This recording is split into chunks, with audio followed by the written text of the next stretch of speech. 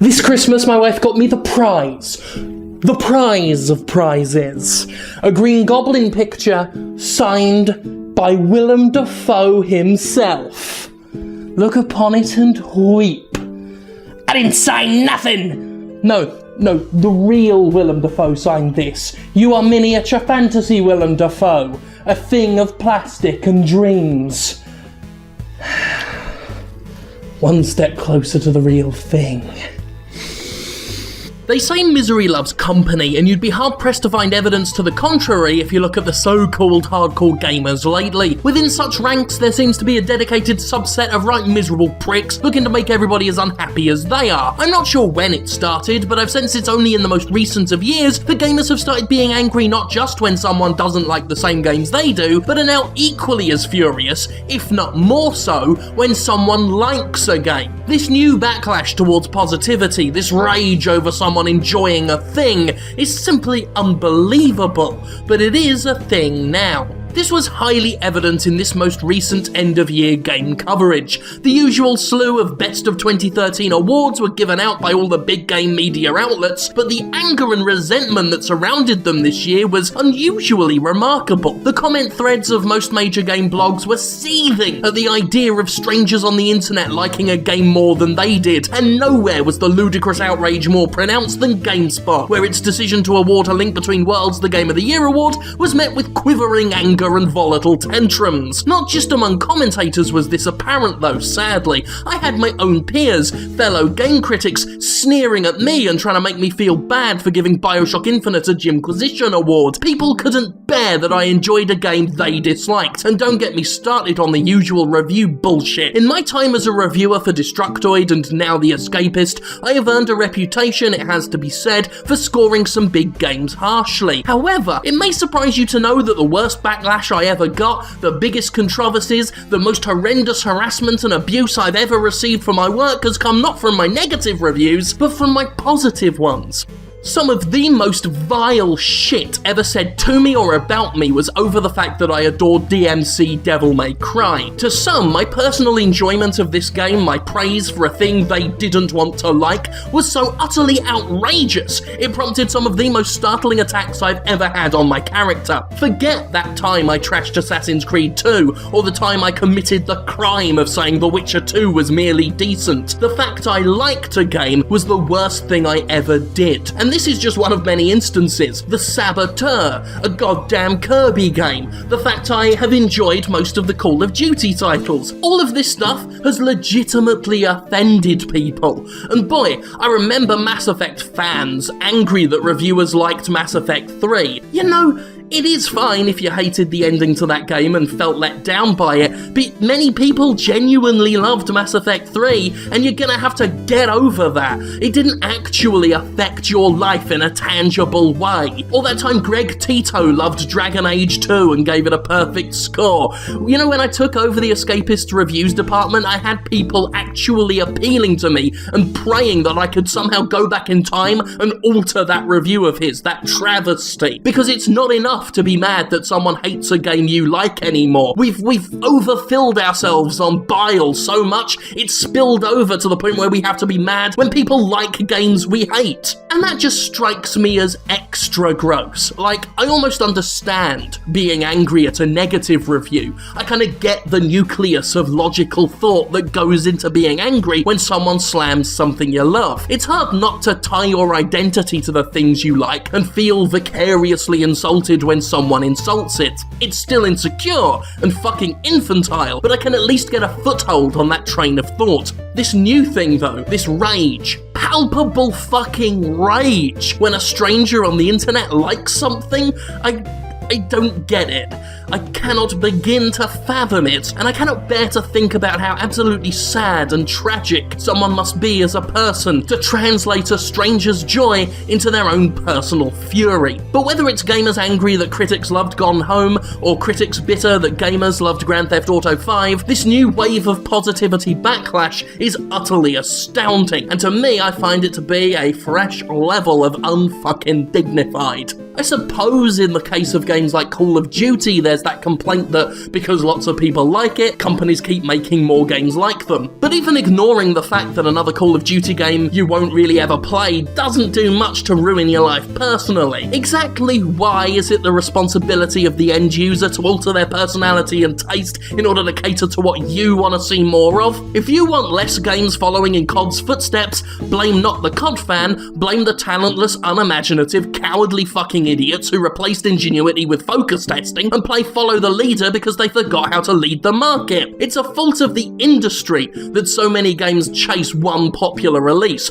not the people with whom that one release is popular. It's not my job, your job, anyone's job to monitor the games they enjoy just so you can get another fucking Psychonauts. In a perfect world, games are made primarily to give us joy. They are made to make us happy, or at least have a net positive role in our lives, you know? When a game makes someone else happy, even if I didn't like it myself, all I can think of is good for them. I'm glad when games make people happy. I get absolutely nothing out of them disliking a thing. Hell, I can't help but maybe feel a pang of envy that someone could enjoy a game I couldn't. Like, I wish I could love all games, you know? Maybe envy is part of what makes these people so mad. Maybe. I mean, that's something of a half-logical reason. Either way, when I play a game like, say, Tearaway on the PlayStation Vita, I feel incredibly happy, and it baffles me that in a world where something like Tearaway exists, something like, say, Mario or Kirby exists, these games that are designed to be pure joy factories, there exists people who want to be so livid at video games all of the time and want to hate those that play them. They'll take the happiness of others and process it into pure, unadulterated loathing.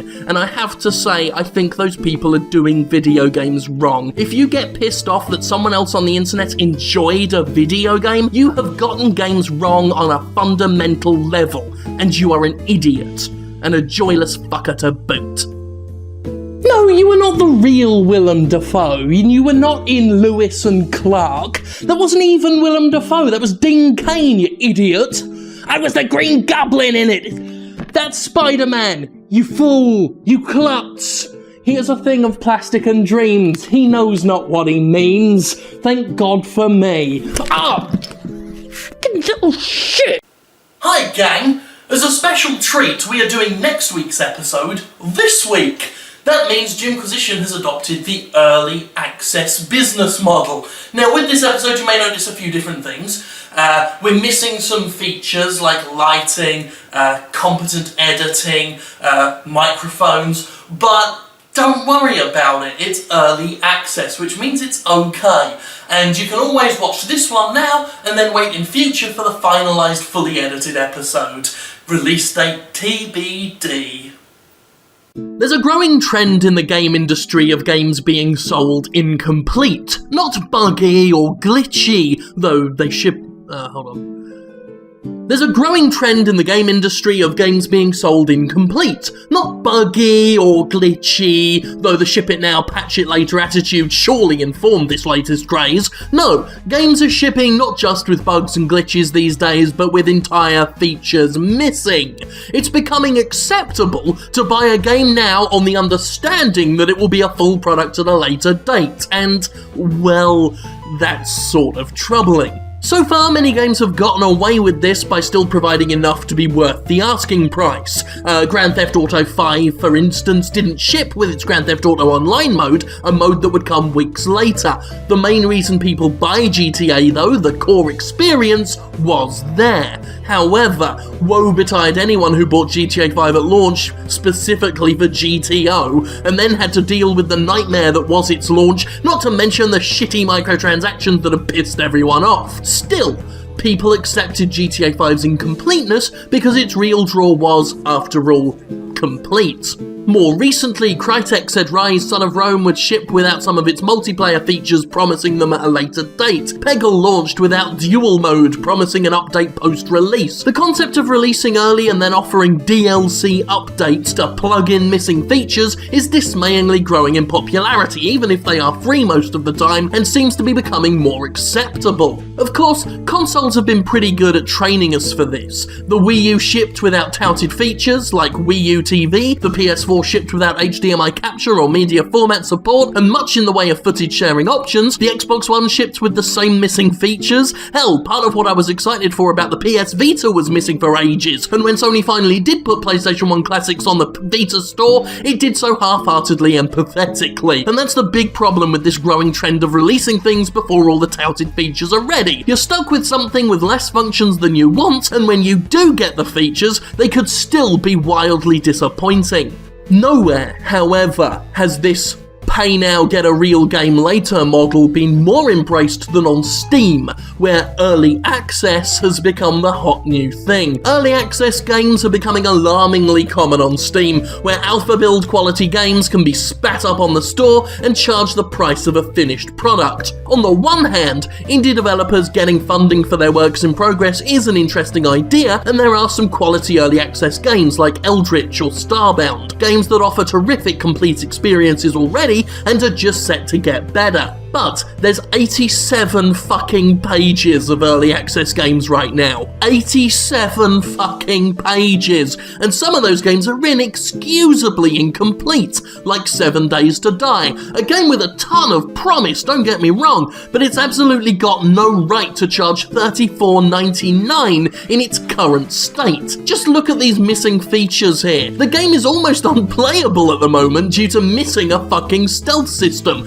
a crucial feature that stops every single zombie on the map knowing exactly where you are at all times and homing in on you at night while you're trying to dig or really do anything. If you bought a game on Xbox One or PS4 for $30 and it was this incomplete, you'd be furious, and rightly so. Look at the justified furor over Battlefield 4 not working. But buying games on early access in utterly disheveled states sends the message that we're willing to pay top dollar for a skeleton of a game just on the off chance it'll get some flesh on its bones at some far-flung date. There's a lot of promise with some of these early access games, but of the ones I've tried, there aren't many I'd pay actual cash for. I love the idea of, say, Kingdom's Rise, but in its clunky, choppy, stodgy state of existence right now, I wouldn't suggest anybody own it. For every nuclear throne, there are about 5 contagions. There are gems of early access deserving support, but there are more developers on there who are just taking the fucking piss. Just because Minecraft had success with the paid beta model, it doesn't mean every game can. This is one of those moments where indie development reveals it suffers from follow the leader syndrome just as much as the AAA big budget sector. Sorry, but no, some games are not good enough to charge for early access. Oh no, I read that wrong. Hold on. Sorry, but no. Some games are good enough to charge for early access, and some games are, well, the dead linger. It's hard to give a definitive solution though. I hate to condemn early access outright because there are genuinely good games that earn the right, but then there's so much shit there, and there are so many AAA games now looking to churn out unfinished games, and they do not need the encouragement. I would say, however, this is exactly why YouTube and other video mediums are becoming more and more crucial. It's why I think if a game goes on early access, it should be reviewed by critics as if it were a finished title, not when it's ready. More than ever, customers are going to need to be forewarned and forearmed in this age of unfinished produce, and I urge y'all to be vigilant. A good relationship with customers is built on trust, and now with companies at all levels of development getting freely able to throw up unfinished rubbish, all I can say is, don't trust anyone. And really the one thing that worries me about early access is that big AAA publishers could put out broken, unfinished, glitchy products and charge $60. Oh wait, that's already happened. Obviously we've been a bit facetious with this episode and the editing and whatnot, but it is interesting to note that in some weeks on Jimquisition, there have been times when I've really not had time to do a full episode. Sometimes that happens, but I want to put up some content anyway, so I might do a quick filler episode or like a 2-minute joke episode, and people get really annoyed by it. That's the interesting thing. People get furious if I waste their time or anything with a jokey episode. And you don't pay for the Jimquisition. Just think about that. This is free. Maybe don't spend $30 on something if you've got those standards. I think that's it. I don't think there's anything else I say. If there is, I'll just whack it in the finished version. Bye. Oh, hello, didn't see you there. The Dark Knight released 10 years ago, or 20 years ago if you're watching this video 10 years later, but that's not going to stop us from resurrecting old jokes and making ancient references to try and get a cheap laugh. Enjoy this show, and let's do a smile near your face. Huh? Do you remember it? Yeah. A dismaying number of us seem to believe that in order to like something, we must have no sense of humour about it. As someone who tends to make fun of a lot of things, even stuff he loves, I've lost count of the number of people I've infuriated online after having a simple, light-hearted jab at something. The hardcore gameplay in public can be a damn defensive lot, and I guess it's hardly surprising. Years of bitter rivalries between corporate thralls and those who stake their identity on cold plastic boxes full of circuits, years of news anchors and clueless lawmakers demonizing their hobby. There's always been a lot of adversarial content surrounding the discussion of games, but I have to tell you all, right now, it's okay. You can laugh at yourselves now and then. I remember when I used to write a series of comedy articles for Destructoid.com, the 10 Golden Rules. Some of you may remember the 10 Golden Rules of Online Gaming, to date one of the most viral things I ever wrote. The premise of the series was that I'd write 10 laws that a certain game-related thing must follow, poking fun at the thing itself and mocking the overused tropes found within it, from Final Fantasy games to action-adventure titles. Thing is, I often made fun of things I loved, such as when I wrote about Metal Gear Solid. Other lovers of Metal Gear Solid didn't appreciate me making fun of it. I keenly remember how furious some MGS fans were at an article that pointed out the series' propensity for lengthy overexposed trailers, ludicrous naming conventions, and overuse of the word legend. Comments at the time openly wondered why I hated Metal Gear Solid, weirdly unaware that the points I made could only have come from someone who clearly played the entire series and therefore must have had some affection for it. I do, in fact, think some of the most effective parodies and jokes are born out of love for a thing. Do you think the writers of The Naked Gun, for example, hated detective stories? No. You have to really appreciate a thing to nail the tropes they did so well. More recently, PlayStation zealots leapt to the defense of Gran Turismo 6 when images circulated showcasing the creepy-looking crowd character models. It was a funny story. Yeah, anybody with sense understood that the crowd models didn't matter too much in a fast-paced game about cars, but the models were still hilariously shitty. But no, not funny to the defensive hardcore gamer. Some things you just don't joke about, man. Sony loyalists on N4G and the like were quick to scream, "Hypocrites! Something, something, Forza something!" at anybody who pointed out how funny the models looked, perceiving light-hearted ribaldry as some sort of personal attack. There's a 114 post comment thread about this on N4G, full of rabid defenses and hurt feelings over a joke post. Over someone on GamerRank saying, "Hey, this looks funny." For fuck's sake, it does look funny. Are your nerves really so raw and exposed that you cannot admit there's one amusing flaw with a Sony exclusive game? Are you so po-faced and humorless? Are you so afraid of personal inferiority that you cannot dare laugh about a thing you like lest you feel like the subject of mockery? Fuck's sake, people. Look at those character models. Look at them. Do you see? Do you see? We're in a really sad era right now, where nothing's allowed to be a joke anymore. I make a lot of jokes as part of my job, but nobody calls them jokes anymore. They call them trolling.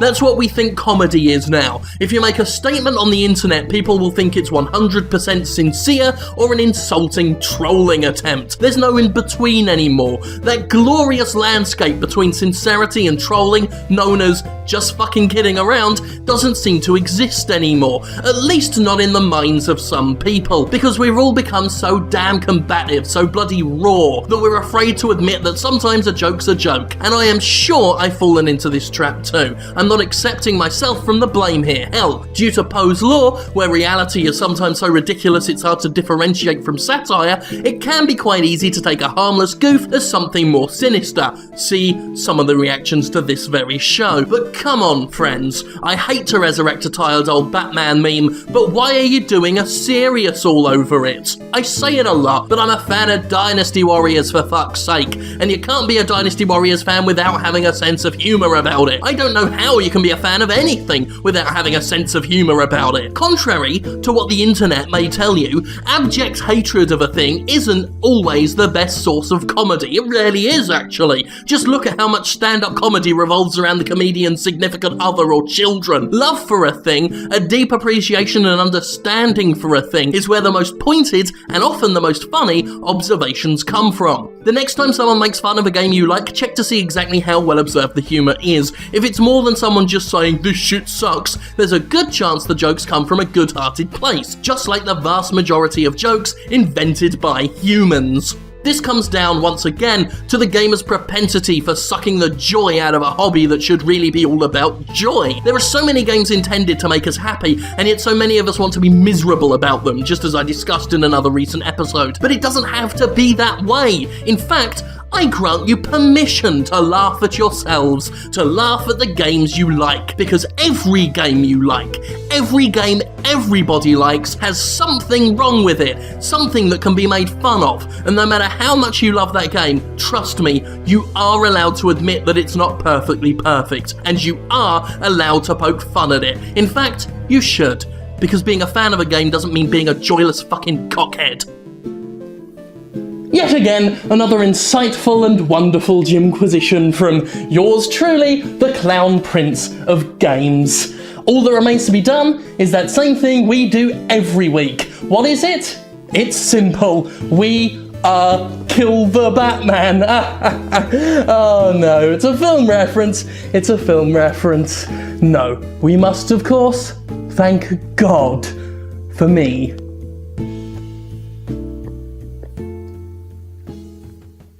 The Joker. Did you get it? Yeah.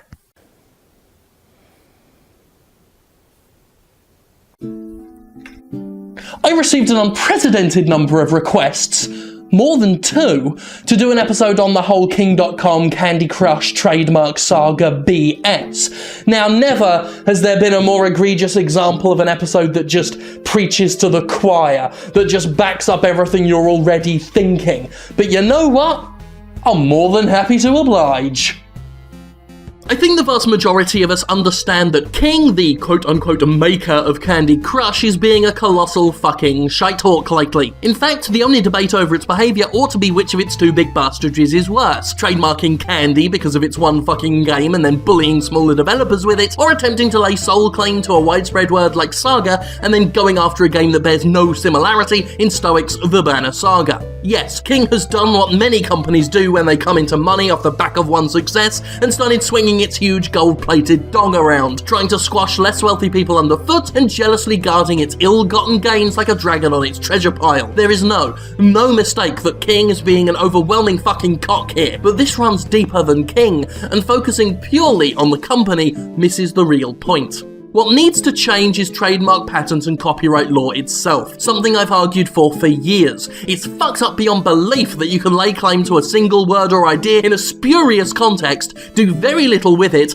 and then use it to waste the time and money of actual creative people. Indeed, there are worse than King out there. Tim Langdell, the sleazy little serpent that he is, managed to get a trademark on the word edge as it relates to gaming, and went after anyone who dared use the word. He lost for the most part and is little more than a spectre today, but nonetheless, he damaged the game industry by wasting the precious resources of men and women who are actively contributing to it, rather than sitting back and attempting to leech off the back of the thing. Patent trolls do this all the time. Thanks to vague and open-handed patent laws, companies can have undeveloped ideas with general indeterminate uses, do nothing with those ideas, then sit back like Venus flytraps and wait for a company to have a similar idea and attempt to sue them. Sony, Nintendo and Microsoft have all found themselves slapped with suits from companies who once muttered something about a similar feature found in their consoles, because apparently you can just do that. You can say out loud, game system that does a thing, and make money off that. These laws as they exist today are harmful to creativity, punishing creators for doing something with ideas common and general enough to easily have been had by multiple people. Now, I do believe these laws have their place, for indeed a world where you can design an entire PS4 and sell it as a PS4 without Sony's permission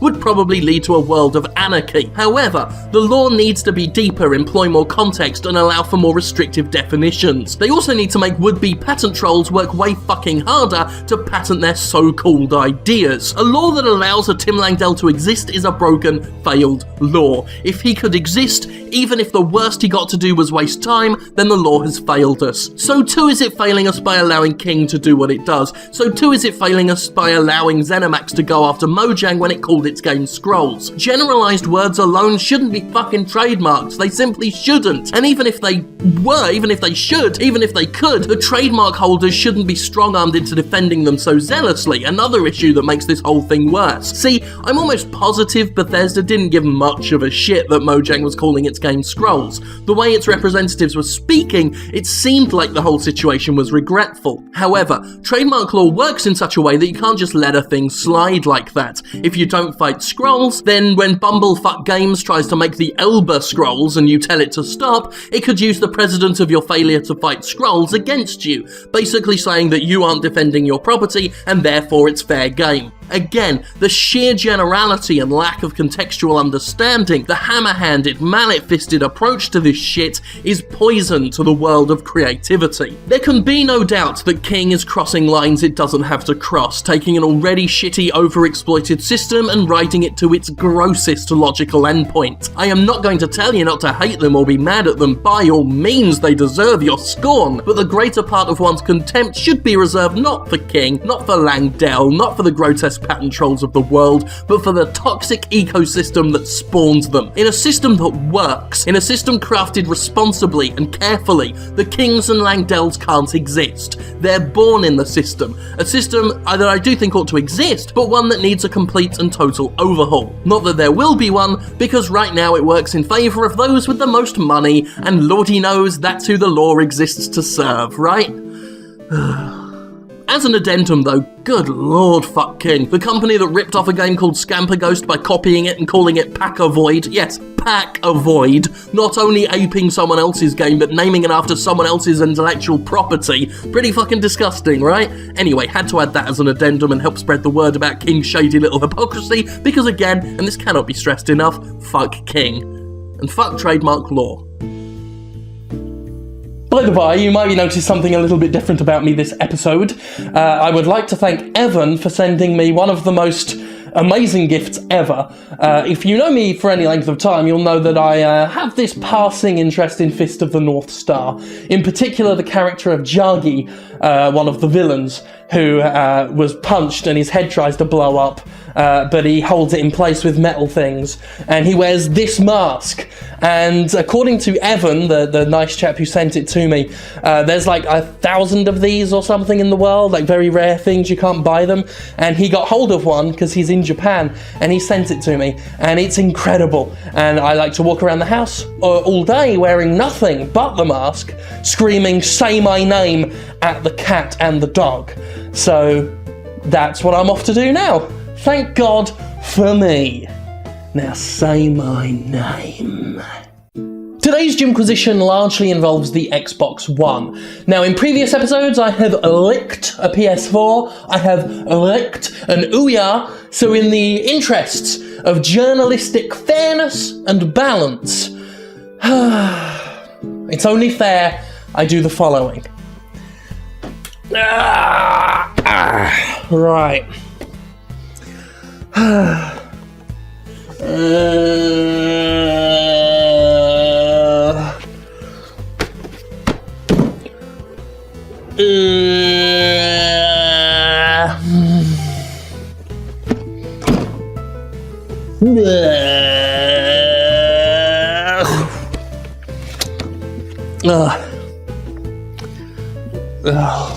Now, let's talk about the recent controversy over Microsoft and YouTube. For those who don't know, YouTube channel Machinima recently offered a deal to its video makers. Say nice things about the Xbox One without any negative shit, put in a promotional tag, and earn extra money for it. Now, I understand that, you probably do deserve to be compensated if you can say a lot about the Xbox One without talking about negative shit, but hey, I'm only joking. Anyway, there was a big controversy about it. Microsoft and Machinima recently brushed off the outrage with a statement that I find more damning than the actual promo itself, calling it a typical deal.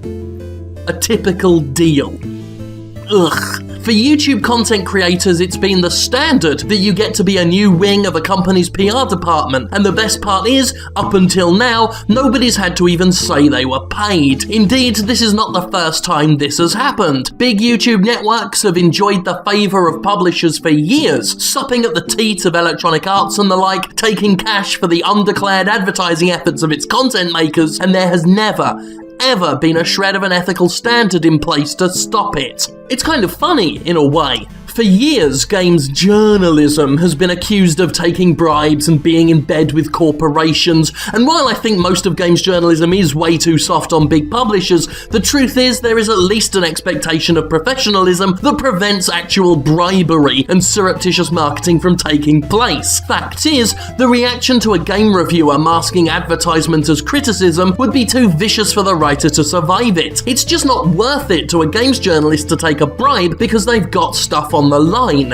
In fact, the story of being offered a bribe would be far more valuable to a writer with a career and a plan to keep working. The bribe itself, long term, would be useless, considering whoever took it would eventually get found out and would become pretty much unemployable. Don't get me wrong, the proximity of games press to games publishing is disturbing at times. The fact IGN has its own videos hosted on Xbox Live has always looked a bit alarming to me, to say nothing of the shady looking bullshit that is the world exclusive review. Now, it may be innocuous, an editorial may be segregated from marketing, in fact, it probably is, but it looks skeezy as fuck regardless. You know what? At least it's out in the open though, so we can at least look at the basic facts and judge for ourselves if we want to trust that particular outlet. Not so with this YouTube stuff. Ironically, while games media was decried for its money hatting, the rise of Let's Players and other YouTubers was hailed as a return to honest video game coverage. Average people reacting earnestly to games for our enjoyment, and I'm happy to say that's mostly true. Many YouTubers are on the level, and some of them even impose respectable ethics on themselves. Say what you will of Total Biscuit,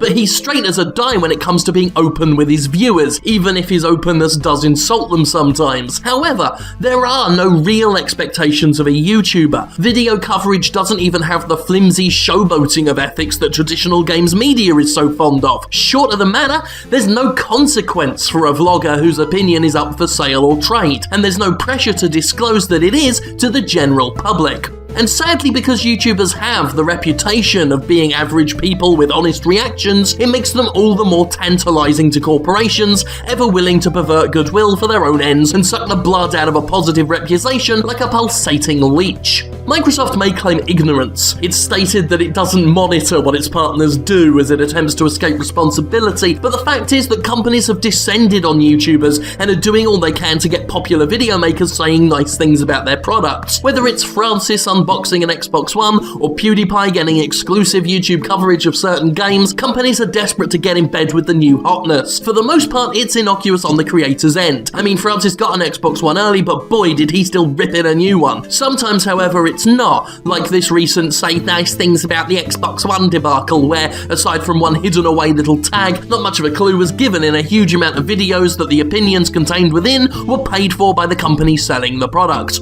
That shit an audience deserves to know. Even if the people sharing the opinions believe what they're saying, the audience still deserves to know that Microsoft's footing the bill, so they can decide for themselves who is on the level and who is being a shill. If I were paid by Microsoft to say nice things about Microsoft in a review I wrote for The Escapist, I'd expect to lose my fucking job for that. That there's no disclosure for video is, in my mind, shameful.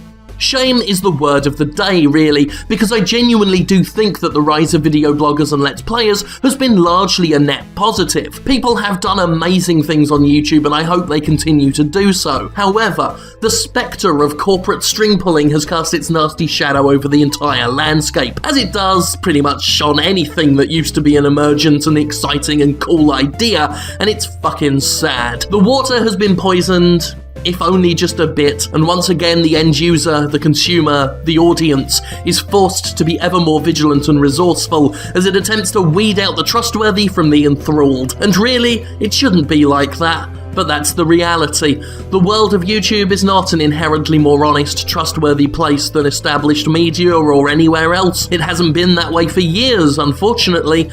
Just make sure you really, really appreciate the folks you do trust, because they're getting harder and harder to spot every damn bloody day. In the interests of disclosure, I should point out that coming soon, February 7th, in fact, a game called Jazzpunk is hitting Steam via Adult Swim Games, and I'm in it. And not in a character sense, I mean, I'm a voice actor in it. I will be playing 2 different NPCs, and it probably won't be too hard to work out which ones.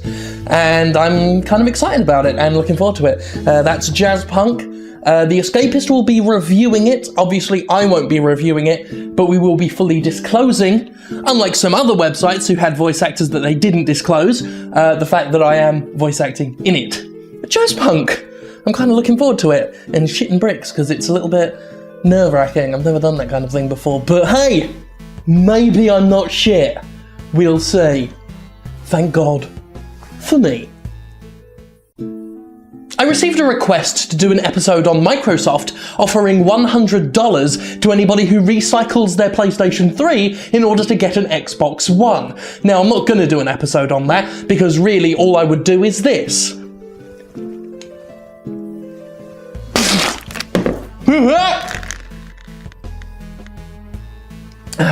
Enjoy this episode on Valve instead.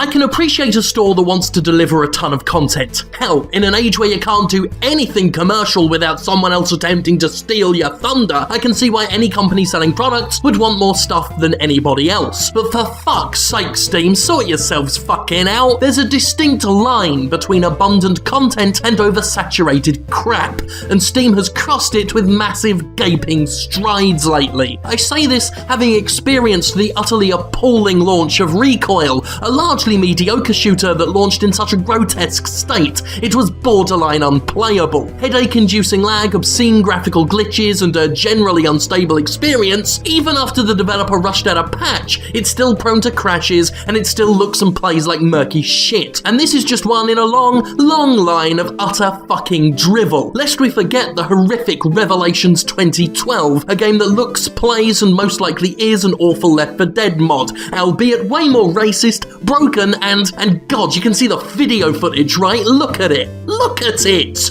It seems these days Steam will allow almost anything on the platform, provided it has some sort of major publisher backing it up. I dread to think what they're actually fucking refusing these days. Apparently, the existence of a publisher is what passes for quality control in Valve's mind. But when that publisher can be 505 Games, responsible not just for the aforementioned Recoil, but the far more hideous, unfathomably bad Takedown Red Saber, one has to question if anybody at Valve is even looking at these games before stamping Steam's seal of approval on them. I mean, how did a game like Takedown make it onto the store, let alone have the sheer fucking gall to charge $15 bloody?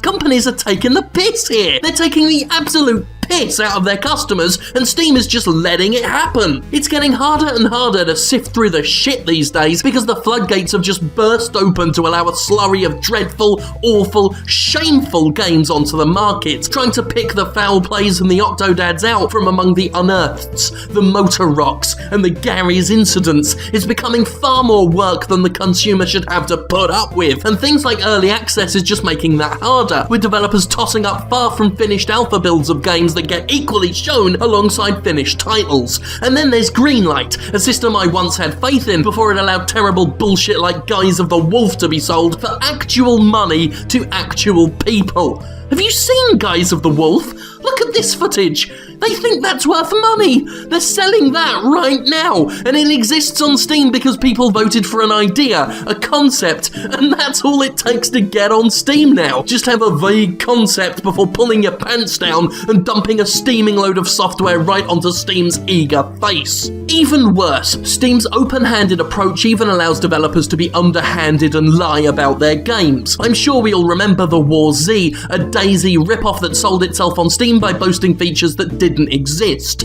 Even worse, because devs get to mod their own Steam forums and store page comments, those customers talking negatively about the game were silenced, and criticism was drowned out. There are similar reports for Recoil, and the amount of positive reviews bumped up on that store page sure looks suspect. In fact, there's even been documented instances of developers actively laughing at their customers on the Steam forums while stamping out dissent and effectively gaming the narrative to make their stuff look better. And it's all allowed. All this is contributing to the reputation of Steam as a dumping ground for hot garbage. In its bid to have more games than anyone else, Steam has also allowed itself to have more crap than anybody else. It's market saturation at its most toxic, as it severely damages the platform's credibility and exposes it as a place with absolutely zero quality assurance. A professional store should not be selling games like Takedown, Guise of the Wolf, or Revelations. It's shocking that these games are being sold for upwards of $10 anywhere, much less a once prestigious place like Steam. It's bad enough that the so-called AAA market is a minefield of quality titles and lame ducks. To just open the doors to absolutely everything has turned the Steam store into a disastrous mess. There is talk of Valve wanting to do away with Greenlight, and given some of the dreck it's exposed, that's hardly surprising. It might be too little, too late, however. The damage has surely been done, and some of the absolute worst games still bypass Greenlight by getting a mercenary publisher like 505 to vouch for them. Right now, Steam is in danger of being worse than the entire games industry was just before the big 1980 crash. In fact, we might as well say it's still there already, as quality disappears entirely and quantity overwhelms the consumer. Psychologically, that's a massive turnoff for any audience, to be presented with too much product to keep track of and no guarantee that any of it will be functional, much less good. And I didn't even mention how old games often don't work when bought via Steam, an advantage GOG has over it in spades. It can't last. This kind of business model, one that favours total market saturation over customer satisfaction, quality guarantee, and one's own credibility, is so short-sighted and thoughtless that I'm shocked any modern company still goes for it. Valve needs some oversight. It needs more qualifiers than simply the existence of a publisher, and it needs somebody slapping down those devs with the nerve to knowingly release games so unfinished they struggle to even approach the level of playable. If they don't, then Steam's fucked and can go fuck itself, because the state it's in as of right now is unfor-fucking-givable. Mental note, no more spit takes from the podium. I'll leave my Dark Crystal book up here. That's wet now. Brilliant. That's what I get for trying to show off to the children watching. Oh well, lesson learned. Thank God for me. Oh my God!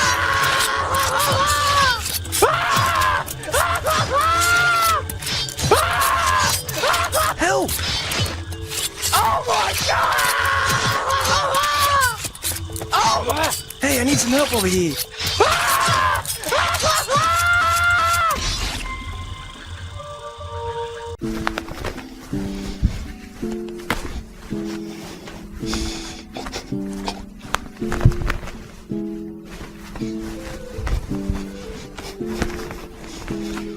Oh, hello there. Didn't quite see you. I was in my mind palace, like Sherlock from the TV show Sherlock. See? I can do it too. Maybe I can be the next Benedict Bramblepatch, and then all the girls will want to kiss me, thank God for me. I think I've decided that the free-to-play mechanic of forcing players to sit and wait unless they pay money for immediate reward is the very worst, laziest, most pathetic game mechanic of all. Popularised by Farmville, this freemium model was quickly adopted by a number of talentless game studios and has, unsurprisingly, been thoroughly exploited to its most grotesque logical endpoint by so-called AAA publishers. The model, which I dub free-to-wait, is the most blatant of psychological warfare, pitting the player's patience against the player's wallet. Rather than earn resources through gameplay, gamers are expected instead to sit and wait for a contrived amount of time to get the resources they need to keep playing, or of course bribe their way to the top. And it's the most disgusting of fucking scams. Take,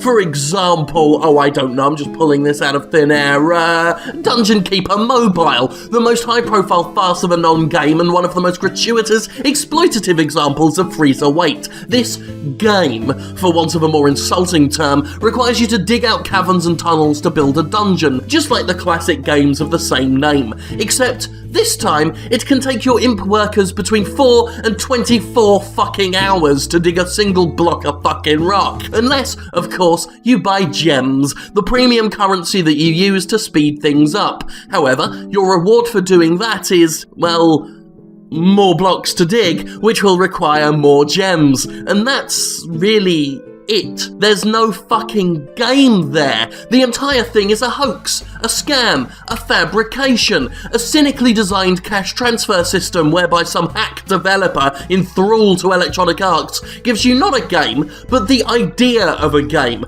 the paper-thin concept of a game, and harasses you for money in exchange to keep having that one hint of what could be, but isn't, gameplay. There's absolutely zero satisfaction in a free-to-wait game. You usually build more stuff in these games to earn a free in-game currency, but that currency always requires the premium stuff to back it up, and is therefore worthless. As I keep earning money, for example, in The Simpsons Tapped Out, or gold in Dungeon Keeper, I'm getting no joy from it because I still need donuts or gems or whatever fucking contrived currency is in there to actually get anything interesting. So the better I do at the game, the more power and money I acquire, the less fulfilled I actually become as I accrue vast quantities of nothing. And there's similarly a lack of gratification in acquiring the premium stuff because, well, I'm just paying to instantly have that. Unlike most games which reward you for putting in the effort, there's actually no gain in a free-to-wait game. There's literally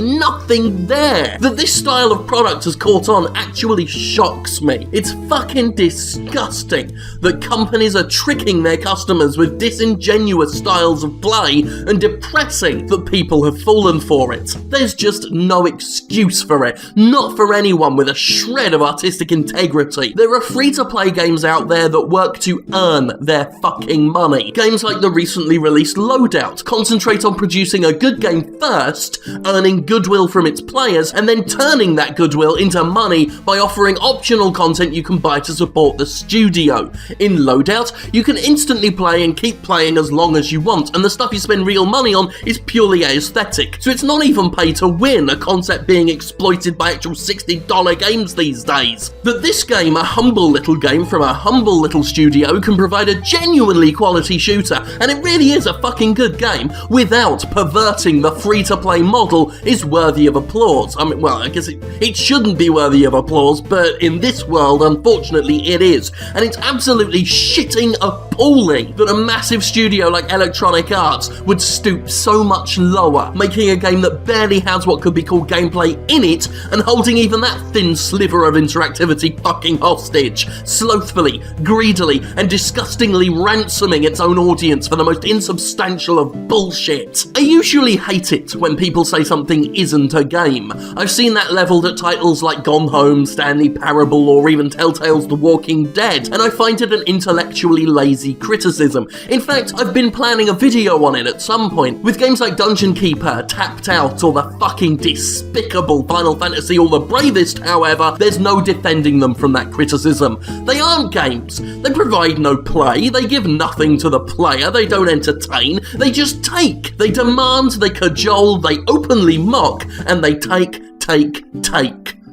I have nothing but scorn and disgust for any company that does something like this. These games are the work of fucking hacks, pure and simple, shiftless, lazy hacks. There are so many examples of good free-to-play games out there that anybody resorting to this, the lowest of hanging fruit, the contrived and unimaginative tactic of just forcing players to wait for no justifiable reason, is acting like the most pitiful of talentless fucks. And if that offends anybody working on these games, I don't know why. I mean, you traded your dignity in to make shit like this. I'm surprised you've any self-respect left to give a shit. And also, fuck you for joining the gold rush, for aggressively exploiting a bubble before it bursts, for contributing more damage to a clearly unhealthy market, and for adding another tumour to the cancer that's eating away at entertainment and killing the credibility of a business model that once showed great promise.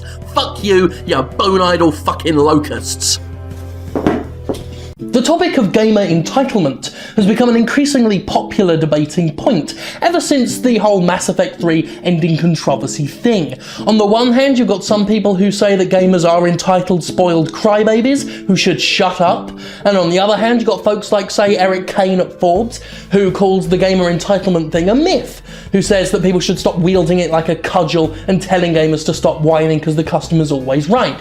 Now, the truth, as is often the case, can be found somewhere in the middle, and the Jimquisition, as is always the case, knows the score. First of all, it's popular among certain areas of games press to shame the customers, to indeed perpetuate a myth of entitlement around all complaints in an attempt to silence dissent against game publishers through embarrassment. I've lost count of the number of peers in games media who have adopted the "let's shut up and just enjoy video games" line, a line they discard conveniently when talking about sexism, homophobia and other issues that do deserve talking, mind, but adopt adamantly when corporations come under fire for being shitty to their customers. A sad number of writers do seem to place publishers above their own readers, whether they're telling people to stop whining about anti-consumer practices or accusing gamers of destroying the future by making Microsoft remove the god-awful DRM from the Xbox One. And I find that, well, utterly fucking abhorrent. As someone who has been at the forefront of a number of gamer grievances, be it online passes, always on DRM, or the recent Dungeon Keeper thing, I've endured snide comments from members of the press about my own show here, be they passive-aggressive tweets in response to something I've said, or smarmy mockery in podcasts. These come from people who have indeed bought into the myth of gamer entitlement, the myth being that any complaint levelled at a company comes from a place of petulance. It's bullshit. The way in which consumer-conscious people are mocked as children is simply an attempt to keep them quiet, and it really is no different a tactic from those employed by people who try to shut up socially conscious people who talk about political issues in games. Trying to make people ashamed of their beliefs so that you can enjoy just the aspects of the games you want to enjoy and shut out the rest of it, well, you know, that makes you kind of entitled. Writers, just because you want to keep Electronic Arts sweet, it doesn't mean everybody else has to. You can go ahead and take the corporate side of the argument every damn time. You can say SimCity's DRM wasn't that big of a deal, or swallow the bullshit that claims used sales are killing the industry. But when you write an article that paints EA's critics as entitled assholes by cuddling up to EA and getting just their side of the story, you're being, and pardon my French, a poop butt. And I would like to instead encourage gamers to wear their entitlement on their sleeves, to continue to call out companies who put their short-term love of cash above not only consumers, but the long-term health of the game industry as a whole, because you're the fucking customer, and your job is to look out for yourself in just the same way. People will tell you, oh, the games business is a business, therefore companies can do what they want to make money. Yeah? Well, that applies to customers as well. They have a right to look out for their wants just as much as any corporation, so you indeed could go ahead and shut the fuck up as well, with this belief that people should stop whining. Stop whining about their whining. How about that? However, just because a writer from Forbes said gamer entitlement was a myth, that doesn't make it fact, and some people ever since his article have linked to it as if it were evidence. It's not, it's an opinion, and one that is, I gotta say, largely cool because Eric Kane's a pretty decent dude. That said, while entitlement is an overused accusation and is grossly misapplied by people who want to shut down valid conversation, that doesn't mean it doesn't exist, and the conscious customer would do well to remember that and avoid falling into spoiled brat territory. For example, the Mass Effect 3 thing. Is it over-entitlement to express dissatisfaction with the game? Not at all. Express away. That's you vocalizing an opinion. Is it spoiled bratitude, though, to attack games critics for saying they liked the game? Well, in that case, I would say yes it is, because that's you demanding someone else change their personal tastes just to suit you, as if you're owed an agreement across everybody in the world. And sadly, a lot of gamers were mad at positive ME3 reviews, and indeed many reviews in general that don't agree with them. Similarly, I think it's fucking entitled as fuck if you attack fans of games like Call of Duty or Flappy Bird or even Farmville, or any game you don't like. If you hate those games and want to criticize them, please go ahead, but once you start imposing your tastes on others, as many gamers have done before, you cross the line from reasonable to bratty. When you call COD fans a cancer because they enjoy a game you don't like, you justify the myth of the entitled gamer, as you do, and yes, I'm bringing her up, when you try and drive people like Anita Sarkeesian out of the video game world because you don't like what she has to say, or the way she says it. You are acting as if you're owed a world in which a video you don't like doesn't get to exist, and that's just, well, It's not fair, it's not reasonable, and it's not a valid form of behaviour. As a customer, you deserve to decry companies doing shitty things, and you deserve to look after your interests. You do not, however, deserve to impose your will on others, to demand they agree with you or suffer abuse, insults, and threats. You do not deserve to never be disagreed with. There's really no definitive line dividing genuine grievance and spoiled preciousness. It's a case-by-case basis thing, but there are lines to be crossed, that much I believe. I always want to be on the side of the customer as much as possible, and that sometimes means calling the customers out when they do cross that line, because really, maintaining reason and validity of argument is only going to be to our benefit. I think the gaming community, for lack of a better term, is correct in many, many instances, but we must not believe we are always correct, because if we start thinking we can do no wrong, that's when we risk doing awful things in the name of our own righteousness. And I say this as a guy who has many times admitted that sometimes he wasn't always correct, and had, well, the Mass Effect 3 thing, for example. I did a video in which I said I didn't get it once, and then I got it. I got why people were aggrieved. And being able to admit that you're wrong sometimes is often the most correct thing to do. Now, don't let anyone tell you you can't stand up for your beliefs, but don't forget that you can easily be a dickhead as much as anybody else in the world. And if you keep that in mind, I reckon you won't go far wrong. In some regards, I see this thing as parallel to, say, a supervillain in a comic book who believes themselves to be invincible, and they get defeated because they get suicidally overconfident. They can't imagine being defeated, and that's what defeats them, because they don't protect themselves in any way. And I see the whole gamer entitlement thing as a similar case. You have a lot of protection from criticism. There are a lot of criticism that's undeserved. But if you start thinking you're immune to criticism, that you could never act like a spoiled crybaby, then you run the risk of doing it. So I guess the real answer is to be vigilant. Be vigilant, watch out, and thank God for me. In today's episode, I have about 4 opportunities to make fun of video game auteur David Cage. And I don't take a single one, because I, my friends, have become mature. I am an adult, a professional, a video game journalist. Watch the show and bask in my maturity. A well-known public figure in AAA game development suddenly ditches his big-budget world to streamline, focus, and pursue more independent projects. It's not the first time it's happened, and it won't be the last. Ken Levine's decimation of Irrational Games was more dramatic than most, demolishing the home of the critically acclaimed and commercially successful BioShock Infinite and bringing with him a mere 15 people, but his decision to strip down and laser-focus his vision is far from new. David Jaffe left Eat, Sleep, Play to pursue smaller games. Peter Molyneux hopped out of Microsoft's pockets to found 22 cans. Cliff Bleszinski said adios to Epic Games to do fuck knows what. We're potentially staring at the beginning of an exodus, as those spurred more by vision than profit margins find that rather than free them to create whatever they want, the huge amounts of money awarded by big publishers does nothing but restrict them. It's no secret that indie gaming is where the most interesting new stuff is coming from at the moment, whether it's Mike Bithell telling a story with squares in Thomas Was Alone, or a dizzying clash of colours and bullet hell sensibilities in the recently released Drunken Robot Pornography. Creators with less money are seeing their creative dreams realised far more efficiently than big budget auteurs. While one may initially think that limitless money means you can do anything you want, all it does is tie a millstone around your neck. The cash comes from investors who have expectations, it's handed out by publishers who want to see results within deadlines, and as you get more money, your ambition escapes your capabilities, and can even warp your ability to realistically assess what you can do, especially within some of those tight timeframes. For an example of this, look no further than Double Fine and its adventure game Broken Age. It started with a humble Kickstarter goal, but as fans threw more and more money at the team, it decided it could make the project more and more ambitious. You kinda see a logic there, but then it ran out of money and had to find more, because the more cash you get, the more your imagination runs wild, the more you try to do with it, the thinner it spreads, and the more you eventually, unknowingly, restrict yourself.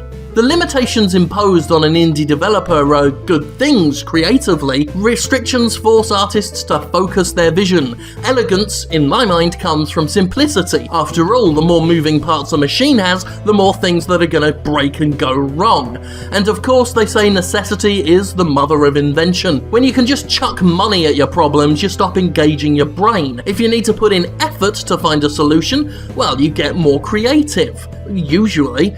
If, say, you want your game to look visually appealing but can't pay an art department and spend millions on a new game engine, you have to come up with new and previously unseen visual styles to stand out. Just look at Master Reboot, for example. No white engine powerhouse to be sure, but through interesting art design, use of colour and simple, elegant effects, something graphically stunning is achieved. And this is why talented developers sitting on millions of dollars seem to be actively putting themselves in environments where they become restricted, confined, and unable to do the things they used to be able to do. Because that's how you make fucking art.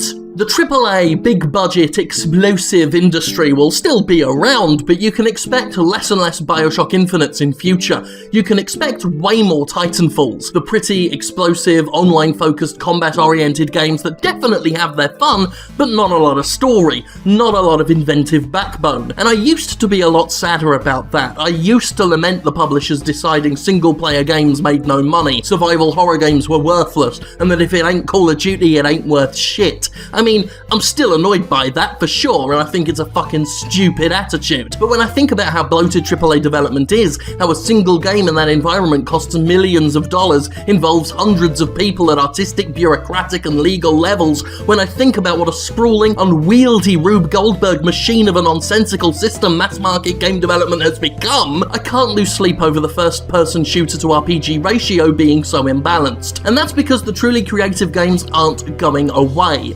Irrational Games has been sunk, but Ken Levine's still here, and he's probably going to be able to make much better games because he won't be a rapid-firing artistic brain trying to control a sluggish behemoth of a project with dozens of tentacles that aren't aware of what each limb is doing. Maybe the time has come to let it go.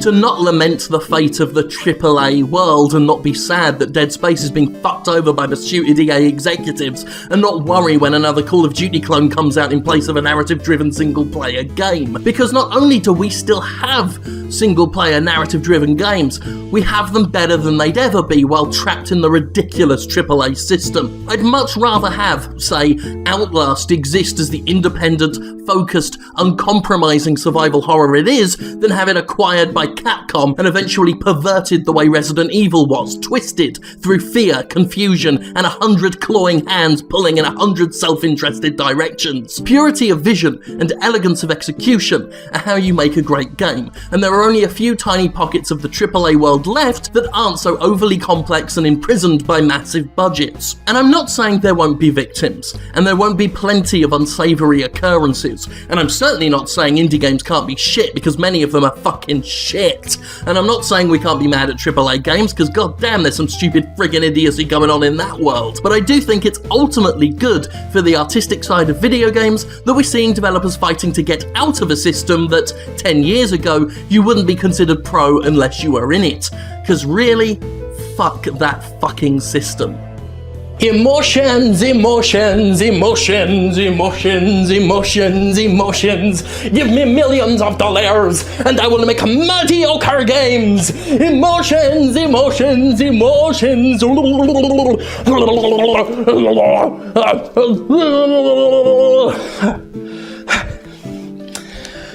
Thank God for me. Why must there be so much fighting? Why must there be harassment, abuse, insults, animosity? Are you not all gathered in communion, thanking God for me as one? Brethren and sestren, come together right now over me.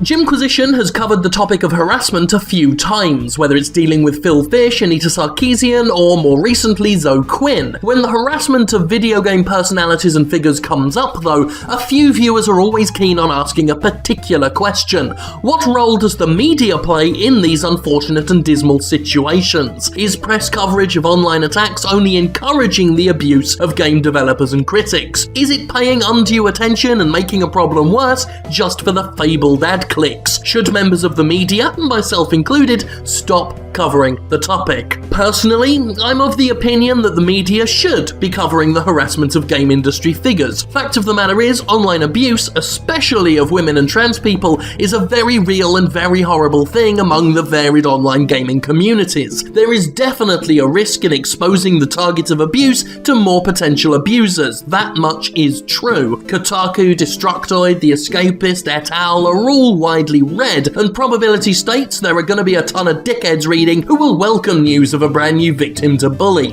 When weighing the harm against the good though, I think ultimately the media is mostly right to highlight and criticise the frankly ridiculous attacks being suffered by games people online. Some would rather the media say, it's just kids online, fuck 'em. But that can be just as harmful, if not more so, than giving them an alleged spotlight. When Zoe Quinn was attacked for daring to put her game Depression Quest on Steam Greenlight, she publicised it. She had been harassed before and felt that exposing it this time would actually help other people, to let them know they're not dealing with this shit alone. Quinn, for her part, was pleased to see the media pick up on her ordeal, and as word spread, an awesome network of support was formed around her and others dealing with similar horrible bullshit. The media helped facilitate that, because in a choice between doing nothing so as not to give assholes a spotlight and spreading the word, not letting people think they have to suffer in silence is the better option. Silence is how abuse festers and how it gets to feel that much worse for those being abused. Yes, there are consequences whether you say nothing or say something, but exposure of a problem and sharing the message that victims don't have to sit there isolated and be silent is the lesser of two evils. However, all of this should be done with the target of abuse's feelings in mind. In the case of Zoe Quinn, the reports and blog posts about her abuse were good because she wanted the world to know what she was putting up with and had steeled herself for the fallout. In the case where somebody does not want their story told, the media should be respectful and not expose potential targets to shit they don't want to deal with. An example of this flip side would be Laura Kate, who tweeted a while ago about being degraded and insulted at a trade show she was covering. All she wanted to do was vent on Twitter about it, but Kotaku ran it as a story and turned it into a bigger deal than Laura actually wanted. Kotaku tweeted at Laura asking to talk to her while she was on a train home from London. She gave them her number and said she could talk. Rather than call her, Kotaku just ran the story, claimed she declined comment, and exposed her Twitter handle and name to an audience that was, in her opinion, notoriously unsympathetic. Laura was then abused and insulted as a result, something she was not prepared for, and when she asked Kotaku to pull the story, it refused. And that, folks, is what we call the fucking line and how you go about crossing it. Yes, the media should feel free to spread the word when people are treated poorly in and around the game industry, but if you place that freedom above the wishes, safety, and peace of mind of the victims, then you really are doing it for less than noble reasons. When someone is being abused and you link your large and ungainly audience to their social network profiles against their express wishes, you're being utterly selfish, and you're doing more harm than good. Zoe Quinn wanted her harassment known. Laura did not. That was their decisions to make. The targets of online abuse do not owe their lives to any cause, nor do they owe a game blogger some hot new headline. Anything less than respect for that is the exact same kind of self-entitled diminishment of others that allows the abuse to go on in the first place. So yes, the media has a role in moving the discussion about harassment forward. However, that role must be played with respect to the people who actually matter, the victims of abuse themselves. If that respect isn't there, then there's no fucking point to any of it. Oh, and just so you know, I have Laura's permission to talk about this, because journalism. As another matter for disclosure, journalistic professional I am, I should point out that I know Laura Kate quite well, and in fact am contributing to a game she's working on. She's making a video game called You Are the Reason. I will be providing the voice of Festo, one of the villains of the game. I should also point out I will be in Mike Biffle's Volume, the upcoming PS4 PC stealth game, playing the role of Tug. Because as well as the world's greatest game journalist, I am also the world's greatest actor, which is pretty much the same thing. Thank God for me. That last bit was satire, by the way. I'm a brilliant satirist as well. Should be on Jon Stewart's Daily Show. I've been meaning to do an episode on ad block for quite some time. My feelings have been made public elsewhere, but I really wanted to do it here. And I was inspired to do it especially this week after a lovely chat with an escapist audience member who said they proudly ad block my stuff because they don't want to support me or the escapist, but they would still like to keep looking at all our stuff. So that was enlightening, and this is my episode now, the obligatory ad block episode.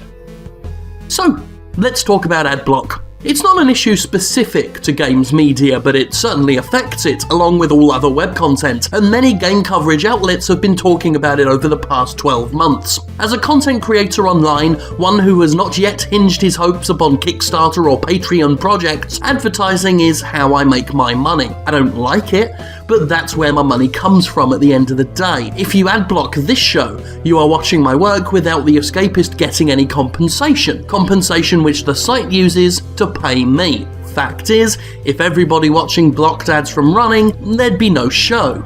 Now, some content creators have made their opinions very vocally known, going so far as to call those who use adblock thieves, saying their videos or articles are being stolen when someone views them without the ads running. Personally, I'm not of that persuasion. No, I don't like it when someone views my work with adblock, but I get it. I absolutely understand it, and I find it hard to judge anybody who does it. If I'm pissed off at anyone, it's the advertisers, those reckless buffoons who brought up intrusive pop-ups, auto-playing video ads, and those fucking banners with the smileys that scream, "Say something!" at you. There is this horrible cycle in place, if you didn't know, where the less ads that get viewed, the worse the ads are, because the less scrupulous commercial companies will go after the more desperate venues. What this means is, the more you ad block, the worse the ads actually get. And when you have a site like Destructoid saying 40% of its users block the ads, one can see why corporate-sponsored site skins happen, why videos get interrupted with commercial messages that are part of the show itself, and why sites try to push the subscription model. At the end of the day, content isn't free. Even when it's free, something's being bought somewhere, something costs somebody something. I don't like any of that. But welcome to an ad-blocked world, where sites are going to have to hustle to make some cheddar, and I do, in large part, blame advertisers themselves for that, not the end user, who is just trying to enjoy their content in an optimal way. Advertisers are tying a noose around everybody's fucking neck, and I despise that they've painted us all into a corner. And that's why I prefer to ask, rather than accuse, cajole, threaten, or shame people. I prefer to ask my viewers, like I am going to ask right now, to kindly consider switching the ad block off, because I know it really is a big ask. I'm asking you to inconvenience yourself, to make your experience less optimal in order to support my work, in order to do something you don't really see or feel the results of. But know that you will be supporting me, and I would appreciate that, and it allows me to keep making my videos online where I say the things with the words. If it's any consolation, I do my best to work my hardest. I often work 7 days a week, and I realise I work in games media, so it's hardly the most noble or laborious profession, but it has its stress, and it has its lack of vacation time, and I would like to keep doing it while keeping my family alive. It'd be nice. I've wanted to talk about adblock on this show for a long time, the thing I do that reaches the most amount of viewers, the show that means everything to me, the show I want desperately to keep doing all of the time. It's a topic near to me, as it is to many of my fellow content producers, and I would like to say, if you do adblock, Look, I don't mind working for you for free. If I could somehow bend the laws of the universe, I'd do this for nothing but the sheer pleasure of it. That said, if you do ad block me, then proudly tell me you do while being angry at my videos and telling me what to do, that is when I'll tell you to go fuck yourself. Because at that point, you really are being a self-entitled little shitbat who does nothing for me, and I am tired of people like you. I totally understand adblock users, but not the ones who smugly use it like a weapon or like a threat, smugly letting everyone know that they adblock content while demanding that content be changed and tailored to their tastes. For you, select group of people, fuck off. The rest of you, well, it's so difficult. When ads break websites, when they ruin your browsing or are offensive to you on some level, how the hell can I blame you for wanting to obliterate them? I can't. And if you're like me and you look at tons of pornography, Lord knows you want to protect your browser from that shit. But hey, if you'd consider turning it off when browsing The Escapist or whitelisting the site and helping me continue to make this my job, that'd be swell. And I realise some of you hate me and love the idea of me stopping and hope that by using adblock, in some way you'll help choke the life out of everything I make. And that's fine too. Just, like I said, you waive the right to tell me how to make any of it at that point. Rest of you's cool though. Adblock or not. There are fans of mine who do still adblock and use no script or whatever they do to not watch ads. And some of them want to continue to do that but still feel bad about it. Again, like I said, no judgment, no issues if you do, if you feel that's what you got to do. Some of them do still want to support me in some way. I mean, it's always going to be the most direct support you can do is watch the stuff on here, on The Escapist or on my YouTube channel without the adblock stuff running. You could, though, buy me shitty babyish alien toys on my Amazon wishlist, what I got, if you want. If you want to eliminate any residual guilt you might feel. I've got a public PO box address as well, which I often give out. I might pop it in here if I remember. I get sent dildos through there, weird dildos, weird furry porn comics. I often show it on the show. Or this cheap, shitty, made in China Predator mask that a fan sent. They said I make a lot of cheap, shitty tat on the internet, so they thought they'd send me some cheap, shitty tat that's relevant to my interests. Thank you very much. It's a child's mask, I think. My fat is all coming out the sides of it. I look a right tit. But hey, this is the kind of stuff I do for you. You get to watch Jim Sterling come to you today humbly, cap in hand almost, no dignity. That's gotta be worth, the slight inconvenience of watching me without adblock, or a little bit of money, or send me a dildo, or an alien, whatever you want. Or nothing. It's up to you. All I know is, I am Jim Sterling, and thank God for me. I do look a right tit though. It's Friday night as I film this, long past 10 PM. I've got a Jimquisition all squared away. I did it ages ago, and it references the last episode as well, so when I do that one up a week from now, it's not going to make much sense, but I got to do this one emergency style, because Ubisoft is in trouble with people on the internet, because Watch Dogs had a story trailer out recently that didn't look as good as the Watch Dogs trailer it revealed at E3 a few years ago. This is a problem. Not just with Watch Dogs' alleged downgrading, but it's a problem in the industry overall. This whole bullshot thing, it's gotta stop. This is not the first time a game has been suspected of visually downgrading in the evolution from announcement trailer to finished product. However, Watch Dogs was considered the vanguard of the new generation, the game that would justify the switch from PS3 and 360 to PS4 and Xbox One. That it has allegedly downgraded so noticeably is, as you might expect, fairly upsetting to those looking forward to a truly current-gen console release. It is also, sadly, something we're supposed to expect these days. And that's friggin' miserable. Now, there are some counter-arguments already, some used by Ubisoft itself, some used by zealous fans, some even used by the more publisher-protective press.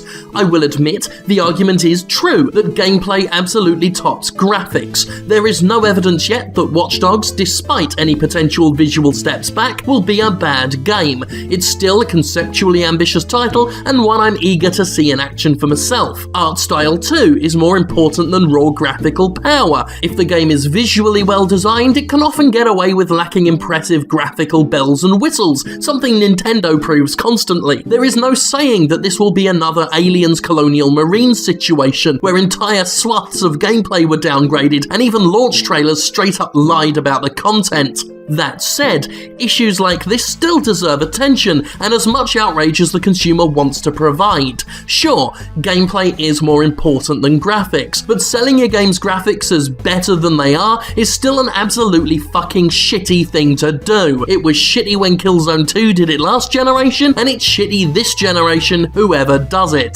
Ubisoft is currently laughing off and dodging questions concerning graphics, though creative director Jonathan Morin had this pearl of wisdom for us when talking about the game in its current state, telling Eurogamer, "Are we delivering the movie-style vision of every single person on Earth who saw that The Game's reveal trailer? Probably not. That's not possible. But are we delivering on this fantasy of being a hacker, controlling everything and approaching things in different ways? Yes."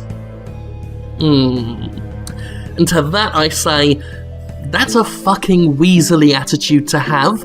Sorry, but you absolutely cannot play the gameplay's greater than graphics card when you've been selling the game's visuals as hard as you've been doing. In fact, no major publisher should ever have the right to play that card, considering they're the ones who perpetuated the graphical arms race and constantly sell their games on visuals alone. They're the ones who use bullshot CGI trailers and unrepresentative demos to make their games look better than they are. For Ubisoft to reveal its Watch Dogs trailer without ever telling us it wasn't representative of actual gameplay, and then trying to pull the graphics don't matter trick? It's fucking weak, guys. Come on. Publishers, can we just stop with the bullshit, please? I know you like to think of your customers as fucking stupid, but I'm not quite that cynical yet myself, and I like to think they're not. And while you get to make lots of lovely short-term cash, active deception, or, if I give you credit, over-enthusiastic presentation of overly polished footage, can only serve to erode confidence in your products long-term.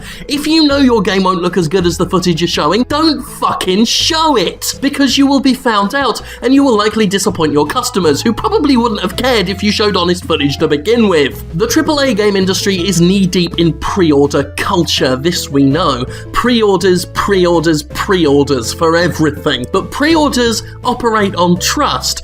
People pre-order games, trusting the people making them. Every bullshot, every vertical slice, every falsified video presenting itself as authentic is an erosion of that trust. And while some people are suggesting the Watch Dogs backlash is over the top, I say it's fucking fitting for an industry that demands trust from its consumers, then cashes that trust in on petty, pointless duplicity with alarming regularity. You don't get to sell your product on visuals and then retreat to other marketable things after your first selling point turned out to be bunkum, not without a backlash. Some people say, no big deal, this happens all the time. Are we really surprised? The point is, it shouldn't happen all the time. We shouldn't be so inoculized to being deceived that there's a resignation to its perceived banality. This should not be normal. It certainly isn't good. A game shown at E3 is shown to the world, and something sold to the world as one thing should not be bought by the end user as another. And even if these things sold through marketing guff turn out to be good, as I always hope they are, that won't remove the fact that bullshots and unrepresentative trailers are the domains of liars, cheats, and fucking artistic cowards. And people wonder why I don't go to E3 anymore. Waste of fucking time that is. I looked back over the footage myself, the E3 debut trailer and the recent story trailer, and you know what? The story trailer, in my eyes, doesn't look as good as the E3 reveal. It just doesn't. And you know what's sad and funny, but mostly sad, is the fact that a lot of people now online are saying Watch Dogs looks like shit in its latest reveal. And it doesn't. It looks okay. It looks like any other standard current-gen video game. But because Ubisoft set this unrealistic expectation for itself, now it does look shit in comparison. This fucking industry keeps putting nooses around their own fucking necks. and then just kicking the chairs away. It's ridiculous. Please stop with the hype, the excessive hype. You're only killing yourselves in the end. And this is coming from a guy who clearly can't stop overeating, and I'm telling you to stop killing yourselves. Jesus Christ, sort it out, and thank God for me. A number of my recent Jimquisitions have been a bit more controversial than I would have imagined, inspiring all manner of arguments on and off the escapist website, all sorts of controversies and arguments and bitterness and resentment and half-baked tabloid posts written about me that lie about the content of my videos, all sorts of weird things. So I thought I'd scale it back, talk about something a little more agreeable, a little less of a war zone. So enjoy today's episode, which I call Why the PlayStation 4 is Kicking the Xbox One's Ass. There'll be no problem with that. When I first started talking about games for a living, I was accused of being an anti-Sony fanboy in the pocket of Microsoft. By idiots, because I thought Sony's behaviour last generation was terrible. I still think that because I was right. However, I cannot for the life of me deny that the PlayStation brand has had an impressive reversal over the past few years, culminating with the opening of this generation, where the PS4 is proving to totally earn its place as a potential console market dominator. Totally independent of any residual resentment stemming from Microsoft's original shitty plans with the Xbox One, I do declare that the PlayStation 4 is absolutely killing it, while the Xbox One kind of potters around, flaccid and ineffectual, while waiting for occasional hits like Titanfall to keep it relevant. Sony understanding the usefulness of the indie development scene is by far the key to the PS4's creative success as a console. Indie games are not system sellers, despite what some deluded people may claim. They are, however, brilliant system justifiers, and the marriage between indie support and PlayStation Plus has made the PS4 one of the most justified at launch window systems in history. While my Xbox One has languished in silence, waiting for Titanfall and frankly not much else, my PS4 has been consistently used to play games like Resogun, Don't Starve, Outlast and more, carrying me on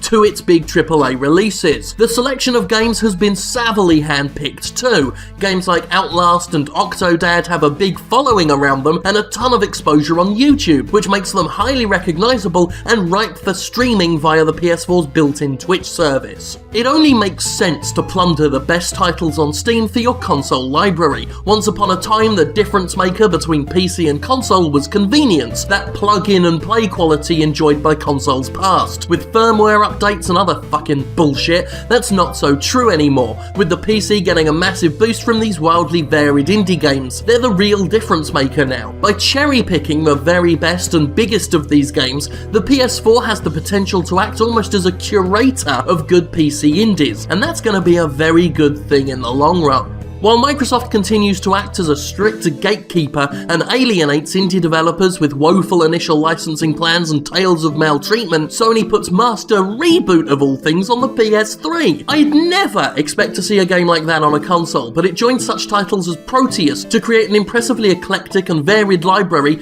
on the last generation system as well as this one, not to mention the PS Vita, which is getting all sorts of interesting ports. Sony has learned something Nintendo and Microsoft still struggle to realize, that indie games may not be the most commercially successful releases and certainly aren't going to be your flagship product, but they make a brilliant backbone that, when used in conjunction with bigger AAA releases, ensures a system with a steady, healthy stream of games, so long as you don't go mental with the greenlighting like Steam's gone. Add to that the ridiculous value of PlayStation Plus, where a lot of these indie games are launching for free, quote marks, and you have a console that not only costs less to purchase, but costs way less to game on. And yes, I know that the free games on PS Plus aren't technically free, but fuck you, I'm getting my money's worth. While Xbox Live still gates such widespread services as Netflix and Amazon Video behind its paywall, Sony's worked hard to make sure PlayStation Plus has value, and between the discounts and the free playtime on a whole bunch of genuine quality games, it's done just that there is no comparison between Plus and Live. Sony's Plus makes a mockery of the lazy, contrived ransoming of services that Microsoft's been getting away with for years. While the PlayStation brand gets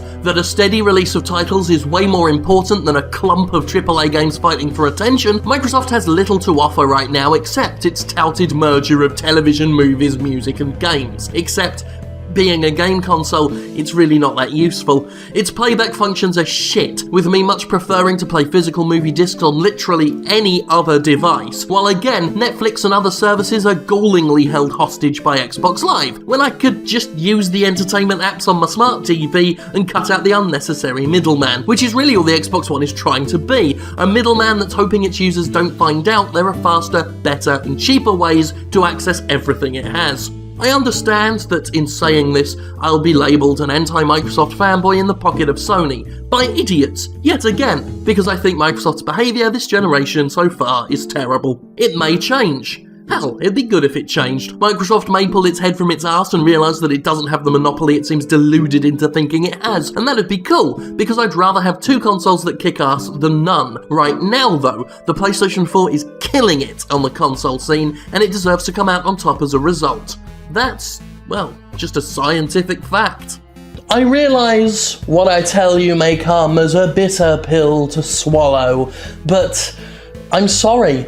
I can only apologise for being so correct, while you are so wrong. It's a shame, it's sad, it's tragic even, but I'm correct. And you're not. And I'm right. And you're wrong. Thank God for me. Before we wrap up, actually, some thank yous. When I did the Adblock episode, there was a tremendous response. A bit of an unfortunate fallout in the Escapist forums, which, you know, I wasn't a personal fan of, but the response I got personally, a lot of personal feedback, was amazing, as was all manner of lovely things that appeared for me on my doorstep. I didn't actually expect many people to do that. I just put that up there for a laugh. But thank you. That's incredible. I actually have names of things. Not for everything, because some of it come anonymously because it's from, like, private people and stuff, but I've got names and I was just taking them out now. Thank you, please. So thank you to Shay and Nick Streeter and Daryl Putman and Werner Marcello and Peter A.G. Doig and Jeff Barry and Daniel Sage and Nick / @Wangtasm. Thank you.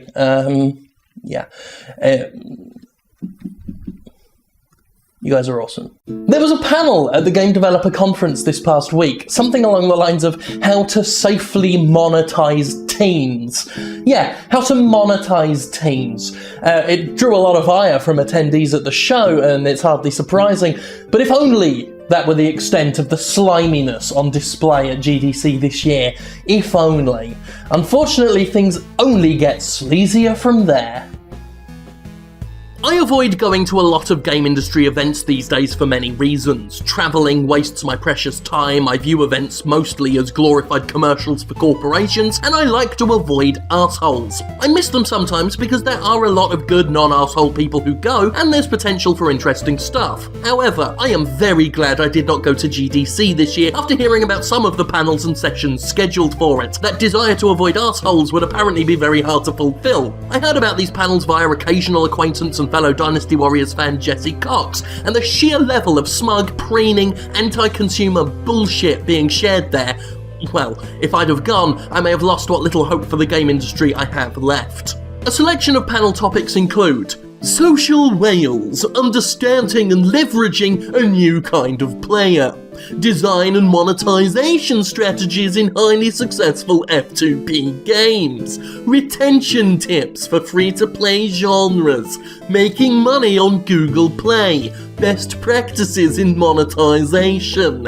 Why whales sing. Heavy spenders drive virality and retention. 20 of the panels featured monetization as a subject, by the way. The more I heard, the more sick I grew. While there were many panels on actually designing good games and structuring fun narrative, it was alarming just how many were not about creating games for the benefit of gamers, but for the cynical desire to squeeze as much money as possible from the same well of users. Cynicism in the game industry is nothing new, but the gold rush toward mobile, social and free-to-play games has bred a new level of flagrant contempt for the user. A simple word search on the GDC panel list brings up 12 panels dedicated to free-to-play games, most of them centered on how to make a quick buck off the trend. By far though, the most grotesque term popping up more and more is whales. If you don't know, whale is a term used to describe a certain type of gamer, the kind who spends a large amount of money in a microtransaction-laden game, and it's basically the holy grail of the greed-driven freemium developer.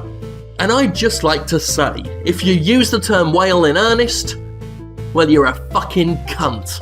The term everything that's wrong with video games gets thrown around a lot, but if you're the kind of latte-chugging, skinny jean-wearing smug prick that dehumanizes their customers with frankly degrading terms and openly, proudly wears their contempt for the end user on their chest in doing so, then you are indeed at least one living aspect of everything that's wrong with video games. You really are swanning about saying things like driving virality and retention and not realizing exactly how much of a cock you sound. Placing that virality and retention over making an actual fun and engaging game is what you're doing, because you're the kind of soulless, cubicle-bred android that truly believes it's simply a matter of cold calculation, that the success of one company can be copied and pasted to drive success of another. The exact same kind of thoughtless attitude that drives not retention and virality, but the erosion of original thought and the ever-increasing homogenization of the game market, game after game looking, sounding and acting the same, because the industry is filling with fuckknuckles like you who view customers as animals instead of people, and who blindly follow focus test results to chart blueprints, devoid of intuition, experience, and creativity. You, the viralists, the whalers, and the retentionators, you are a fucking cancer eating at the very heart of the industry, and fuck you from the very dregs of my soul for going to places like GDC, among the genuinely sincere and passionate people, so you can spread your message of calculation and misanthropy to them. By far the most telling panel Jesse told me about was the one that informed its developers on how to reduce backlash.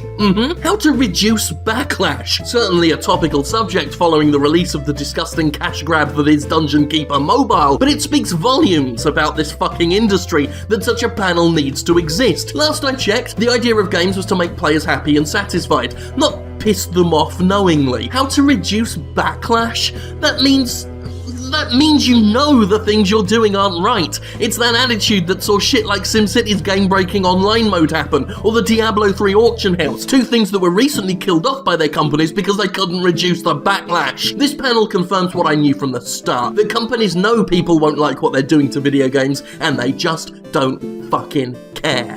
But hey, you know what? Here's a little post-GDC panel from me to you. It's also called How to Reduce Backlash, and it goes like this. Hello, welcome to my GDC panel. It's called How to Reduce Backlash. It's very simple, it's a quick panel. If you're gonna do something that will cause a backlash, don't fucking do it! Is it really that difficult to grasp? If something's gonna piss people off, don't fucking do it! So there, that's the end of my panel. I hope you liked it. Now, if you've got any more further questions, what I'll do is I'll get this seminar, I'll put it on a flash drive for you. You can take that flash drive, shove it up your fucking ass, and see if you get any retention from that. Thank God for me.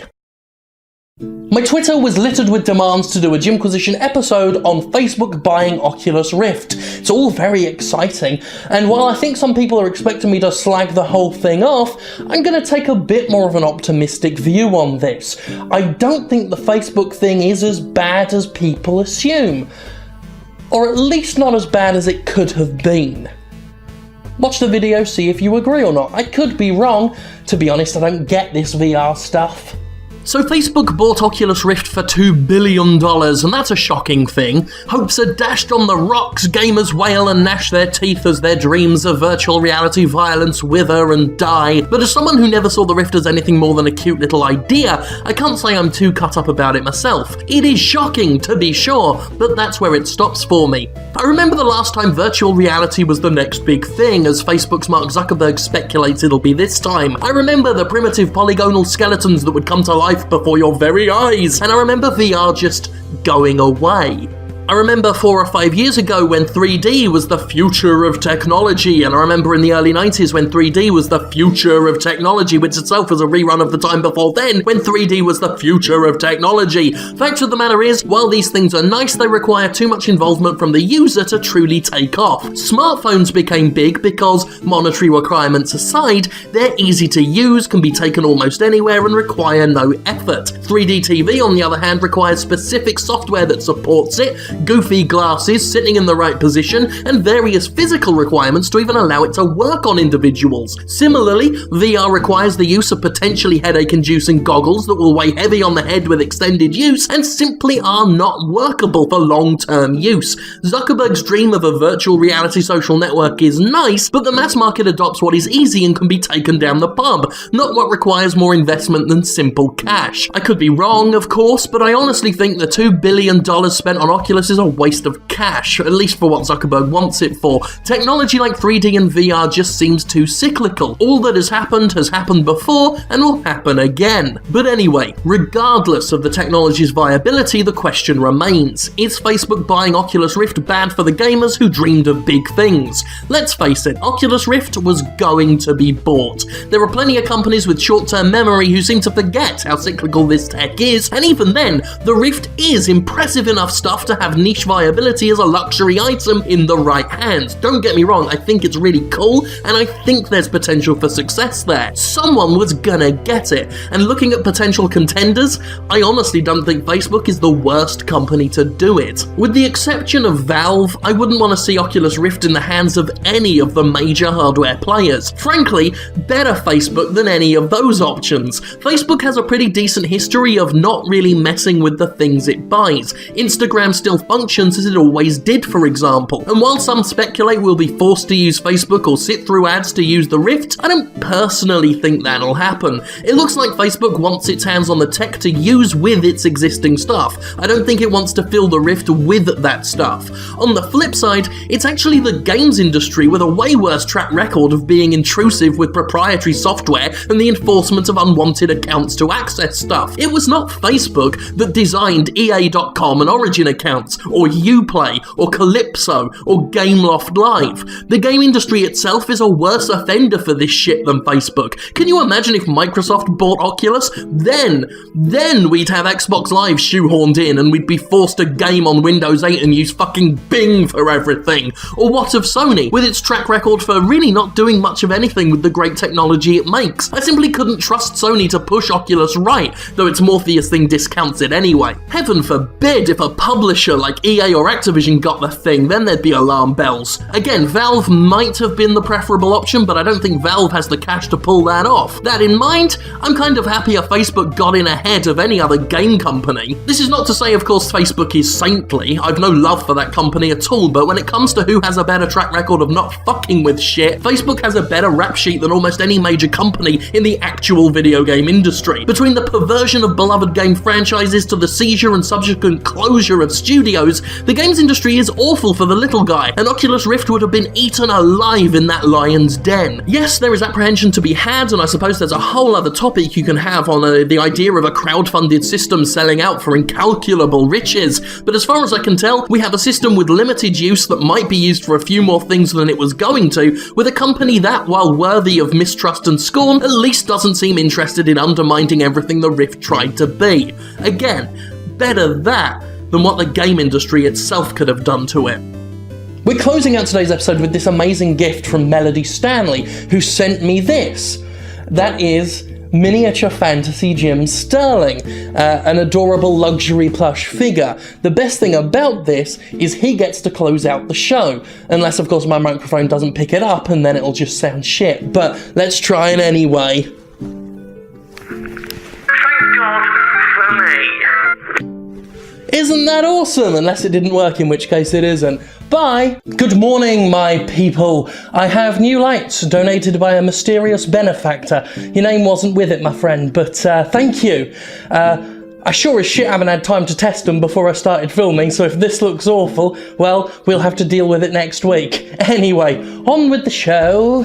As a show that deals regularly in consumer advocacy, I have to deal with a lot of feedback from those who believe strongly in the idea that customers deserve every bad thing that happens to them. Whether I'm talking about awful free-to-play games, Steam's recent explosion of shovelware, or the simple sale of broken and poor quality products, a certain portion of my audience is quick to scream caveat emptor, buyer beware, a stock phrase that basically says if you buy it, it's your fault. It's become very popular to shame the customer in order to exonerate corporations. The more outspoken AAA-minded game spokespeople have done a good job of crafting a narrative in which complaints are petty and childish, that we should just be grateful for what we get, and that customers, should they buy a lemon, deserve mockery for not being informed. But in a world where IGN saying "believe the hype" has become a tagline for an actual product, in which PR controls the message as much as possible, in which reviews are strictly monitored and not always trustworthy, and in which pre-orders are pushed to the moon, is it really surprising that many customers remain uninformed? This is a world in which Aliens Colonial Marines still sells itself on the basis of fake screenshots and footage. This is a world in which old games on Steam are given brand new release dates, and developers can moderate their own Steam forums to squash criticism. It's easy to be, say, a NeoGAF member and declare everybody should be as informed as you are, but it's not the average game buyer's fault that they don't know you exist. Millions of gamers out there simply don't know of the resources we enjoy and take for granted, and while it'd be awesome if they did, they can't go looking for what they don't know exists, and to blame the average Steam browser for not being as privileged as you is callous and pretty blinkered. Besides which, it shouldn't be the fucking job of gamers to run quality control for each other. That's what fucking quality control departments exist for. The fact that we need message boards, let's plays and reviews as much as we do, that we need to so frequently research our purchases to make sure they actually work properly, let alone be enjoyable, is pretty fucking disgusting. Time was, you'd check a review to see if a game sounds like something you'd have fun with. Now, we need to check them to make sure the game is fucking playable to begin with. More than ever, we have to mistrust the people selling us games, because nowadays we don't even know if the company's legally allowed to sell them, as we recently saw with a game being sold on Steam by a company that didn't have the right to do so. We have game companies telling bold-faced lies to us, presenting footage of games as genuine when it's not, and while it's correct to say customers should be more informed in order to avoid wasting their money, the fact is they shouldn't have to be this damn vigilant and inform themselves through a haze of misinformation. The lack of fetters, ethics and quality control in the game industry right now is incomprehensible. And people say gamers should vote with their wallets, that it's all our fault for supporting these companies, but I reject that argument, because again, it's not our fucking job to look out for the long-term viability of the game market. If the industry wants to cash in our trust, exploit the things we like to the point of them dying, and push shovelware at us to the point of breeding contempt and paranoia among the audience, that's the industry's responsibility. Customers holding publishers to account would be great if it happened more often, but I'm not going to shift the blame onto them. I'm not going to throw them under the bus for what isn't their concern. Eventually, customers do backlash against this stuff. Every bubble eventually bursts. And yes, they may support this stuff right now, but like I always said, consumer trust is not infinite. And we've seen the fucking examples of that, when a game series is pushed and exploited and then suddenly Guitar Hero happens and it's all dead. No, the onus is on companies to stop being so petty-minded and short-sighted. Their long-term viability is on the line when they aggressively exploit market growth to the point of terminal illness. They are the ones dragging the credibility of their games through the dirt to make a quick buck today while damning tomorrow. They are the ones buying up smaller studios, making them produce fucking shit, and then destroying them when they don't perform like the spreadsheet said they should. And that's half the reason why I'm a consumer advocate. Not just because I think gamers deserve better treatment, but because I think games deserve better treatment. When I said a few episodes back that Steam needs quality control, a lot of people sneered and said customers deserve to buy shit on Steam if they don't research. But that was only half of what my video was about. The other half was me talking about how it would benefit Steam to have quality control, how it would benefit good developers to not have their games hidden among all the shite. The long-term health of the game industry itself hinges on treating customers well, in fostering excitement and trust instead of an overwhelming sense of wasted money and deception. Browsing for games should not be like wading through a fucking minefield, and if it continues to be, we all suffer. Not just the buyers who didn't beware, but the sellers who didn't fucking care. If you've watched this episode and found yourself disagreeing with it, go back, re-watch it, press reload so I can get an extra page view, and then watch it again, imagining that I'm talking solely about Electronic Arts. It's shocking the amount of people for whom caveat emptor is abandoned the moment we talk about just the one company they don't like. Thank God for me. Hello, and welcome to the Jimquisition. I looked at the last week's video. Clearly, the vinyl backdrop was never a good idea in the first place. Even worse idea with the new lights, so we've taken it down. It's being replaced thanks to NeoGAF user Kern, who manages a printing shop. He has not told me what the printing shop is yet, but I'm going to give that a plug if he wants me to. Expecting that in on Monday, but it is Friday now and I've got to get this in. So, right now we're doing it naked. It feels weird. It feels weird. I don't like it. So here's fun. Square Enix recently declared it will refocus its efforts on making proper Japanese role-playing games after the success of Bravely Default, going so far as to admit that it lost its focus and now understands that even niche titles, when done right, can make money. It confessed its recent attempts at AAA-atizing everything was erroneous, and that watering shit down to appeal to everybody at once isn't the wisest thing to do. Obviously, this is great news. It's awesome that Square Enix is realizing the whole appeal to a wider audience fallacy is a fallacy, and I love that Bravely Default was successful enough to merit refocusing on similar games. It's terrific, but it also leads me to ask the question, why did Square Enix lose its focus in the first place? Why, actually, is it now surprised that the type of game that it used to revel in the success of, the type of game that made Square Enix's fucking name, can actually be successful? Why is that a shock to them? This should be what they know. The fact that Square Enix is now sat here thinking, oh well, we didn't know people like these games, after randomly one day deciding that nobody liked them, is not only kind of sad, but a dismal indictment on the way in which modern big-budget game publishers think. At the beginning of the last console generation and then for the next few years throughout, a number of video game publishers decided, seemingly arbitrarily, that certain games aren't popular anymore. Capcom decided Resident Evil was in dire need of retooling in order to survive. Phil Harrison and a number of other besuited executives kept telling us single-player games didn't sell anymore, despite swathes of examples to the contrary. Japanese RPG makers decided their games needed to become action-oriented and move away from turn-based combat. The entire survival horror genre was booted out of the big budget gaming scene because they were all deemed unpopular. But who made those decisions? I certainly don't remember partaking in any survey that asked me what I felt about these games. I don't remember a vote. It seems that one day the game industry just said no to single-player games, horror games, old-school JRPGs, and good Resident Evil releases. And the thing that truly surprises me is there doesn't seem to be any evidence to support these recent attitudes. As far as I can tell, Resident Evil has always been successful. It's a brand name, it's popular, it sells. Whether it's the traditional survival horror entries or the bold but critically beloved Resident Evil 4 stuff, the name itself has massive brand recognition and has always seemed to do well. But with Resident Evil 6, for no reason, Capcom just went crazy in giving the game so-called mass appeal, turning it into some confused cover shooter full of QTEs and Michael Bay explosions that look like every other fucking cover shooter. Likewise, Final Fantasy is one of the most popular running series in the bloody industry, and yet Square Enix, weirdly paranoid about its own acclaim, has been struggling for years to reinvent it as some sort of action hybrid series, moving away from the gameplay that made Final Fantasy a household name for no fucking reason, trying to solve a problem that doesn't exist. And survival horror, that thing that's been getting a ton of attention and success on PC, that the industry universally declared dead and buried, again, without evidence, without reason, without proof.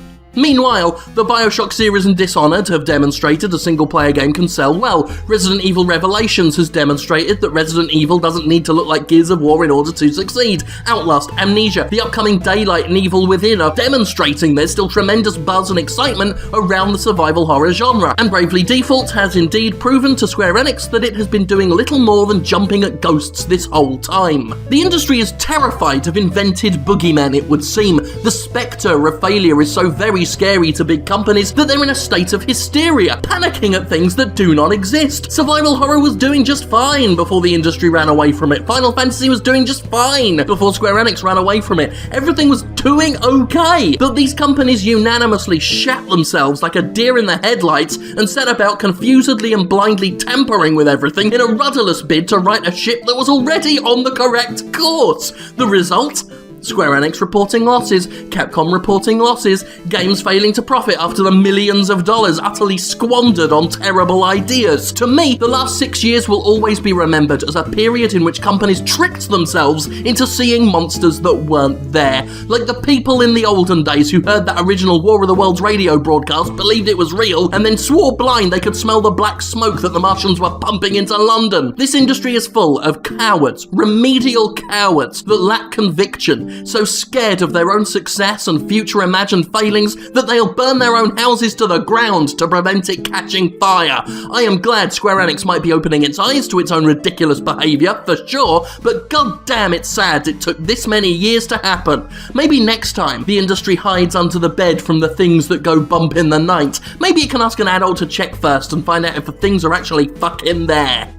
Now, obviously, I am not against future-proofing. I talk about future-proofing in the Jimquisition all the time. Wise future-proofing, making sure you're not overdoing something, is a good idea, but this is the problem with the game industry. They don't do things by half. They overdo future-proofing with this idea of, well, we worry this might not be popular without evidence, let's cut it all out completely and never do it at all. Or, this thing's popular, let's do it exclusively, constantly, forever, until everyone is legit sick of it and we waste all our money and time. Find some middle ground, okay? Sort it out, grow up, get a spine, and be a business. Thank God for this is freaky. Before we begin today, I would like to address one of the more popular criticisms of my show. That is that all I ever do here is say everything that all gamers want to hear. The trouble with that criticism is it comes from gamers who obviously don't want to hear it. I don't think they've quite worked out that their own existence contradicts their own criticism, but there you go. But anyway, enjoy this show, which is guaranteed to have about half the audience, at least 25% of the audience, arguing about what I've said, because apparently all I say is what people want to hear, even though so many people tell me they don't like hearing it. Enjoy. Did you know that only 3 video games exist? Clash of Clans, Candy Crush, and Call of Duty.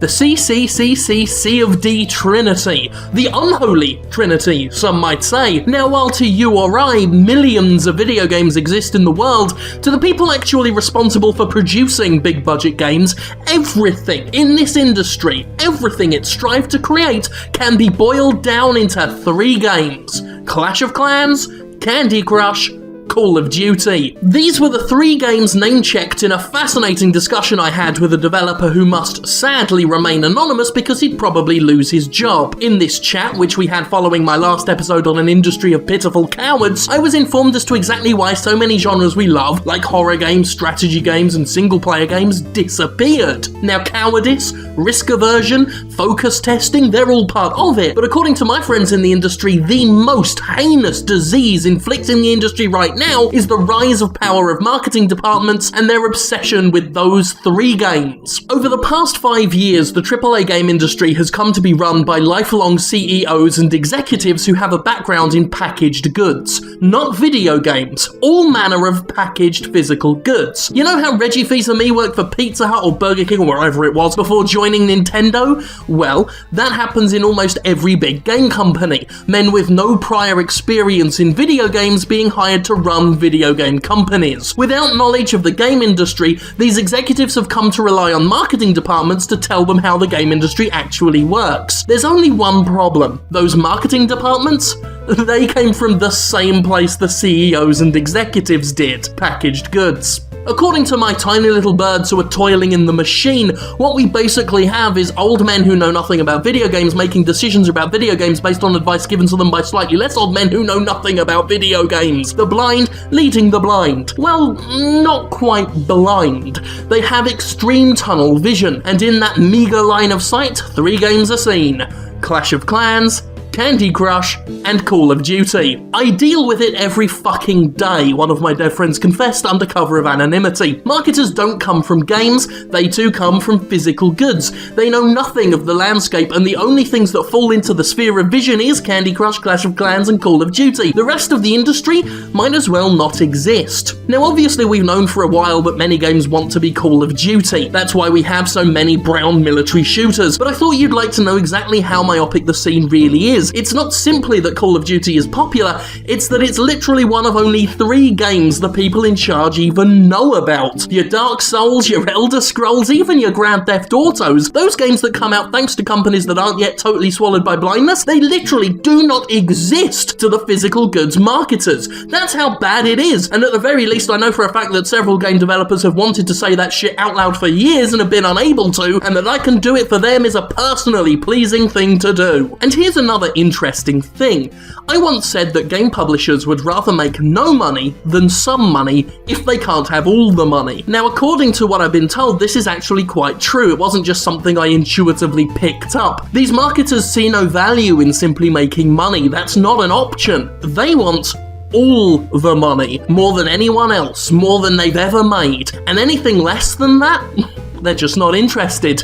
This is, again, why so few games can simply come out and be their own thing, why yearly sequels are now planned before the first titles even hit a store shelf, because the industry has done away with the idea of caps, of limits. To quote my friend again, no amount is ever enough. This is highly evident in the rise of abusive free-to-play games, where the sky's the limit on how much can be charged. F2P is attractive, according to Mibirdies, not simply because it's popular, but because nobody gets to suggest a maximum amount of profit. Nobody has the guts in the industry anymore to say, we want to charge people such and such amount to get all the content. Because free-to-play has no limit, has no bottom dollar, has no end price, that's why they've embraced it. The developers forced to churn out games have noticed the blind ignorance and blind greed get steadily worse over the past 5 years, and it could get worse still.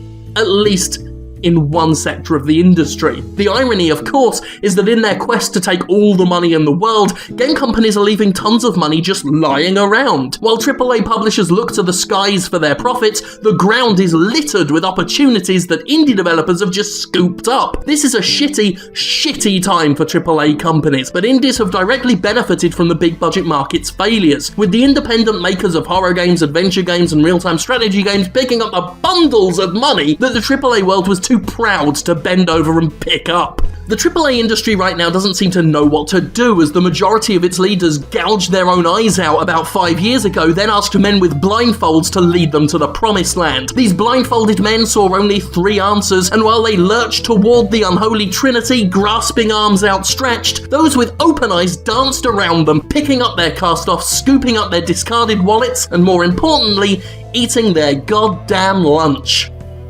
And another thing on the subject of criticism, I have decided that the Jimquisition is and has always been in early access. And if proponents of early access have taught me one thing, it's that early access stuff is above reproach and beyond all criticism. So if you've got something about the show you don't like, hush your lips, because it's in early access. I mean, it's been going for years and we've only just got this new banner that doesn't glare on the lights. Thanks for that, cunt. So there you are, this is a beta test. You got no more criticisms you can level at me. Hail Hydra for me. Hail Hydra. I haven't even seen the film yet. Fake geek guy. Hi, I'm Jim Sterling. Well, you've just watched one of my videos, you know that. But I'm just here to let you know that The Escapist is up for a Webby Award in the People's Voice Awards. There's a good chance that Twitch is going to win. In fact, they're almost guaranteed, but I wouldn't be doing my job if I didn't ask you to go there on the address, which is going to be on the screen somewhere, and go and vote for The Escapist. Mainly because Greg Tito, editor-in-chief of The Escapist, says if we win, I get a shoe.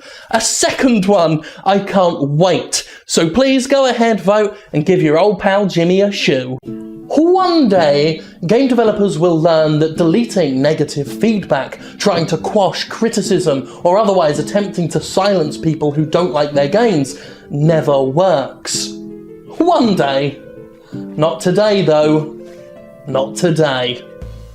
This past week, a game called Earth Year 2066 went on sale on Steam Early Access for $19.99. This is what it looks like. Shuddery camera that makes you feel sick, a tiny map, broken enemies, textures and objects that are just free Unity Store assets, and, well, just look at it. This has Oculus Rift support, by the way. Can you imagine how fucking gross that must be?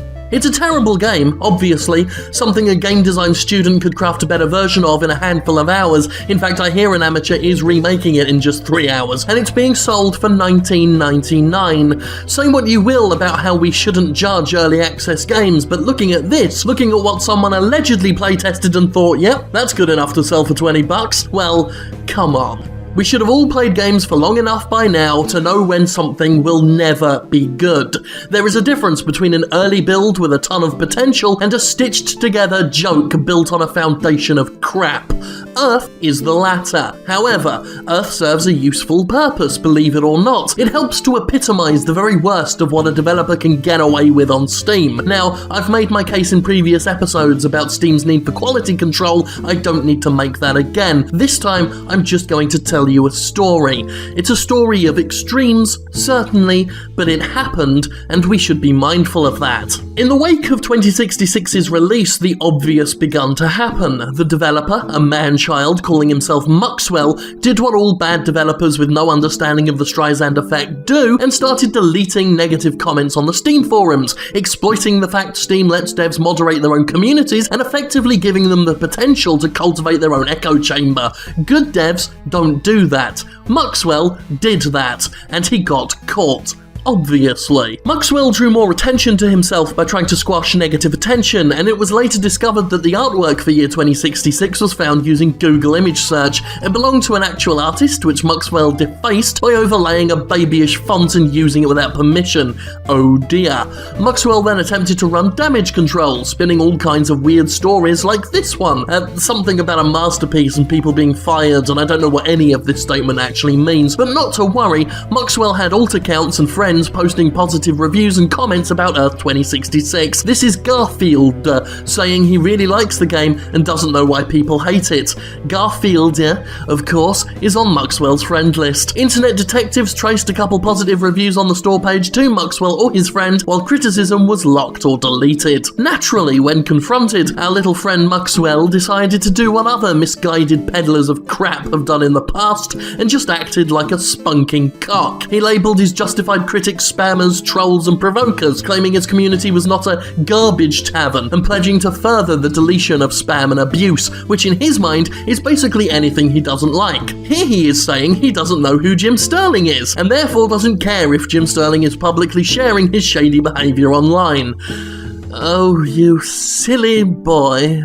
In his little fiefdom, Muxwell can basically do all of this. Never listen to criticism and outright eliminate it, publicly flaunt his snotty, entitled attitude, and continue to sell Earth Year 2066 on Steam for $19.99. And I won't outright say Muxwell, aka Aaron Bishop, is the same, aka Aaron Bishop, responsible for the Kickstarter scam project Lords of the Uberdark, but hey, Bishop has chosen to report or lash out at threads bringing it up, rather than deny it. Even so, Muxwell is an unethical seller regardless, for which no checks and balances exist.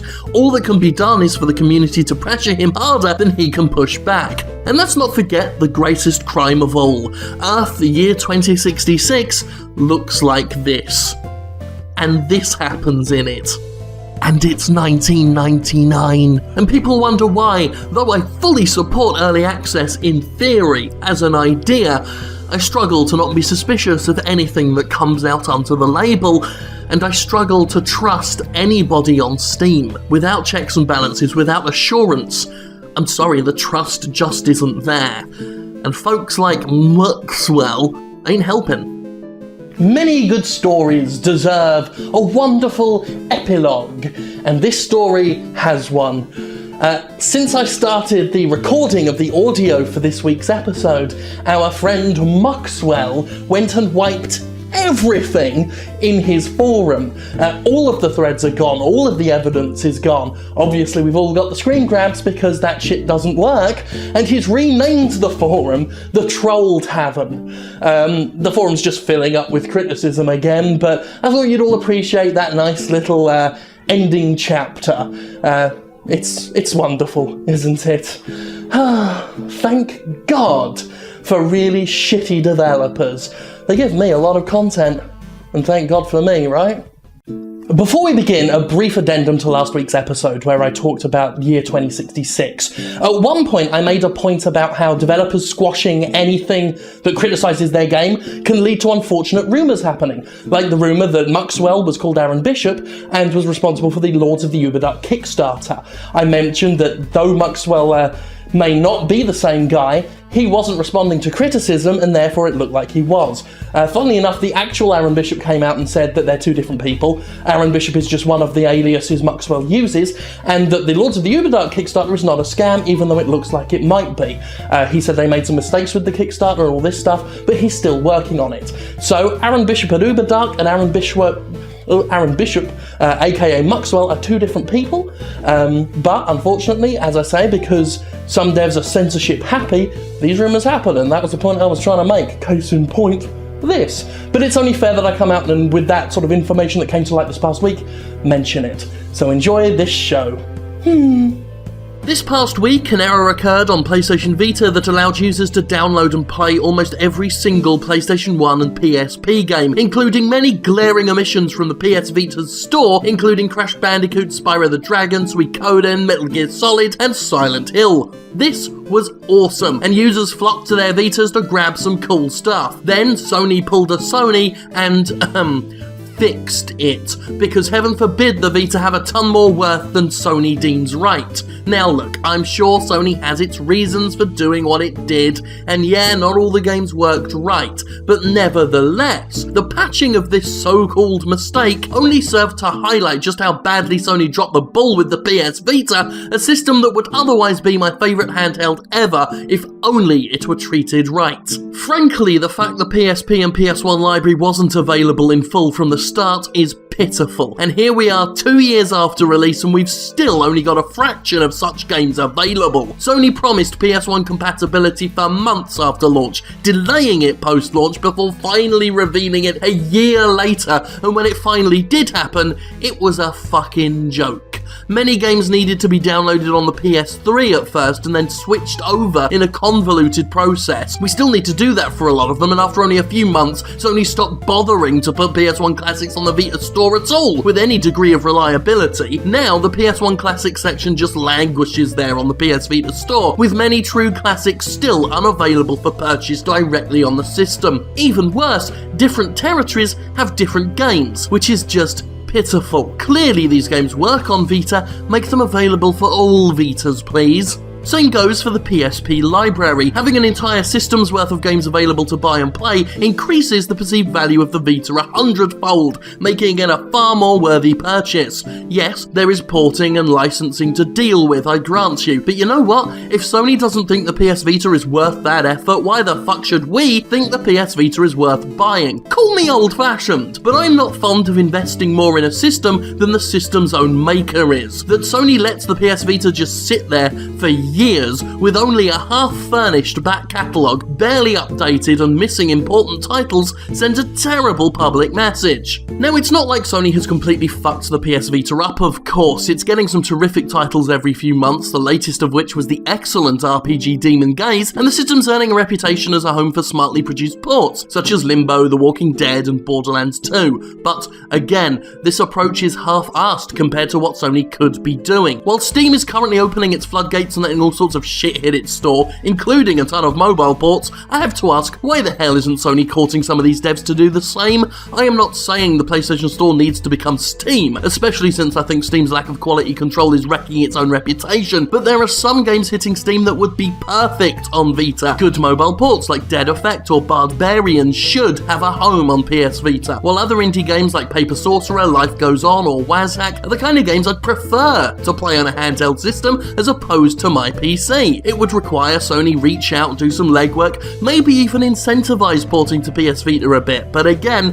if the Vita's not worth that kind of effort, then the Vita can't be worth much. What infuriates me about the PS Vita's inability to fulfill its potential is none of what I've said requires the creation of any new content. Yes, some people mockingly call Sony's handheld the Port Station Vita, but it's all good content, and most of the current ports work better in a portable environment if you're asking me, and Sony's sitting on a goldmine of untapped content in its PSP and PS1 library and has a bottomless well of potential content in those indie devs currently swarming all over Steam. The Vita could go from having games released in dribs and drabs to a massive library in less time than it takes to make a whole brand new game for it. All this content, all this added PS Vita value, it's just there, out in the world already. Sony can reach out and grab it, but it doesn't, because Sony's never tried to actively compete in the handheld space. It releases a system or a fucking PlayStation phone, then lets it fend for itself or tethers it to some other system. Right now the Vita's latched onto the PS4 using that as a selling point. It's an excellent system in its own right, the PS Vita is. It deserves better than that. It's not a fucking console barnacle.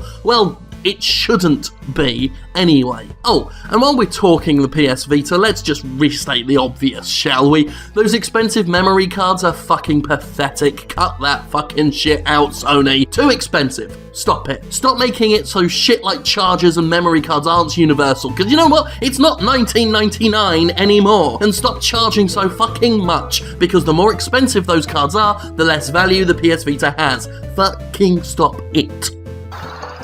Now, of course, I only mention these criticisms because I love the PS Vita, and I think any fan who loves a thing should criticise it, because you want it to get better and you want it to do well.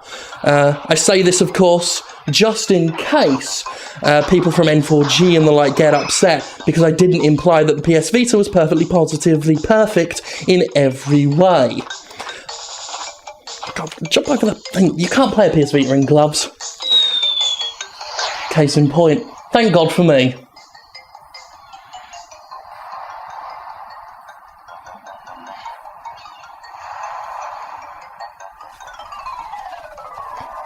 Before we begin, let me just raise an invisible glass to Sony, actually, for a rather classy response to last week's episode on the PlayStation Vita. Had a lovely little chat with a rep who promised that a load of cool indie games are coming. They're working very hard on that and reaching out to developers, so hopefully we'll see some results there. I certainly hope so. I've been pulling for the Vita for a long time, and you know, it's a bit... I've been waiting for 2 years, so you can't say I'm being impatient, but hopefully stuff's coming, and that would be very nice. So we'll see.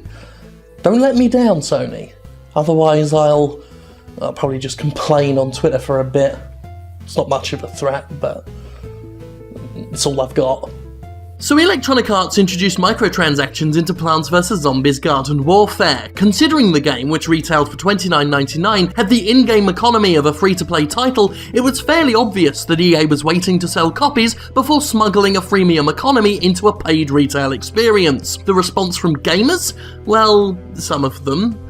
The response was gratitude. Kotaku was among the indebted, declaring "thank goodness" in response to the announcement. Writer Mike Fahey stated that he was absolutely thrilled at the introduction of microtransactions, stating that he had only unlocked 4 characters since launch and therefore could use a little help. Henceforth, we should be thankful that EA extended a helping hand and allowed us to enjoy its game more efficiently. EA itself has seized upon the idea of gratitude, claiming that all Garden Warfare's microtransactions do is give players options. That's all the premium content's there for, guys. Choice. freedom. God bless EA for helping us cast away our shackles and enjoy the game our way. And let's never mention the fact that all EA's done is create a problem and sell us the solution. Let's never mention the fact that Mike only unlocked 4 characters because that's how the game was designed. Let's never mention the fact that EA never gave us an option to play the game without a freemium angled economy in the first place. Let's never mention the fact that all this is a bunch of smoke and mirrors obfuscating bullshit. Thank goodness, this will make unlocking stuff so much faster. An attitude that completely ignores the fact the length of time to do anything was entirely governed by the game makers and designed with microtransactions in mind. Game design doesn't happen by accident. It's not some force of nature that made unlocking things in Garden Warfare tedious and time-consuming. It's one of the most basic free-to-play psychological tricks, and it's there in a $30 paid experience, battering at the gates of your patience in order to prise open your wallet. Ostensibly, we're expected to be grateful for EA solving a problem EA itself invented just so it could sell us the solution in little bite-sized pieces. To be fair, it's not just the Kotaku article. All that does is perfectly encapsulate the fallacy of gamer gratitude. It's a dismaying attitude to have, and a lot of people have it. I was told by someone else that the microtransactions were a good idea because it gave players with less time more options. Swallowing the whole corporate line hook, line, and sinker. At no point does it not occur to these devil's advocates that the game was designed with cold calculation to waste time to begin with. That is what would need to be fixed if EA truly wanted to help players out, rather than use the options line as little more than a cynical excuse. And it's not just Garden Warfare, where the error of gamer gratitude is being committed. Too many times a game publisher has created its own problems, then revelled in the thanks and pledges of fealty for fixing it. I remember when Ubisoft's shitty always online DRM broke and people couldn't play the games that they paid for. Once Ubi fixed it, gamers were thanking the company as if this issue wasn't entirely the fault of the publisher to begin with. When I stated nobody owed companies their thanks, I was told directly that I should be grateful. Grateful. When a company says its bullshit service that nobody asked for and actively ruins the experience is back online and you can play the game you bought, one should apparently be fucking grateful. No. No, I reject that notion. No. I should not be grateful when Warner Brothers fixes its broken online passes so people can play the content it held back in Arkham City. I should not be grateful that Capcom ships discs with DLC on it for my convenience. I should not be grateful when a DRM-bound game like SimCity or Diablo 3 finally fixes itself so I can play it several days after I fucking bought it. And yet, there are people out there kissing the arse of these idiots who created their own fucking problems. Look, if you paid someone to build you a house and instead of bricks, the builders used lumps of fucking shit, would you be thankful if they offered, free of charge, to come by and spray Chanel No. 5 on your walls once a week? No, you fucking wouldn't. You'd want them to use bricks in the first fucking place, not shit in your house, people, shit, and EA would charge for the Chanel anyway. This is a call for self-respect, my friends. Please, do not be thankful when someone makes you a shit brick house and sprays perfume on it. Do not be thankful when someone stabs you in the hand and says they could have stabbed you in the neck. We owe no debt to those who contrive problems on fucking purpose and offer similarly contrived solutions, or who fix broken elements of features that exist solely for the publisher's benefit and not the consumer's, because that's what they're betting on. They think you're fucking stupid. You're not. Just remember, no matter what kind of friendly face they put on, these publishers aren't your friend. A lot of these people aren't your friend. These people who claim to be giving you choices, options, speaking up for you, they're not looking out for you, they're looking out for themselves. All of them. Except me. I'm your friend. You can trust me. I'm the only friend you've got. I told you before, you can't trust anyone in King's Land in Sansa. Come with me on a boat, and I'll take you to the Eyrie. Thank God for me. So that Earth the Year 2066 game was pulled from Steam thanks to dishonest advertising, that game we covered a few episodes back. Muxwell's resubmitted it, but all the major game sites have covered the story now and helped expose that game for the piece of con merchanty shit it is. And all I'd like to say, as a final prologue, is this little statement to its developer Muxwell. You've heard of Jim Sterling now.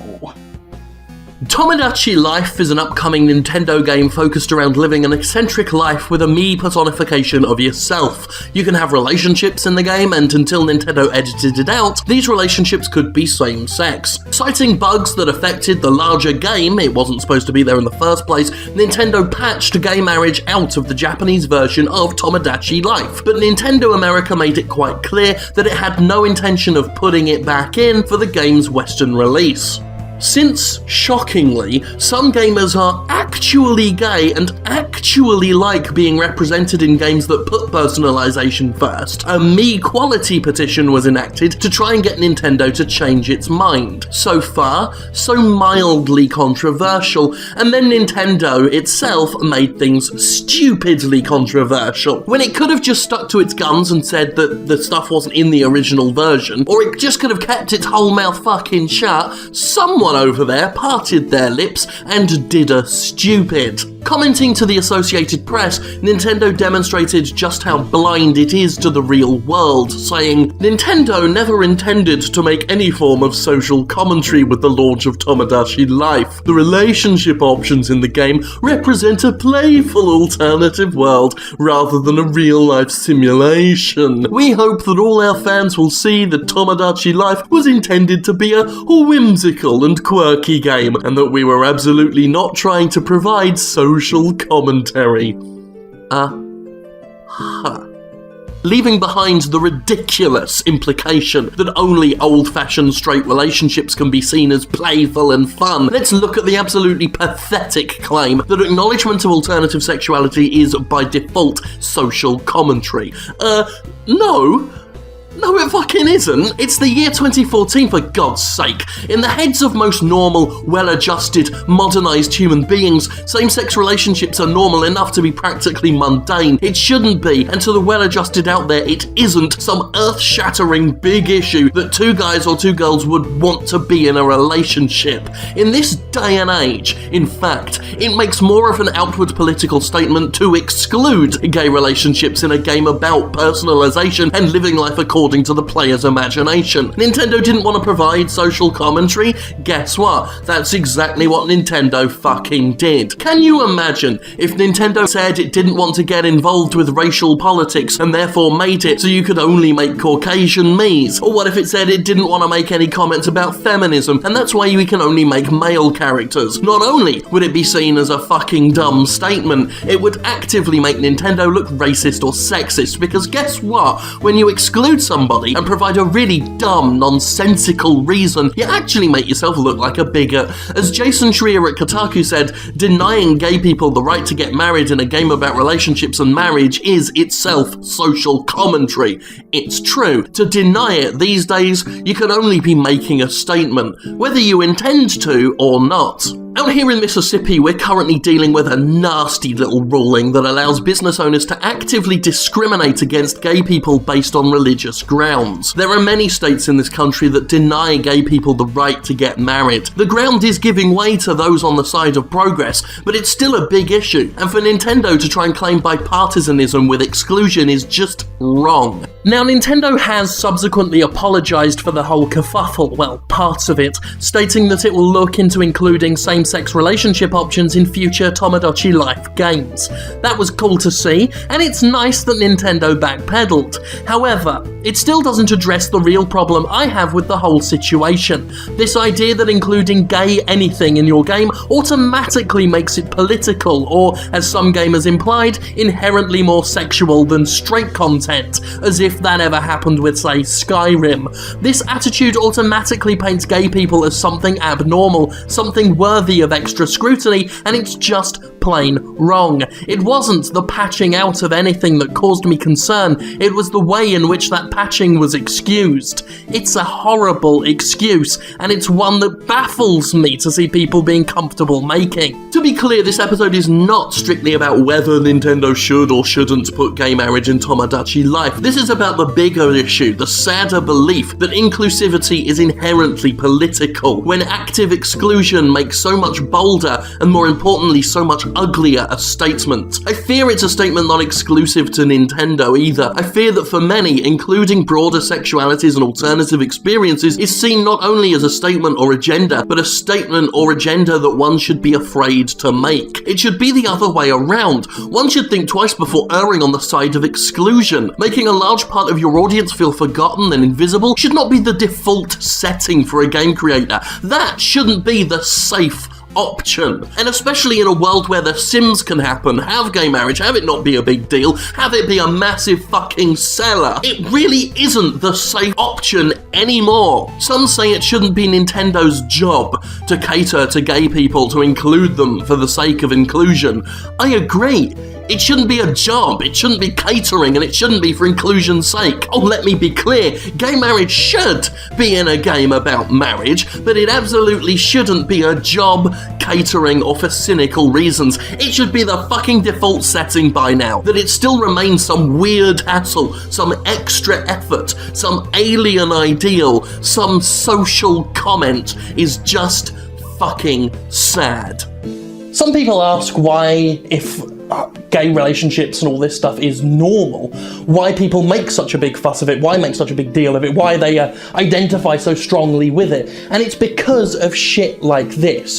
Sexuality on its own isn't political, but once people start excluding it, once people start othering it, it becomes inherently political. And then people do have to strongly identify with it, because otherwise who the hell else is? That's why this shit becomes a big deal. It doesn't start with gay people just standing up and shouting, "I'm gay, deal with it." That's a response mechanism. That's a response to something. We need to look at the cause and then try and fix that. Otherwise, it will continue to be just a big deal, and that is a shame. And I say this as someone who tries to not make a big deal of his own sexual leanings, which is not entirely straight, but it's not something I talk about a lot. But when things like this happen, you feel like you have to. So that's why episodes like this happen, that's why episodes like this are a big deal to me, and it's why not every episode can be about how EA sucks, which they do, but like I say, sometimes these topics happen because I feel the need to cover them, and I hope you will allow me that indulgence. So thank you, and thank God, of course,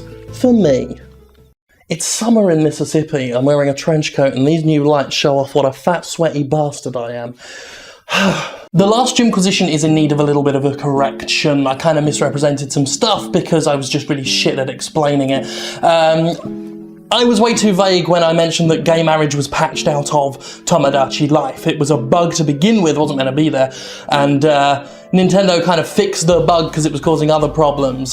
Gay marriage wasn't there to begin with, it was just kind of simulated. And some people took a lot of sort of issue with me saying it the way I said it, which is fair enough, and it kind of undermined the actual argument, which of course I still fully believe in. But then, there you go, clarification. Sorry if you felt I was being a bit too unfair and stuff. And that's quite fitting because today's episode is all about apologising after you've acknowledged you've fucked up. In the last video, we talked about the problems associated with exclusion and the issues surrounding the belief that traditional straight relationships in entertainment were safe, but same-sex relations were too bold a statement. After I made the video, Nintendo issued an apology requiring me to hastily recut the old video. Sadly, I didn't have the time I needed to focus on the apology itself, but because it was a very important part of the story, hey, I can make more than one Jimquisition a week, so why not? It is important to note that yes, the same-sex option in the Japanese version of Tomodachi Life was, in fact, an exploit. No true same-sex option was allowed, therefore it wasn't truly patched out, though the fact people found and took advantage of it demonstrated the existence of a market. The sad fact was, no, it wasn't patched out, it was never there to begin with, which is, well, not much better. However, Nintendo quite impressively turned around from earlier statements made in defense of itself, apologizing wholeheartedly for the entire thing and pledging a greater attempt at inclusivity should future Tomodachi games be made. While this was wonderful to see, not everybody liked it. Some saw it as capitulation, decrying that the social justice warriors had won again through their vicious bullying and blah blah blah. That Nintendo really came out good and did something that should make everybody happier, yet disappointed some people by not sticking to its guns is kind of depressing. So I'm going to try and explain why the Tom apology was a good thing. There is a really unfortunate belief online that apology makes somebody weak. Perhaps it's something about the black and white, left or right, Fox or CNN extremist culture we live in, but sticking to one's guns, whether right or wrong, is seen as an example of great strength. We respect those who never waver in opinion, and conversely we scorn those who change their minds as flip-floppers, inconsistent, or otherwise weak. I've never held that to be true. The only way to be right is to be prepared to be wrong. If proven wrong, the wisest thing to do is change one's perspective in order to be right. That's not weak. To me, it's logical. It's the only smart thing to do. In all truth, it takes no strength at all to cling to one belief and never confront it, to have one single idea, protect it as immutable, and remain unswayed to contrary logic, even if it's superior. No, it is not weak to change your mind, and it is far from weak to apologize. It surely takes greater strength to admit you're wrong, especially in a culture that sees apology as lily-livered capitulation, as an admittance of shame, and therefore deserving of derision. I am proud of the moments where I've admitted I'm wrong, whether it was apologising for having a blinkered view of piracy, for ignorantly dismissing Mass Effect fans and the true root of their issues, or the big one, being a real world-class dick about women in my earlier gaming coverage years. I feel each time I've been able to accept I was wrong has allowed me to evolve, gain a fresh insight, and become a better person. So back to Nintendo. Let's obviously not be so naive as to assume Nintendo's apology was much more than tactical. It was a smart and savvy move to apologise for its underrepresentation, but I can totally fucking respect that, especially as it helps demonstrate how shying away from same-sex relationships isn't the safe and fuss-free option anymore. That Nintendo recognises that is awesome, and I do tip my hat for it. Crucially, to address those disappointed in Nintendo's apology, I do have to ask, what did you lose? Exactly. What did Nintendo's apology actually cost anybody? An apology, as I've found several times in my career, is free. Free as pooping in the woods. Unless you had some personal stake in Nintendo denying gay people representation in games, I really don't see the big objection to the company's promise of inclusivity. That is win-win. Everyone gets a slice of the cake. A cake that magically never gets smaller when you cut it. Look, let me please assure you all that the wacky world of social justice is not, as you may subconsciously fear, a zero-sum game. Others getting a boost in rights does not mean you get downgraded. People other than you being represented in a game does not mean your own representation is diminished. Social justice for some does not mean social injustice for you, fellow gamers. I promise you. And if I am ever wrong about that, ever incorrect about that, you know what? I owe you an apology. So what I'm saying is that yes, apology is the mark of a strong, a clever, a brilliant man. In fact, I don't even think Jesus ever apologised for anything in the Bible. Not that I'm saying that my ability to recognise when I'm wrong makes me better than Jesus. But at this point, we've really got to be parallel. You know what I'm saying? Anyway, that's the end of this little chapter. I will not be saying any more potentially controversial SJWE things this week, so you can all rest easy, thank God for me.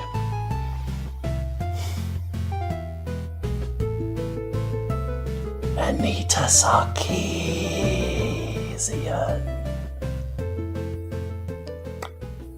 Many people have asked me for my thoughts on the FCC going up against net neutrality, and really, I mean, you know, they want an episode on that. Can I really just stretch out me saying it's fucking pathetic and this is one of many reasons why America's internet situation is a laughingstock over the course of an 8 to 10 minute episode? I mean, it would be fun, but I don't think there's enough meat there because really, you all know what I think about it. It is fucking pathetic and a joke, and America needs to get its arse in gear because the rest of the world is laughing at it. Fucking putting businesses first. This is where it leads us. The dark ages. So there are my thoughts on it. It's an absolute mess. But anyway, we've got to go talk about video games. I'm sure the game industry hasn't done anything stupid and ludicrous and self-defeating lately. Oh wait, it has. In May 2013, Ubisoft announced that Watch Dogs would have a collector's edition. Now, I think the practice of selling a collector's edition of a brand new intellectual property is fucking arrogant at the very best. To me, a collector's edition should be reserved for games that have become established series and have acquired an actual fan base. You know, earn some credibility first before appealing to an audience that may not be there. So, Watch Dogs getting a collector's edition is, to me, a bit silly. And then I remember that Ubisoft didn't actually just announce one collector's edition, it announced 5. Fucking 5. Yes, Watch Dogs has a DedSec, Vigilante, Uplay, Special and Limited Edition all in the works, and the sheer ludicrousness of this behaviour was exemplified with a spreadsheet that's been going around lately to help people work out what edition might come close to giving them what they want. Operative word: close, because I doubt that with 5 editions and exclusive content dispersed among them, anybody will get the version of Watch Dogs that has all the stuff they want. I mean, look at this table! Fucking look at it! Can we all agree, really please, that this isn't at least a little bit fucking ridiculous? This is too much. Too fucking much. Something like this is as anti-consumer as it gets. When you need a fucking spreadsheet in order to work out what video game you want to buy, you're dealing with a practice that is not putting your convenience and satisfaction first, not even a distant second. How can it be? I've already seen fans frustrated at best and utterly confused at worst over which of the 5 fucking editions and the chaotic mess strewn about them is good for them. Confusing and alienating your consumer base is not good. How is that ever good? I am sure Ubisoft would toe the EA company line of claiming it's offering choice to its consumers, but that's fucking bullshit. There's no customer benefit in dividing a game's content into little pieces and ostensibly trying to get fans to buy more than one overpriced copy of a game if they want everything. Where is the choice to play content without it being held ransom by GameStop as an exclusive pre-order bonus? Where's the choice to have developers stop wasting fucking time and resources working on all the ways to squeeze some extra money out of gamers before they've even finished making the damn fucking game? If publishers are so pro-choice, can I choose that last option? Can I choose the option where yet more time and money isn't utterly fucking wasted on the convoluted contrivance of 5 special editions? Games are no longer games. They're territories, carved up and handed over to individual warlords.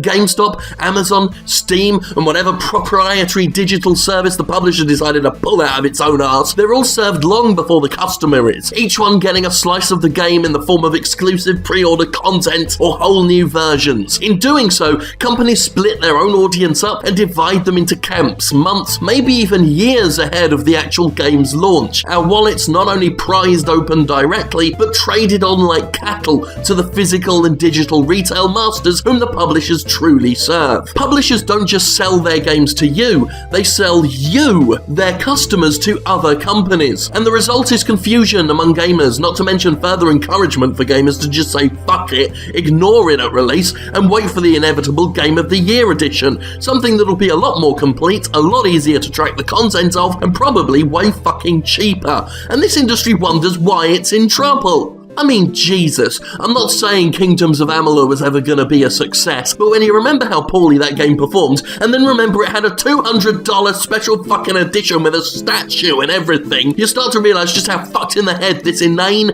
unfettered, cart before horse putting business truly is. It was a new IP! This is hot off the heels of Far Cry 4's pre-order bonus being announced in tandem with Far Cry 4, to the point where I heard the pre-order news before I saw the news about the game itself, and all the fucking Arkham games having full slates of content sectioned off for sale as pre-order DLC long before the titles themselves go gold. Content that used to be free, don't forget, before pre-order culture took over, and the once cool idea of the collector's edition has been completely and utterly fucking devalued and had all the prestige sucked out of it through overuse, exploitation, abuse, and ugly fucking troll statues in Kingdoms of Amalur. 5 collector's editions, though. 5!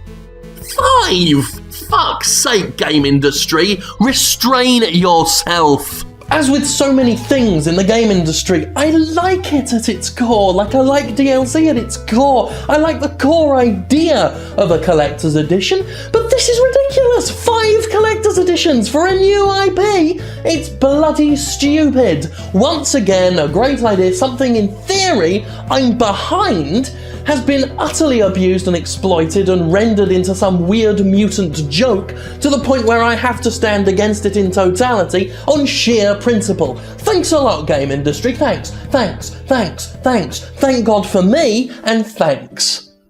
Before we go, there are some more stuff what people sent me very kindly on my Amazon's wishlist and stuff. I don't get my tits out on camera to get that stuff, which makes it extra heartwarming for me. Although if you do want to see them, you know, I'm sure I'll be at some future event and we can go into the toilets and I can flop them out. But anyway, some notes came with some of them. Some of them were sent anonymously, so I can't say a thank you. But all sorts of childish aliens things and Metal Gear Solid toys and all these babyish items. But the notes I have, I hope I've got them all and didn't lose any. Just give out some thanks for that. So thanks to Yazan B and that's just a thing. Peter A. Jacob, Oliver Sadler, and Ryan Canyard. And thank you for all the lovely notes that came with them. That's often the best part of it. So thanks. And, you know, to those of you who sent stuff where there are no notes, or maybe I lost some like a dick, apologies for that. But thank you for that. It's really nice, and it makes me feel a little bit appreciated and stuff, which is always nice. So thank God for you. But mostly me. Ubisoft is caught in controversy lately. For the past more than a week, there's been talk about the announcement of Far Cry 4. Ubisoft's not in trouble for just that. It's in trouble for the artwork it was using to reveal the game, which had this fella on a throne in a dapper pink suit, his hand patronisingly on the head of a local to the Himalayan area that it's set in. Some people thought that was a bit racist. Let's talk about that, because I know how much you all love to talk about that. When I first saw the cover, I didn't see the racial aspect. I will admit I was a bit too enamoured with that fabulous pink suit. However, it didn't take long for me to see the criticisms bubbling up around the artwork and the accusations that it was straight up racist. Since its reveal, much has been written both in favour and condemnation of the cover, and you might be making the mistake of wondering what yet another white liberal thinks of the issue. Well, since so many white people are talking about this, I guess one more won't hurt. Short story is, I stand somewhere in the middle of this one. Upon hearing of the racism accusations, my first call was to wait for more info. Without any further information, without the artwork contextualized, I didn't feel confident enough in what I was seeing to go ahead and reach for the heftiest accusation in the box, for indeed it's a hefty one. Fact is, it could have been promoting racism, it could have simply been depicting it, and there's a big difference between the two. The last Far Cry game featured a villain on the cover, and if Far Cry 4 was doing the same, that would surely alter the context. After all, villains aren't supposed to be people we aspire to, and it would frame the picture differently. As it turns out, Ubisoft later confirmed our blonde throne sitter was the bad guy, and, more pertinently, he wasn't the mighty white man that critics initially labelled him. He's not white, a fact that really doesn't help the critical side look like it wasn't making rash judgments. By the same token, however, who provided the image alone without any further information to begin with?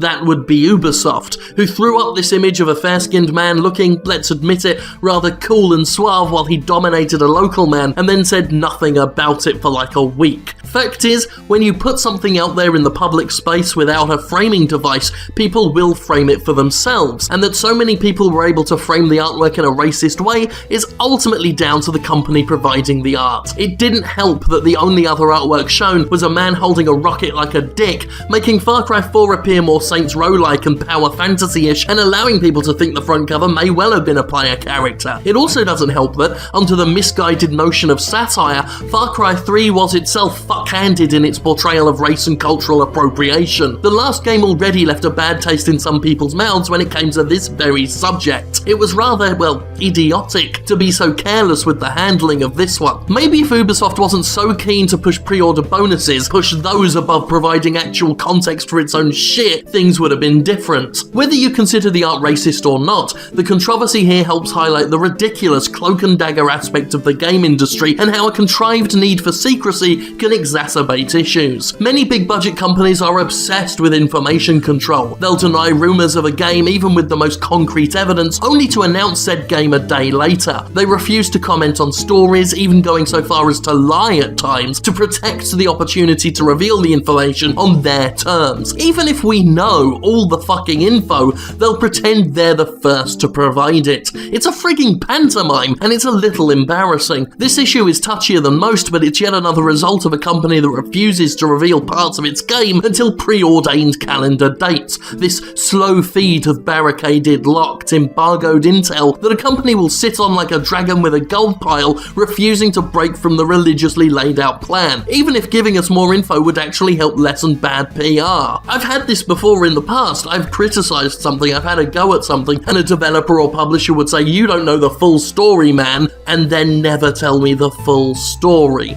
As if that is therefore my fault. No. If you don't give the full story, it's your fault that people don't know the full story. And as Nathan Grayson in his TMI column said, nobody was helped by what Ubisoft did. People got angry off quasi-baseless assumptions and potentially troubling racial imagery, and Ubisoft silently took a beating from those people, too busy talking pre-orders to address the issue until the moon was in just the right position and the publisher could drip feed more info. Do I think more information was needed before calling Far Cry 4 racist? Yeah. Do I blame those who jumped the gun and called it racist immediately? Not entirely. The largest portion of fault lies with Ubisoft and the greater issue of cloak and dagger bullshit with a refusal to engage with an angry audience. I find it funny that the company releasing Watch Dogs thinks that in a digital and connected world you can just bury your head and ignore shit. You can't do that these days, and if you are already on thin ice with racial depictions in your last game, you can't show this kind of imagery without framing it and expect everyone to find that hunky-dory. Sure, many will wait for more context, but not everybody owes Ubisoft that grace. And to those rolling their eyes at yet another controversy, look, games are important whether you like it or not. You know they're important because you're watching a web show for which all of games are the most serious of business. We can't cry foul about pre-orders, collector's editions, DRM or Mass Effect endings, and then write off the entire medium as just video games when the subject of the controversy makes us feel uncomfortable. By the same token, I'll agree with some Far Cry defenders that games themselves should have the power to make us all feel uncomfortable and should be free to tackle all manner of subjects, racism included, without being accused of being the thing that they're talking about. I do hope we don't end up confusing depictions of racism with promotions of racism, and at the same time I hope those doing the depicting know enough to make the distinction themselves. By all means, enjoy your right to tackle sensitive subjects. Just remember the key fucking word, guys. Sensitive. Speaking as the least racist man in the world, there was actually a scientific test that was conducted on me and they found that out. Obviously, I'm the man who knows exactly what's going on, and you should all listen to me, because I'm not racist. Well done, me. In fact, if anything can be taken from this whole story, it's that I'm not racist. And in fact, I'm less racist than any of you. So let's all congratulate me, Jim Sterling, the white man who isn't racist. Thank God for not racist me. I'm not racist. I'm recording this on a Tuesday. Jimquisition went up yesterday for me, even though this will go up Monday normal time. If anything massive happened on Wednesday, Thursday, Friday, Saturday or Sunday, and you're wondering why I've not covered it, that's why. It's okay though, because we're going to talk about a little game called Air Control, and you're really going to want to know about this one. Say hello to Air Control, the hottest new game on Steam. If by hot we mean a total load of shitting bollocks. If you thought Earth Year 2066 was bad, it's got nothing on this, and the tale of consumer contempt that comes along with it. From the first glance you can already see how bad this is, but it gets worse. It comes with all the usual trappings: copyright infringement, with assets and music taken without credit, assets taken from FPS Maker and Unity and thrown into the game without any alterations. There are multiple game modes, but if you want to go from one mode to another, you have to quit the game entirely, otherwise it will freeze and need closing from Task Manager. The game is so broken, it tells you in what passes for a tutorial, it's a bit of writing on a wall, what you need to do to try and fix graphical glitches because the dev couldn't be bothered to solve the problem itself. Multiple levels are nothing but Flappy Bird clones. If you die in the plane sections, you have to quit the entire game because restarting doesn't work and attempting to go to the main menu will lead to a crash. And the real punchline, the real kicker here, this is not early access like 2066 was.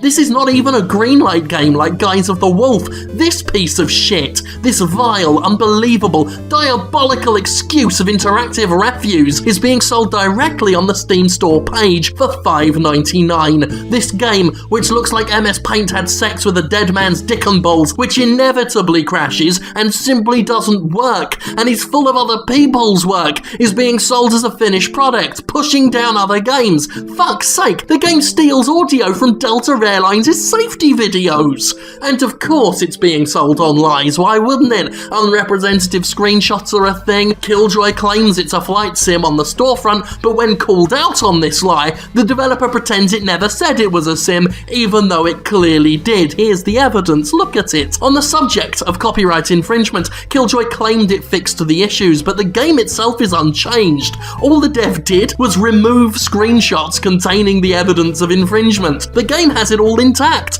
The developer is running its Steam community hub like a tin pot dictatorship. Anybody posting my YouTube videos on the game, for example, quickly have their posts deleted and may even be banned outright. Those posting positive reviews for the game are on the dev's friends list, obviously. The developer Killjoy Games is flagrantly abusing its position, mocking anybody saying the game doesn't run by claiming their PCs aren't powerful enough to handle it.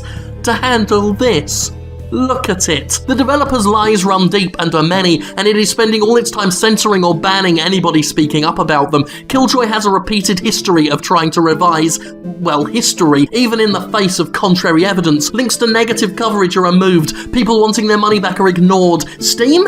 Well, it's done nothing for the week since it's been up. This is almost a repeat of how Muxwell handled year 2066, but with an inexplicably even worse game. While there's a lot more lying and open contempt on the part of Killjoy, I fully admit that if you've seen my video on 2066, a lot of this will sound familiar. However, I am now making a point to publicly shame these scummy assholes on an individual basis. When developers put out intellectual poison on Steam, then use the system's lax policing to try and make its own echo chamber while flipping customers off in the process, then I will fucking Muxwell them. Air Control is not just a bad game, it's as close as games get to a teddy bear full of glass shards, and Toys R Us wouldn't sell a teddy bear like that, much less let the manufacturer moderate its own fucking customer reviews. This is Air Control. As of the time of recording, it's on Steam being sold as a finished professional product. Its developer is an inveterate liar, and while some want to believe it's an elaborate Kaufman-esque satire of how easy it is to get shit on Steam, that doesn't change the fact it's being sold for actual money. As a parody, this could almost be funny. The game's certainly fucking demented enough to produce gasps of vaguely amused shock, but there's a line between satire and mimicry, and if you sell your satire on Steam, you're just being the thing you're making fun of, and that makes you a hypocrite. That's even if we believe that narrative, which I feel is just a case of naivete. No, more likely the person behind Air Control is a liar and a thief, an abuser of a system which requires trust in order to operate successfully. The product breaks laws and crosses ethical bounds, while the developer sits back and tries to cash in as much as it can before it's inevitably shut down. I am recording this earlier in the week than I usually do. By the time this goes up, Valve may have stepped in to remove the game. It may not have yet. It will, though. Clearly it will. Either way, this can't keep happening. I've been told Steam doesn't need quality control, but when Steam steps in to remove Earth Year 2066, that is quality control. It's just quality control that happens after the fact, later than it fucking should. And this situation is even worse than Year 2066 because it doesn't even carry the vague caveats that at least early access games can hide behind. This is fucked up. This is fucked up beyond common sense. I can say, without hyperbole, that Air Control is an absolute cancer, and Steam is getting riddled with it. It doesn't matter if you're AAA, if you're indie, if you're big, small, if you've got a team of 600, or if you're a solo man job. If you put shit on the internet and you want to charge for it, you're officially making a product and you will be criticised as such. There will be no mercy, there will be no quarter, because I am a video game reviewer on the internet. And for you, for you, I shall not weep. Thank God for me. Hello, Jim Sterling here. Apologies for the rather lo-fi intro. It is Sunday night at the moment, late Sunday night, and the episode's due in the morning, and everything's a bit last minute because of illness and some other things that have been really annoying lately for myself. But I'm okay, I'm feeling good, kind of. But anyway, the episode's fine, so just sit back and enjoy it and have a laugh. It's not about E3. So don't expect it to be. Apologies, but there's never any good E3 topics as far as I'm concerned. To be honest, I find the whole affair rather dull. So hopefully you enjoy this episode regardless. It's about time we called out the fucking YouTube fodder out there. The games that exist not to be entertaining, worthwhile experiences, but that seem to be made simply to be played by YouTube celebrities. Ever since Amnesia: The Dark Descent became a breakout hit thanks in part to viral videos of people yelling and screaming in terror at it, which was funny, once, the world of PC gaming has fucking flooded with games trying to follow in its footsteps. Slender got away with it a bit, though it really is little more than a haunted house attraction, but since then the shit's only gotten worse. Now you can't fucking move for games in which you collect random bits of paper while a monster pops up now and then that kills you if you look at it. Ooh. It's not even just small games like the woefully lame Hat Man here. Daylight, developed by the talented Zombie Studios and published by Atlas, is nothing but a Slender ripoff with Twitch TV commands built into it, specifically exposing its cynical design. These games have no story, no real gameplay. They exist simply to make the quasi-famous shriek and yell, usually in a scripted way, because no way is this shit actually scary, in the vain hope that the virality of the videos will drive sales. It's getting to the point where some games are actually compiling trailers consisting of YouTube celebrities screaming to sell themselves,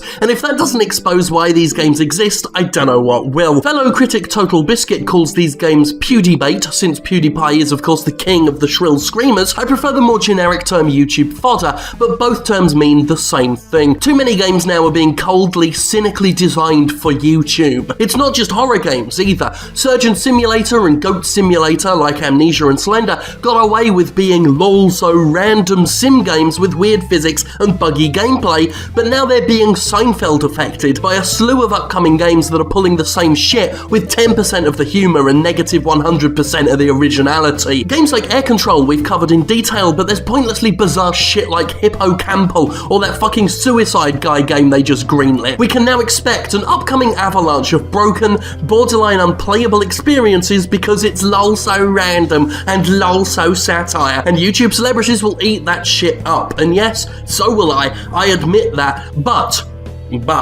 the truly funny fucking thing, making YouTube fodder doesn't even seem to fucking work. For all the exposure I allegedly gave Earth Year 2066, none of the publicity translated into tangible sales data. Looking at the player stats for the game, 2066's peak players of all time has never been more than 3. Nobody went out and bought it, not even to see if it was that bad.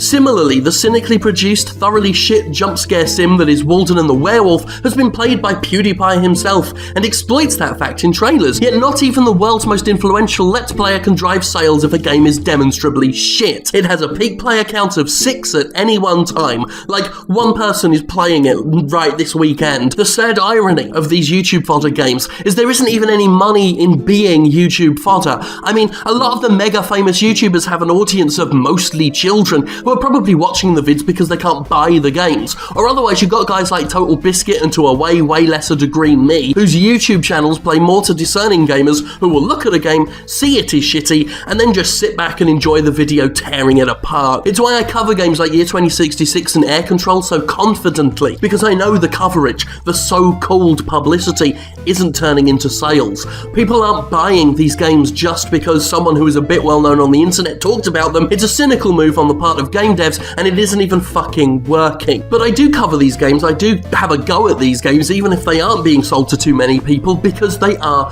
poison nonetheless. All these games do is take up space. They clog up the Steam storefront along with the 58,000 fucking putt-putt sequels, pushing down games that deserve to be there, making navigation a pain in the arse, and doing little more than giving some shrill guys online something to pretend to scream at. But if being online this long has taught me one thing, it's that people hate feeling like someone else got something over on them. So this video is to let the cynical, calculated game devs out there know, we see you.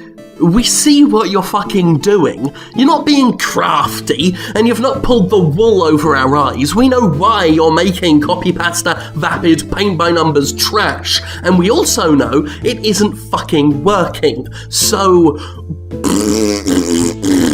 And that was that. How wonderful. I'm feeling quite sleepy now, so I'm gonna fuck off. But hope you had fun. Thank God for me, and all that shit. Have a good E3! Before we begin, my pick of E3, my winner of E3, Nintendo, the whole week live streaming gameplay, actual gameplay, which is what a company does when it's confident in its games and doesn't need to hide behind a wall of dishonest CGI trailers and heavily scripted demos and fucking vertical slices. Very well done to them. Plus, they've got a playable Zelda in Hyrule Warriors, which Koei can apparently do without going bankrupt. Amazing! Okay, time to talk about diverse protagonists in games again, and yes, I know some of you will roll your eyes and dribble SJW out of your mouths in protest, but this is happening because Ubisoft is being fucking ridiculous about the whole thing. 2 years ago, I covered the ridiculous default status of generic white male as the video game protagonist, and yet here we are in 2014, with Ubisoft not only clinging to what is rapidly becoming a dated ideal, but defending it with frankly pathetic excuses. First up, we have Assassin's Creed Unity, named so because its 4 co-op protagonists are apparently exactly the fucking same. 4 hooded dudes, not a woman or really anybody different among them, which looks conspicuous by itself. When called out on this, Ubi's excuse was a lack of resources. The dev said they had playable women listed as a feature to begin with, but scrapped it because they'd have to redo a lot of animation and get a woman voice actor, claiming it was an unfortunate reality of game development that Assassin's Creed, one of the biggest money-making franchises in the game world, cannot do what BioWare, Blizzard, fucking Dynasty Warriors is a megaforce, and Zombie Studios can do. This episode is not so much about the need for more protagonists who aren't the same old white men. We've covered that, and frankly, if devs want to go that route, let them be fucking obsolete. But the excuses, the pathetic, pitiful excuses, they gotta go, because I'm sick of companies thinking we're fucking stupid. In the AAA world, where companies will hemorrhage money with bloated budgets and massive dev teams, you cannot tell me that having a woman as a playable character is some Herculean task, especially when Ubi itself has female character models and voice actors, but simply elects to make none of them playable and would rather use those resources to create crying hostages in Rainbow Six. Fact of the matter is, I don't believe them for all their individual waving bits of grass they put in their games. I don't believe developers who cry poverty while making crazy profitable games full of corporate sponsorship who spends millions of dollars on new engines and huge animated crowd scenes, but apparently can't afford one more voice actor and some extra animations. This is Ubisoft. Ubisoft is fucking money. Ubisoft puts multiple teams on one game, and yet neither Assassin's Creed nor Far Cry 4 can have a woman character playable. Fuck off.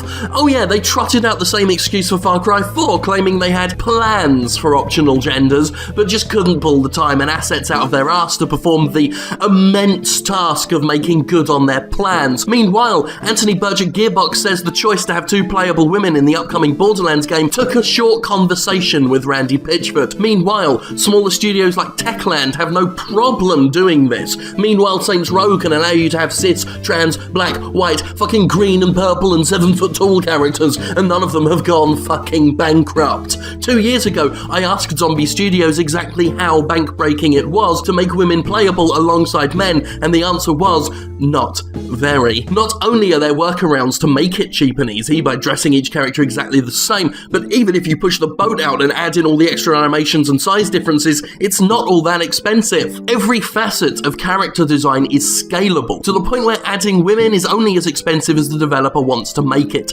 2 years ago, on this very show, I shared that bit of developer insight, and still developers are clinging to an excuse that, I'll say it plainly, is not fucking correct. Zombie also said that the growing amount of women playing games makes any cost worth it. I find it hilarious that this game industry is obsessed with expanding its audience, with appealing to a wider number of people. They say it all the fucking time, and yet that always translates to them just wanting more young white men and boys. You know, maybe if games worked harder to appeal to some other human fucking beings, they'd get the audience expansion they so desperately crave. Some gamers love to use the libertarian philosophy to justify these decisions. They say, let the market decide if it wants women characters, which could be a fair retort if game companies actually were letting the market decide. Companies like Ubisoft aren't even giving the market a chance to vote with its wallet. Other companies, if they do have female protagonists, well, it's said that they put like 50% of the marketing budget behind it that they'd put behind a different game, so we'll never know if more people would buy Assassin's Creed Unity if it were more representative, because Ubi isn't being more representative in the first place. Meanwhile, there are an awful lot of gamers on the social networks and in the peanut gallery saying they want more diverse characters in Ubisoft's games,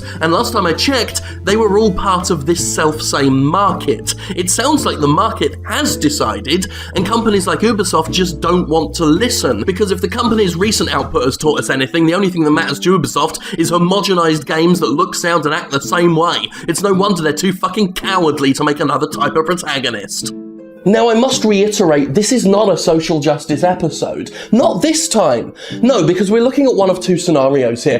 Either Ubisoft is lying to all of us, talking a massive pile of bullshit, because there's just so much evidence to the contrary of what Ubisoft is saying, that they're just serving us a load of shite and expecting us all to swallow it up. Basically, Ubisoft thinks we're all stupid. Or, it really is that expensive for them, and Ubisoft's development, the way they do things, is so bloated, so money hemorrhaging, that it literally is far too expensive to put a different type of protagonist in their games, which is fucked up and exemplary of the whole problem with the AAA Rube Goldberg development machine. So that's what we're looking at here, one of 2 issues, both of which are prime examples of industry bullshit and companies doing things wrong, which is what I do every week and normally get praised for, unless I talk about the social justice stuff. But this week, it isn't, because this is the kind of industry bullshit that I do every week, and no matter who you are, no matter what side of the fence you're on, you are being treated like an idiot. So don't stand for it, because you're not idiots. I don't think you're idiots. Ubisoft thinks you're idiots. Don't fucking stand for it. Thank God for me. Ubisoft's caught in controversy. Again, yes. This time over the PC version of Watch Dogs, after modders found a whole bunch of options that were edited out that made the game look way better, a lot closer to the E3 demo. A lot of people are asking why, Ubisoft saying it was for performance issues, and a lot of people online have shared many great opinions on the whole situation. However, I want to look at the bigger picture here. The fact of the matter is, Ubisoft has always been fucking shit when it comes to the PC market. And we're going to have a look at what isn't an exhaustive history, because we'd be here all day, but a very damning history nonetheless of Ubisoft's awful handling of PC gaming. Enjoy.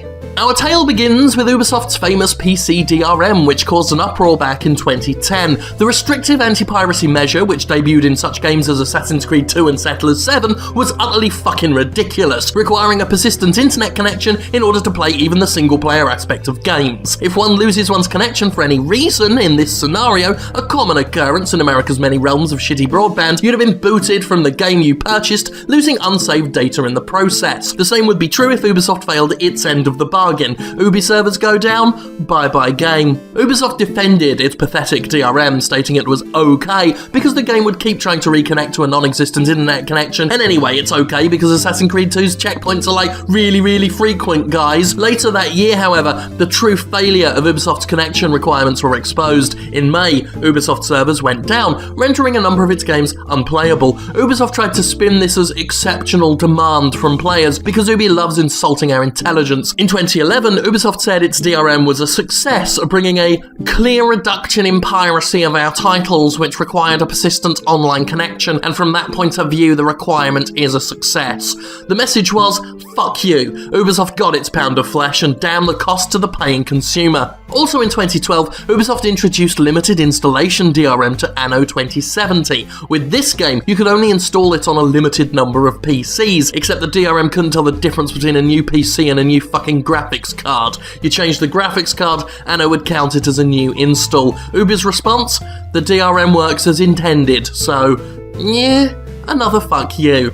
But wait, there's more! As well as DRM, Ubisoft has a history of stating outright contempt for PC users. In November of 2011, Ubisoft's Stanislas Metra mocked PC gamers for bitching about the lack of a PC version of I Am Alive, and had the nerve to blame piracy, stating, "There's so much piracy and so few people are paying for PC games that we have to precisely weigh it up against the cost of making it. If only 50,000 people buy the game, then it's not worth it." In the same month, producer Sebastian Arnault said PC wouldn't get Ghost Recon Future Soldier because of piracy, claiming, "We know that 95% of our consumers will pirate the game."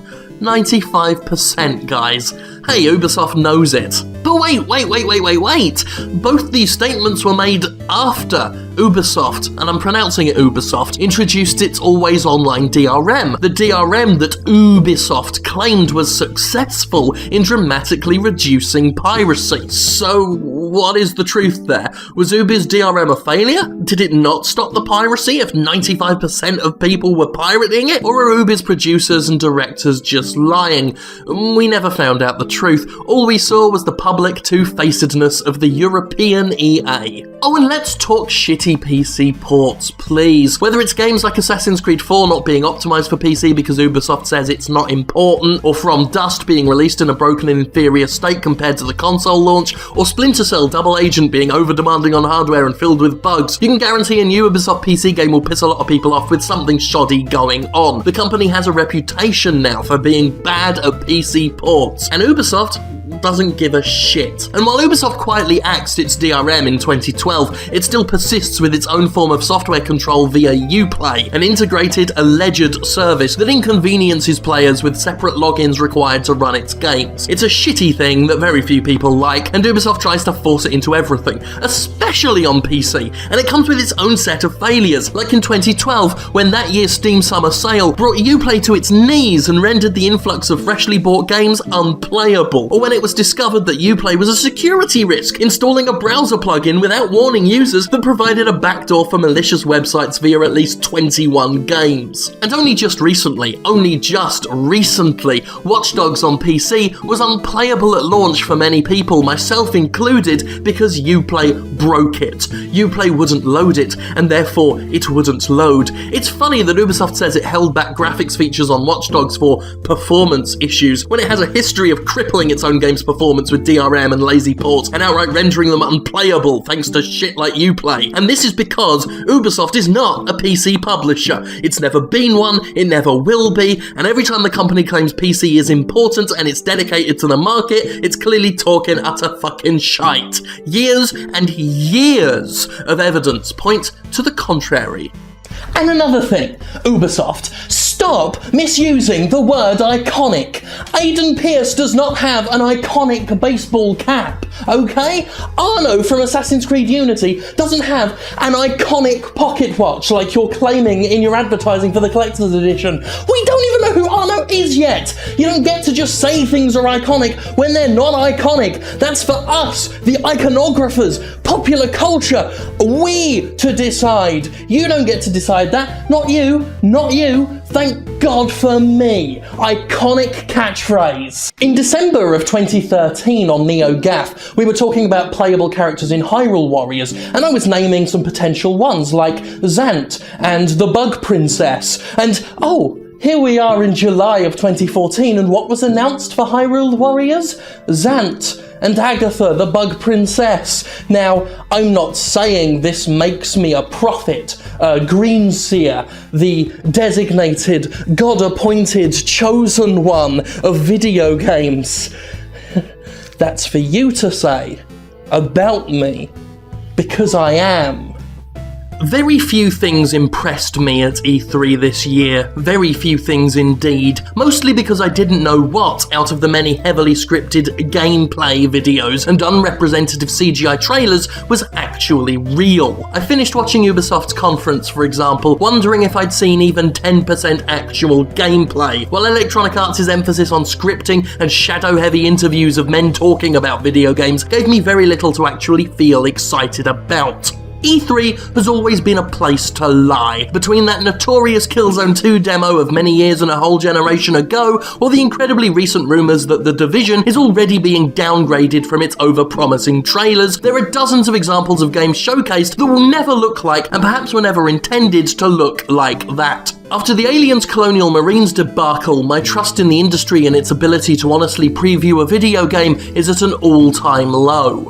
What truly gets me about the deception that goes on at shows like E3 and other preview events is that usually honesty doesn't hurt anybody. Most game consumers don't really care about ridiculously overly polished graphics. If they did, the engine recycling Call of Duty series wouldn't be as popular as it is. Graphics aren't unimportant, of course, but the emphasis placed on them by the industry is not, I feel, proportional to the regard consumers have for them. In fact, art direction over raw horsepower is really what makes a game look good, and I think when many gamers think a game looks amazing, it's not because some company spent millions of dollars on a cutting-edge engine, it's because they took what they had and made something visually interesting and evocative with it. For all its animations, games like Heavy Rain and Beyond really don't look that impressive at all. Meanwhile, games like Journey look absolutely beautiful. This art direction is why people adore the way Supergiant's Transistor looks. It's also why Gears of War 2, for all its big budget explosion, looks comparatively unattractive and will age badly. But anyway, the point I'm getting at is that, well, let's say Watch Dogs, for example, looks beautiful in its finished state. No, it really does. Even without the visual upgrades Ubisoft locked away in the PC code, it looks good. But people say it looks like shit now because it didn't live up to the promises, because we've seen examples of Watch Dogs looking better. Likewise, the final product of Killzone 2 was rather impressive, but again, it could never live up to the unrealistic expectations it set, and it made itself look worse as a result. I've made this point before. If you're truthful about the way your game looks, people will be far more impressed and forgiving with the finished product. If you lie, if you make your game look better than it is before it's out, people will start to say it looks terrible, even if it doesn't, because the human brain cannot expect one thing, get something inferior, and then process that in a forgiving way. Even Colonial Marines, as shit as it is, might have fared a little bit better if its promotional material wasn't so wholly unrepresentative of the final product. It still would have sucked, because it does, but it wouldn't have turned into a humiliating and lasting stain on Gearbox Software's track record. I mean, for fuck's sake, children's TV shows constantly reinforce the problems that arise when we lie to people, and yet grown-ass adults running businesses don't seem to get it, and even worse, think they can tell lies that will obviously be found out, and yet we won't ever notice. This is why Nintendo is earning so much respect from me at the moment, at least when it comes to showcasing its software. At E3, for example, Nintendo shrugged off the usual flashy press conference in favour of a more humble digital showcase, followed by 3 whole days of live streaming its gameplay from the E3 show floor. No hype, no guff, no lies. Just days and days of actual, real, genuine gameplay. E3 left me not knowing what the hell to think about the shit EA and Ubisoft were peddling. With Nintendo, I know exactly what I'm getting, with games like Bayonetta 2, Yoshi's Woolly World, and Hyrule Warriors, because Nintendo showed them to me. They actually showed them. It did more for my excitement levels than any pre-packaged plastic hype. I am actually hyped for Nintendo stuff because I was shown Nintendo stuff. Amazing how that works. Nintendo keeps doing this too, things like Nintendo Direct, where the executives speak pretty frankly about their games, even apologizing when they do have no gameplay to show. It keeps audiences engaged and Nintendo's games in our minds. While the Wii U may not be doing splendidly right now, I cannot fault Nintendo's confidence in its software and its commitment to showing gameplay free of lies and hype and pre-order grubbing bullshit. It's a strong declaration of confidence indeed, because ultimately, when you feel the need to perpetually lie or otherwise misrepresent your video games, you come across as a coward. You come off like you have zero confidence in your product. And if you're not confident in it, why the fuck should we be confident enough to pre-order the damn things, let alone buy them at launch? Don't lie about your games, guys. Sell them to us by showing them to us. Show us the games. Make us excited for the games on their own merit, and then when they come out, we won't be let down. That's how you sell a fucking video game. Now, a lot of what I'm saying in this video, I've said in many other different videos over the years, but sometimes it's nice to take all those scattered ideas and bring them together and to make a cohesive point. And yeah, some of this stuff I've been saying for years, and it's still relevant today, which is kind of sad. The fact that Jim Sterling remains relevant and on point and incisive is an indictment of the video game industry. It's up to you, game developers, publishers, make me obsolete. I want to be obsolete. It's terrible being this relevant in the modern world. It's awful for me being this correct and right and having everything I say turn out to be true, like the Bug Princess in Hyrule Warriors. That's a great responsibility on me. I don't want it. Free me from this. And thank God for me, the chosen one. A god am I! Bug Princess! Never forget. I realise for the past several weeks that I've been picking on Ubisoft quite a bit, and some of you may be getting a bit fatigued by that. So today we're going to have a complete change of tack, we're going to have a diversion of course, and we're going to rail on Electronic Arts and Ubisoft. In today's instalment of The Video Game Industry Thinks You're Stupid, we're going to talk about the snivelling apology cycle, a system whereby a game company does something shitty, defends the fuck out of it or otherwise ignores complaints, and then offers an insincere sorry just in time to sell you the next piece of crap. Originally simply called the Molyneux cycle, the system has expanded to become something far worse than a pathological overpromiser telling you Fable 2 was shit so you better buy Fable 3. Naturally, this is because so-called AAA publishers saw the routine and thought they could have a go at doing it too. Most recently, Electronic Arts was employing the tactic, because of course it was, saying Dungeon Keeper Mobile was a shame because the company didn't adequately appeal to those original fans of the game. CEO Andrew Wilson was all, oh, EA's learned its lesson, and says it'll strive to create value in its free-to-play games. Never mind the fact that EA still happily sold the fucking thing and still defended the thing to the hilt when it came out, and has showcased a history of disrespecting its own IP in the name of making a quick buck or conforming to trends. If EA cared about value, it wouldn't have done to Theme Park what it did to Dungeon Keeper, and it never apologised for Theme Park because the BBC didn't pick up the backlash on that one. Similarly, EA recently said Battlefield 4 was inexcusable. In this non-apology, we get to see exactly how much bollocks these guys took, with the aforementioned Wilson saying there was no excuse for the game's broken launch and shit online stability, while doing nothing nothing but excusing it, claiming the game was too ambitious for having its 64-player multiplayer, giant maps, 1080p, and its made-up Levolution bullshit. And again, this big grand show of humility is coming from a company that keeps doing it. It keeps launching its online games broken, it can't be trusted to fix things, and it believes offering a half-hearted mea culpa just before the next game comes out will solve things. We've seen it with SimCity, where we're told online was crucial and fucking required, and then later updated to be played without it. We've seen it with Diablo 3, with Blizzard defending its auction house to the death up to and shortly after the game's launch, only to turn around much later,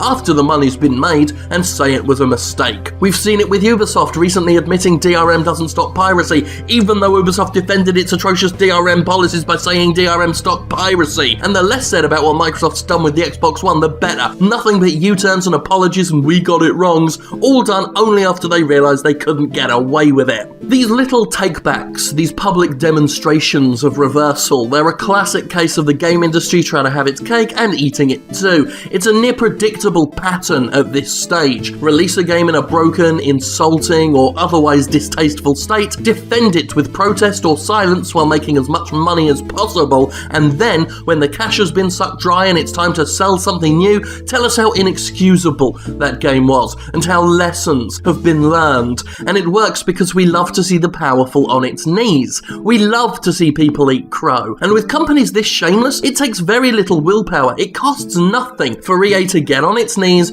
beg mercy, lie through its teeth, and falsify a sense of humility to try and win back vocal favour. These are companies that sold their dignity long ago. They have no problem acting like they're sorry even if they don't mean it. And they don't fucking mean it, because this wouldn't have become a traceable fucking pattern if they did. Usually, when you say sorry for something, you stop doing the thing. That's how being sorry works. You don't keep doing it in a cycle of perpetration and apology. It's easy to feel elated when Blizzard admits the auction house was shit. It feels great to have that I told you so moment. It feels like justice when EA finally admits Battlefield 4 was inexcusable. You'd been ranting about it all year after all, and finally they acknowledged it. But that's all they did. They still did the thing, they still made the cash, they're still not doing anything about it, and they'll still keep doing it. Words are wind, and I'm yet to see any publisher make a real actionable change based on the hundreds of little lessons they keep telling us they've learned. As I've said in the past, I'm a big fan of admitting one's wrongdoings, of apologising, and taking steps to make up for a transgression. This is not that, though. This is a major company wanting to shit on your face and apologise for it while still straining to shit on it some more. It's been happening a lot lately, and it's total friggin' bollocks. Don't fall for it, because once again, the game industry thinks you're a fucking idiot, and you're not. Hey, Barnaby, sit. Shush. What we do here is we're exploiting our dog for cheap applause at the end of the video. Hey, Barnaby. Oh, let's go back a bit. Lay down. There you go. Good boy. Good boy.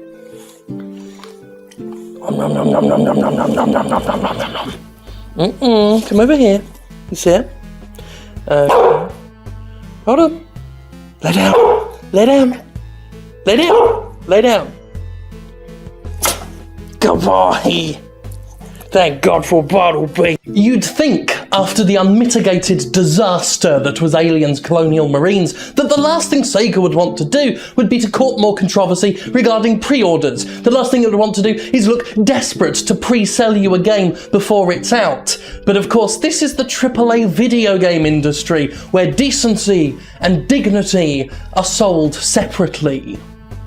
What kind of Alien game withholds Sigourney fucking Weaver for DLC? An Alien game made in today's pre-order hungry, content-flaying AAA industry, apparently. Alien Isolation is going to have stages based on the original movie with the original cast reprising original roles. And you have to either pre-order the game or wait for it to be sold separately to play it. And let's look at just how ridiculous a proposition that is, shall we? This is an Alien game, a game based on the classic sci-fi horror movie, selling content with Sigourney Weaver, Yaphet Kotto, Ian Holm, and everyone else fucking separately. If ever there's a more perfect example of how desperate and pathetic pre-order and DLC culture has become, I ain't seen it yet. An Alien game that sells the cast of Alien separately. That's like a Die Hard game withholding Bruce Willis, or a David Cage game without the pretentious Hollywood bullshit. Let's be perfectly clear here. That content should be part of the finished package. That's what you'd use to sell the finished package. And a few years ago, that's what would have happened. While sites like IGN fall over themselves to praise this content, I'm here, perhaps the biggest Alien fan in the industry, and there's no fucking way I'll be helping to encourage this. I will not pre-order a video game unless there's an actual chance of it selling out, and I will not purchase separately that which ought to be included in the full experience. Now we're going to open up the topic a bit more for a more general message. Fuck pre-orders. When we last talked about pre-orders, ironically in the wake of the dreadful Aliens Colonial Marines, I said my opinion was a little more relaxed than, say, Total Biscuit's hardline anti-pre-order stance. As the months have worn on, though, and the publisher's cloying attempts to secure pre-orders have gotten more in-your-face and obnoxious, I'm more and more tempted to join him and others in urging you to never pre-order another fucking game again. The only exceptions I'd have would be for certain Atlas or NIS games, you know, actual obscure titles with limited releases that you may legitimately be unable to obtain. Even then, in a digital age, the concept of an unobtainable game is almost completely gone. Pre-ordering is something people do with products that may sell out otherwise. For example, I pre-ordered this stupidly expensive Alien statue because it'll be gone by the time it actually comes out. There is absolutely no fucking way in hell that Alien Isolation, Far Cry 4, or Dragon Age Inquisition will actually be unable to be found on their launch days. Even ignoring the fact they'll all be downloadable, there will be an abundance of physical copies.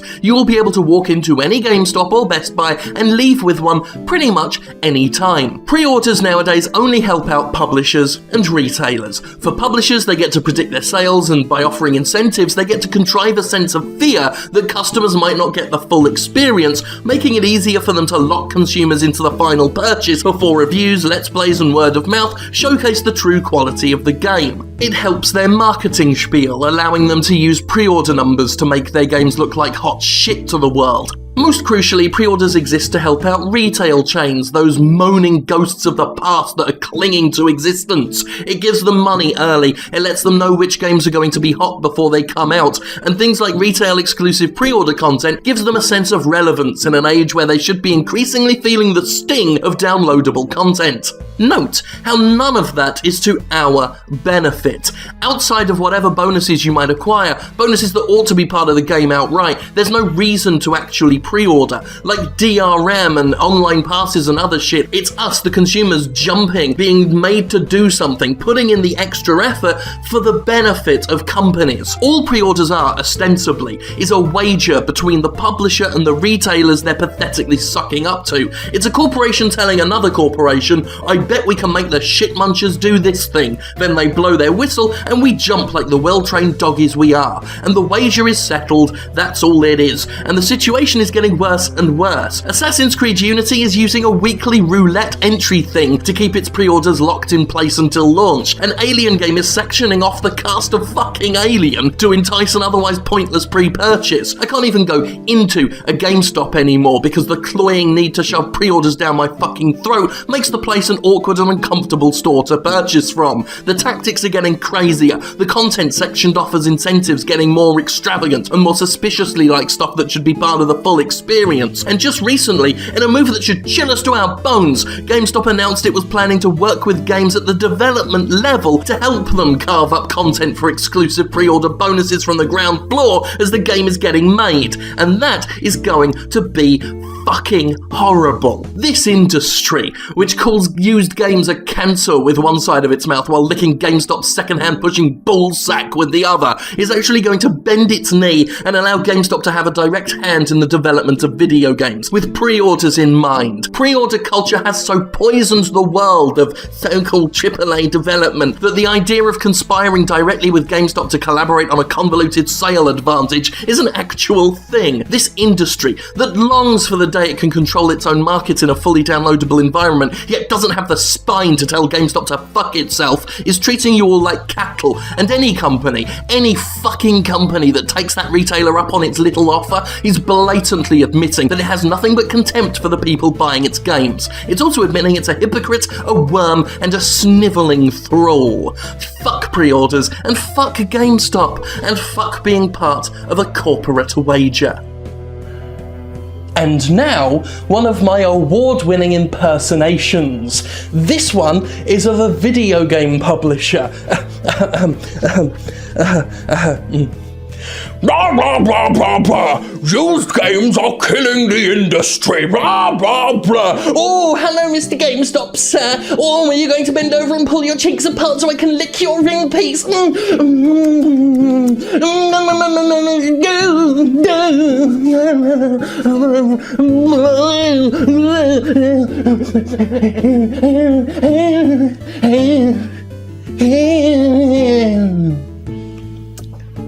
Thank you. Thank you. And thank God for me. Jimquisition regularly spawns conflict, debate, argument, discussion, and that's good. You know, Jimquisitions aren't made to be universally agreed with. I'm not presenting myself as some sort of overbearing dictator. You know, I don't come here every week and tell you what to do and think. But this week, you see, I'm wearing a pink tie that was anonymously sent to me from Hong Kong. It's really not a long length. I need a long length, which is why there's that little bit here. But it is two pink, like light pink and dark pink, with a little black square at the bottom. It's very classy. It was anonymously sent to me from Hong Kong. Thank you. And you don't have an anonymous Hong Kong double pink tie, so you don't win any debate this week. I do, and I will brook no discourse. Thank you.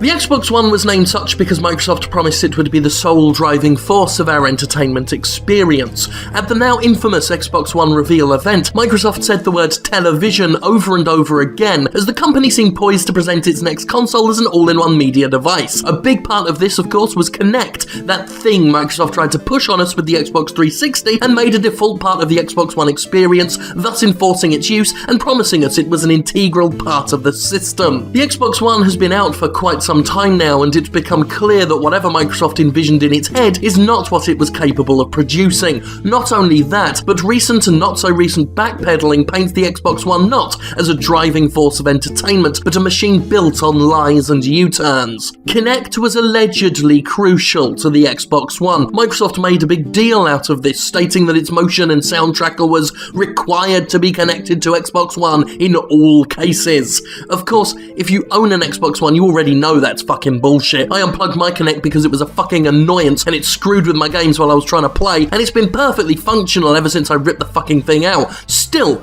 the MS corporate line from day one was that Kinect was integral and important, so much so that it felt confident charging $100 more than the PS4 for its inclusion. So much so that companies like Harmonix went all in on a Kinect-powered game because, hey, everyone buying an Xbox One will have a Kinect, it's no longer an optional, forgettable peripheral. Until Microsoft recently made it an optional, forgettable peripheral. Yup, throwing Harmonix under the bus and more or less admitting it will lie about any of its products to hawk them. I mean, we know it, but it's always nice to get an admittance. Microsoft's crucial, required Kinect is suddenly very disposable. Using the old choice line, Microsoft has graciously allowed new customers to choose a cheaper Xbox One without the NSA wet dream machine, which is awesome because fuck Kinect, but it is also kind of annoying because Microsoft gets to admit it lied directly to our faces, but basks in the good press of a cheaper system. A system it sold at $100 markup based entirely on fucking lies. As for Xbox One's promise of being a television superpower, well, after months of allegedly shitty management, Xbox's plans for original TV programming, Xbox Entertainment Studios, has ended after what some call an ambitious foray by shutting down, after producing a documentary and an upcoming Halo show. After snubbing the actual video game sector of its business in its bid to turn Xbox One into something supposedly superior, the Xbox division has been crawling back to it this year, repositioning its press conferences to showcase games and promising to focus more on them now. And some applaud them for this, quick to forget how much bullshit led us to the company showboating its so-called commitment to video games. The Xbox One was built on a base of absolute crap. Let us never forget the shit that it tried to pull from the very beginning with that always online DRM attempt. Let us remember that, as with Kinect, a persistent 24/7 connection to the internet was supposed to be impossible to not have on the Xbox One. It was crucial to functionality, and you can't just flip a switch to patch it out. Until Microsoft suddenly did, after defending its DRM, after saying it was necessary, saying it was the future. Microsoft more or less admitted to lying by flipping that switch and patching it out. Look, I'm all for admitting one's mistakes and fixing them. What I'm not for is passive admittance of dishonesty without an apology. Worse, admittance coupled with an attempt to look heroic. Microsoft's removal of Kinect came with Phil Spencer proudly touting Microsoft's commitment to customer choice. Not once did he say, "Oh, and sorry about lying to our early adopters and sorry about lying to the developers who supported Kinect." Never has Microsoft said sorry for treating us like fucking idiots over its online DRM spin doctoring. Ultimately, until we get that, there's no way I'm inclined to feel grateful for the recent favours Microsoft's doing us. And all this leads to the only conclusion a sane person can have. The Xbox One is a failure. Now, it might make money, and there are reports that the Kinectless Xbox One is doing well, and that's cool because good studios are making games for it and competition in the market can be a good thing. Fine. But from the standpoint of what the Xbox One was meant to be, the amount of shameless U-turns it's seen, and the mediocre console it has become, the One is a fuck-up. This always online, always Kinect-powered, all-in-one media hub was stripped down after backpedaling and cloying to become that thing you play Titanfall on. And some may find me ungrateful because, frankly, the Xbox One has finally become the kind of console I can appreciate, but I'm not appreciating it. I don't appreciate it because, personal issues with its UI and downloads and shitty installs aside, I don't like being lied to. Repeatedly lied to, before having the admittance of guilt presented as an act of nobility and splendour. The Xbox One was built on lies and failure and terrible execution. I'm not saying that impugns the quality of its game or makes it a worthless machine, but I'm saying I'm not about to praise it for doing the bare minimum required to maybe provide a worthwhile purchase after chatting shit for months and months. I, for one, will never be able to quite forget that. What you also don't have is this, a portrait of Mysterio from Spider-Man as a baller, which was painted for me by British graffiti artist Chio, and was sent to my PO box and is awesome. So you also don't win arguments because of that. You probably don't win next week's or the week's afters because of that, or any future episode because of that. So thank God for me, and thank God for me stereo. That was a pun. I'm brilliant at puns. Awesome. I'm great. Good episode. Good episode. Today we're going to be doing an episode about shitty behaviour from independent developers, and I should point out, not all indie devs. In fact, this episode should come with a caveat to begin with, where I echo the sentiments of developers like Ashton Reyes, who, in response to some of this behaviour we're going to talk about, pointed out that this just makes everybody look bad.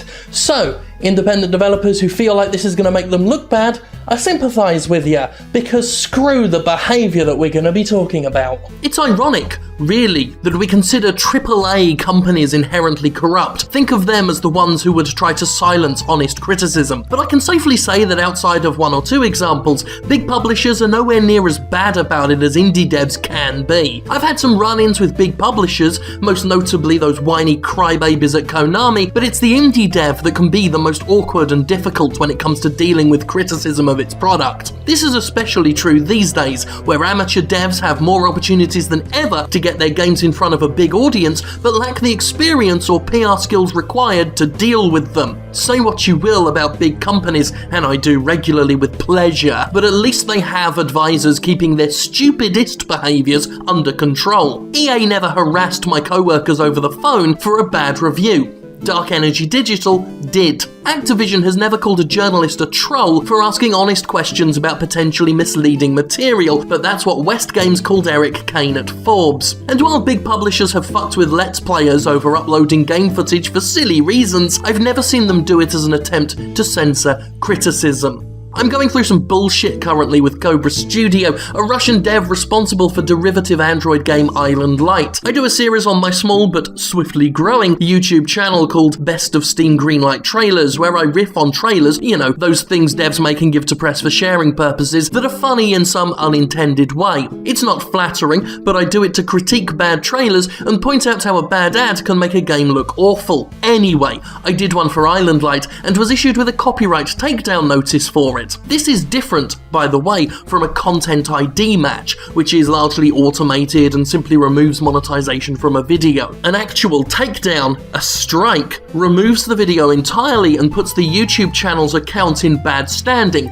risking the entire channel's closure and forcing the person struck to waste their time dealing with litigation. This is all done without the channel getting to defend itself first. That has to come after. Basically, some devs see this as a quick and dirty way to remove reviews they don't like, and the funny thing is, they don't seem to understand that it doesn't fucking work. Total Biscuit can tell you all about that. Last year, he was issued a takedown notice for his review of Day 1 Gary's Incident. He tore the game to shreds, quite rightly, for being shit. And while Game Studio responded by running to teacher with tears in its eyes, reporting the reviewer's stolen content to YouTube, TB, being influential as fuck, quickly shared the news with his fans, and the incident became reported on news sites and the dev was humiliated. The Streisand effect, which posits that attempts to bury bad publicity only amplifies it, was in full force. Many hadn't heard about Gary's Incident before then, but now they knew it as a laughing stock. While it may feel cathartic to have a video torn down from the public eye because it made fun of your shitty game, the long-term effect so far has only ever proven to be bad for the dev, who only gets negative publicity that does not translate into game sales. Something else Total Biscuit can tell ya. And devs don't fucking learn. After day one, a second dev tried to pull that shit, with developer Fun Creators taking down Biscuit's review of Guise of the Wolf. Can you guess what happened? The same fucking thing. Guise of the Wolf is now synonymous with the petulance of its developer. Other Let's Players and reviewers played it and mocked the shit out of it, and above all, Total Biscuit got his review back. He got his review of Gary's Incident back, and even better, he got a fuck ton of free exposure out of the deal, while the developers who tried to silence him walked away with nothing. No prize for them, save embarrassment and scorn. Thanks for playing, better luck next time. And this latest incident, the one I'm in, is going the same way. Cobra's behaviour is doing the rounds on Reddit. Guys like Nerdcubed and Total Biscuit have shared the incident with their fans. Thanks guys. And the studio got exposed for its own ironic copyright infringement, with Steam users exposing how Island Light's logo was taken from some existing art found as the first result on Google image search. The first result? How lazy can you get? Its Greenlight page is flooded with negative comments, which Cobra is currently trying to censor, but people are screenshotting evidence of that because, again, let's say it loud and clear, censoring criticism does not fucking work. You can delete the comments as much as you want, but it's too fucking late. Maybe you thought, because my YouTube channel is relatively new and still rather small, you'd get away with it where those who tackled the Titan of TB failed. Unfortunately, it would appear you may not have realised who you fucked with, and you may have underestimated the gaming community's distaste for censorship. Oh dear, Cobra, you done fucked up. And I am going to crush you. I can understand why indie devs can be so protective. Smaller games are made on a more intimate scale and will intrinsically be more personal to the creator. Even some of the truly shit ones have had blood and sweat and tears poured into them, and I get why it would hurt to have someone call it shit. But if it's shit, it's fucking shit. And you gotta deal with it. Censoring criticism, running to mommy and yelling no fair, not only makes you a corrupting individual, perhaps worse than any EA or Activision, it exposes you for a fool with an aptitude for career suicide, and serves to only benefit the critic, who you bet will milk what you did for all it's worth, see this episode, and ensure you'll be known only for your bratty behaviour and awful lack of game-making talent. Ultimately, we who value free criticism will win. You, who would hide as cowards behind YouTube's exploitable and poorly managed litigation system, will lose. You will lose every fucking time, one way or another. It is a fallacy to believe that all publicity is good publicity. Where are Wild Game Studios now? Huh? Where are Fun Creators now? Nowhere. You do not become famous by starting shit with a media personality. You do not make your name by trying to censor a critic. All you guarantee at the very best is that you will be a small cautionary tale in the novel of somebody else's sterling career. As for you, Cobra Studio, well, when people say the name Jim Sterling, they think of Jim Sterling. When people say the name of Cobra Studio, they think of Jim Sterling. Temporarily, before they turn away from you and cast their eyes up to the heavens, where they will stare gratefully into the cosmos, and they will all, in unison, in grateful unison, they will all thank God for me. Not you, you pricks. Hello, friends. This week's episode was recorded for last week, but because of the whole Island Light thing, I thought it best to postpone it.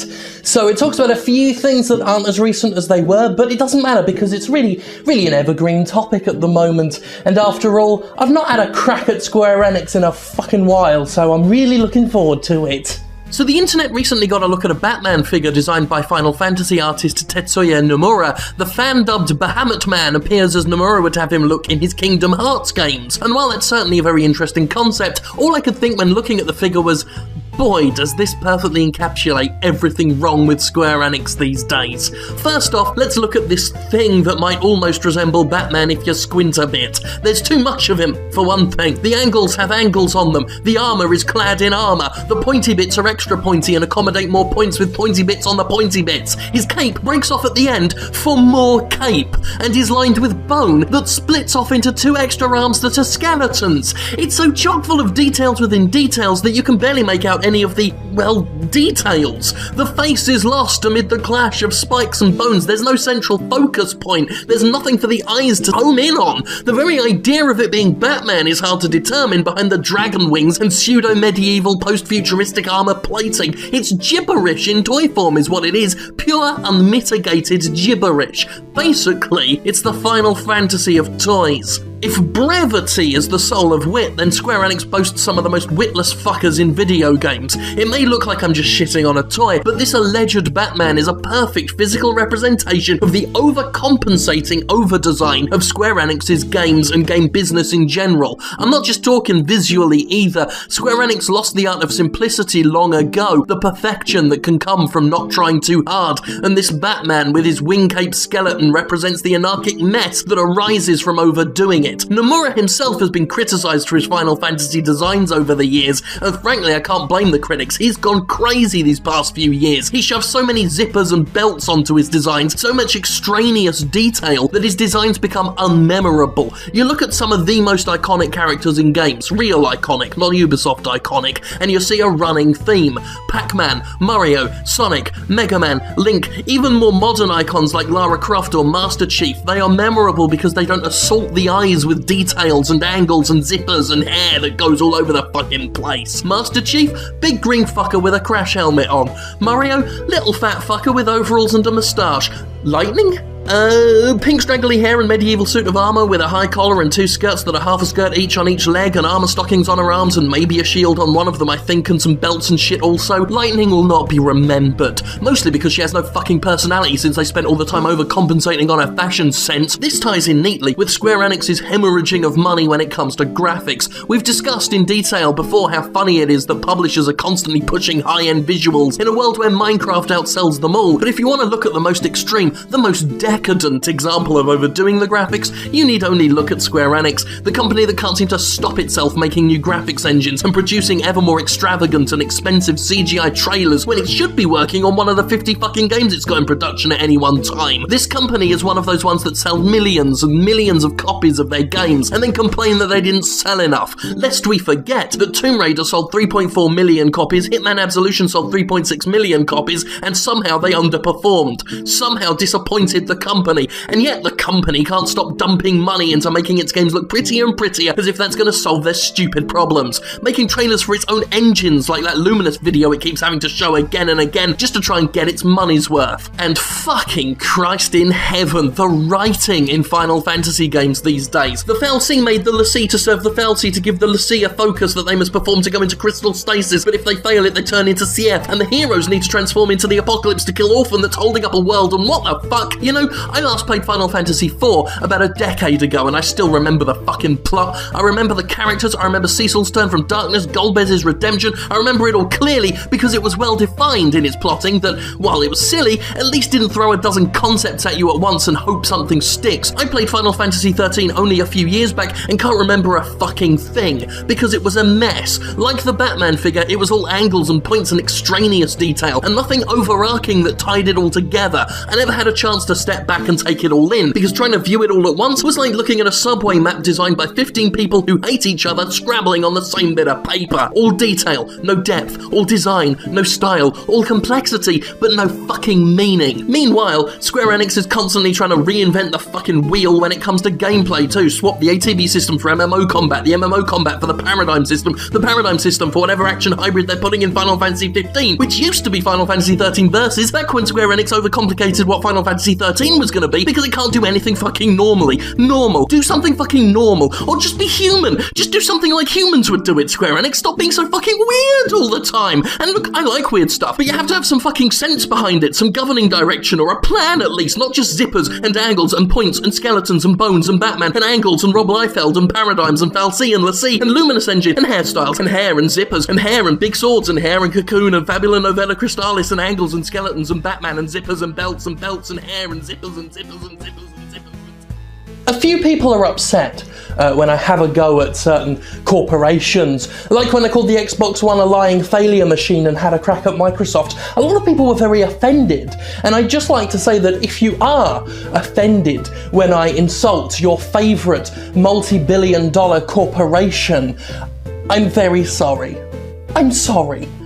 I'm so sorry, and I hope you'll forgive me, and I hope that these multinational corps can get over what I've done to them, and that you'll be their best friend, and you'll go with them on little friends picnics.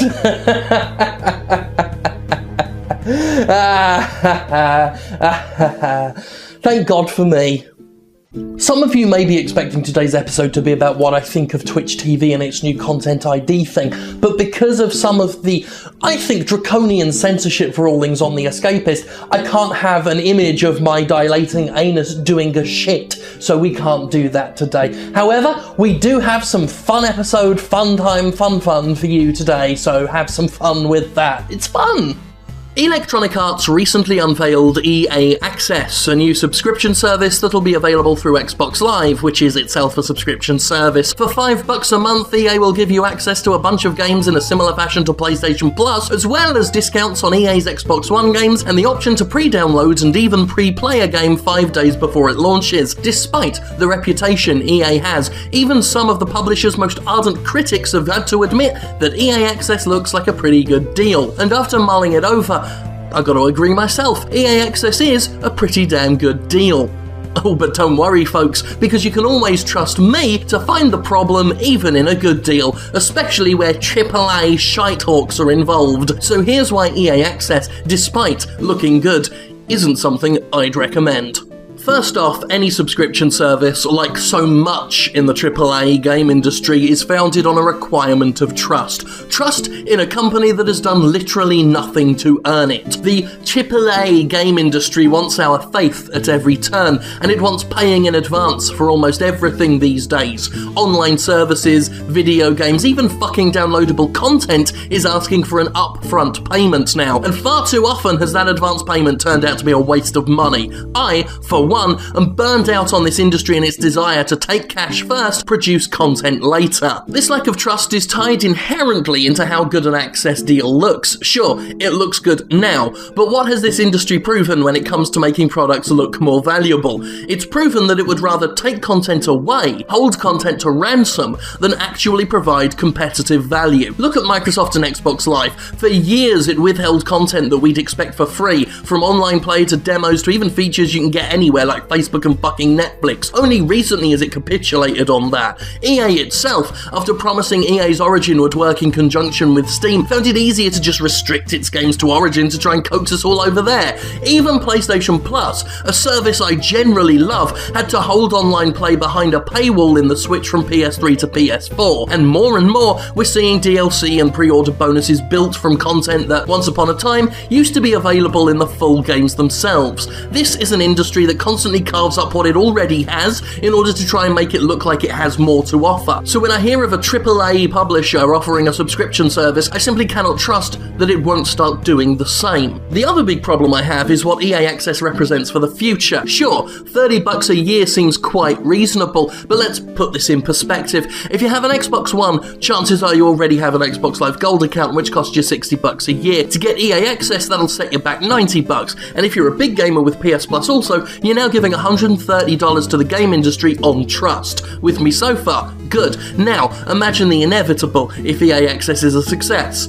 Ubisoft. There's no way in fucking hell that if EA Access works, Ubisoft won't jump with its tongue hanging out at the chance to cut itself off a slice of the cake. In fact, I'd be shocked if Ubisoft doesn't try and pull something like this in the next few years. Activision already gave it a go with Call of Duty Elite, and I'm sure there are tons of publishers who adore the idea of taking more of our money, since we've already learned that all of the money is just not enough money for the AAA game industry. In an earlier Jimquisition, I already detailed how many fucking accounts I have with publishers already, all of them offering their own proprietary fucking services. It won't take much for them to add little fees on top. When I look at EA Access, I can't see it simply for what it currently is. I see a future where every publisher has its own fucking subscription account, its own $30 a year, all clawing and scraping for the last drop of blood in our wallets. And when you combine it with publishers' predilection for ransoming their content, the future looks grimmer, because what happens when it starts costing several $100 to subscribe to everything, and gamers start getting picky? What happens when publishers start needing to compete with each other to make their service look the most attractive? Oh, and let's not forget,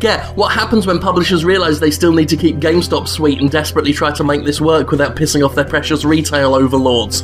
We already know the answer. The carving up of existing content to make it look like there's more to go around. It's what they fucking do. And once they've carved all the content, once you literally cannot get a complete experience without subscribing, what happens then? Well, fuck you is what happens then, because the game industry has proven time and time again that if it's a choice between having all of the money that you could possibly have and not saying fuck you to the consumer's gonna get the big F you. Call me skeptical, call me a fearmonger if you must. You know, this is all speculation, there's no evidence that this is all gonna happen yet, I mean, apart from all of the historical evidence that's there. But as far as I'm concerned, I'm gonna give this EA Access a wide berth until it's proven that EA can do this, well, without being EA.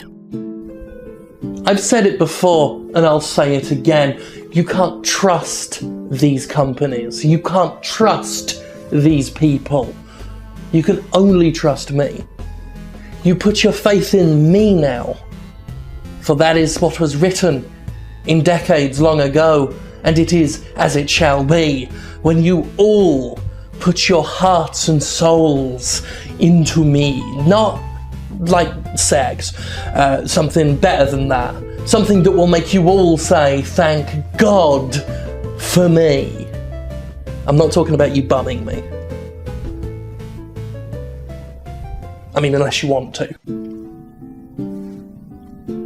I am now fully convinced that I am some sort of blessed star child, a form of alien, superior life form come down to share his wisdom with ye all. Let's look at the evidence. I offhandedly suggest that the Bug Princess could be a playable character in Hyrule Warriors. A few months later, it's confirmed that the Bug Princess is a playable character in Hyrule Warriors. I suggest, as a joke, that Capcom should remake Resident Evil for PS4 and Xbox One because that's all Capcom ever does.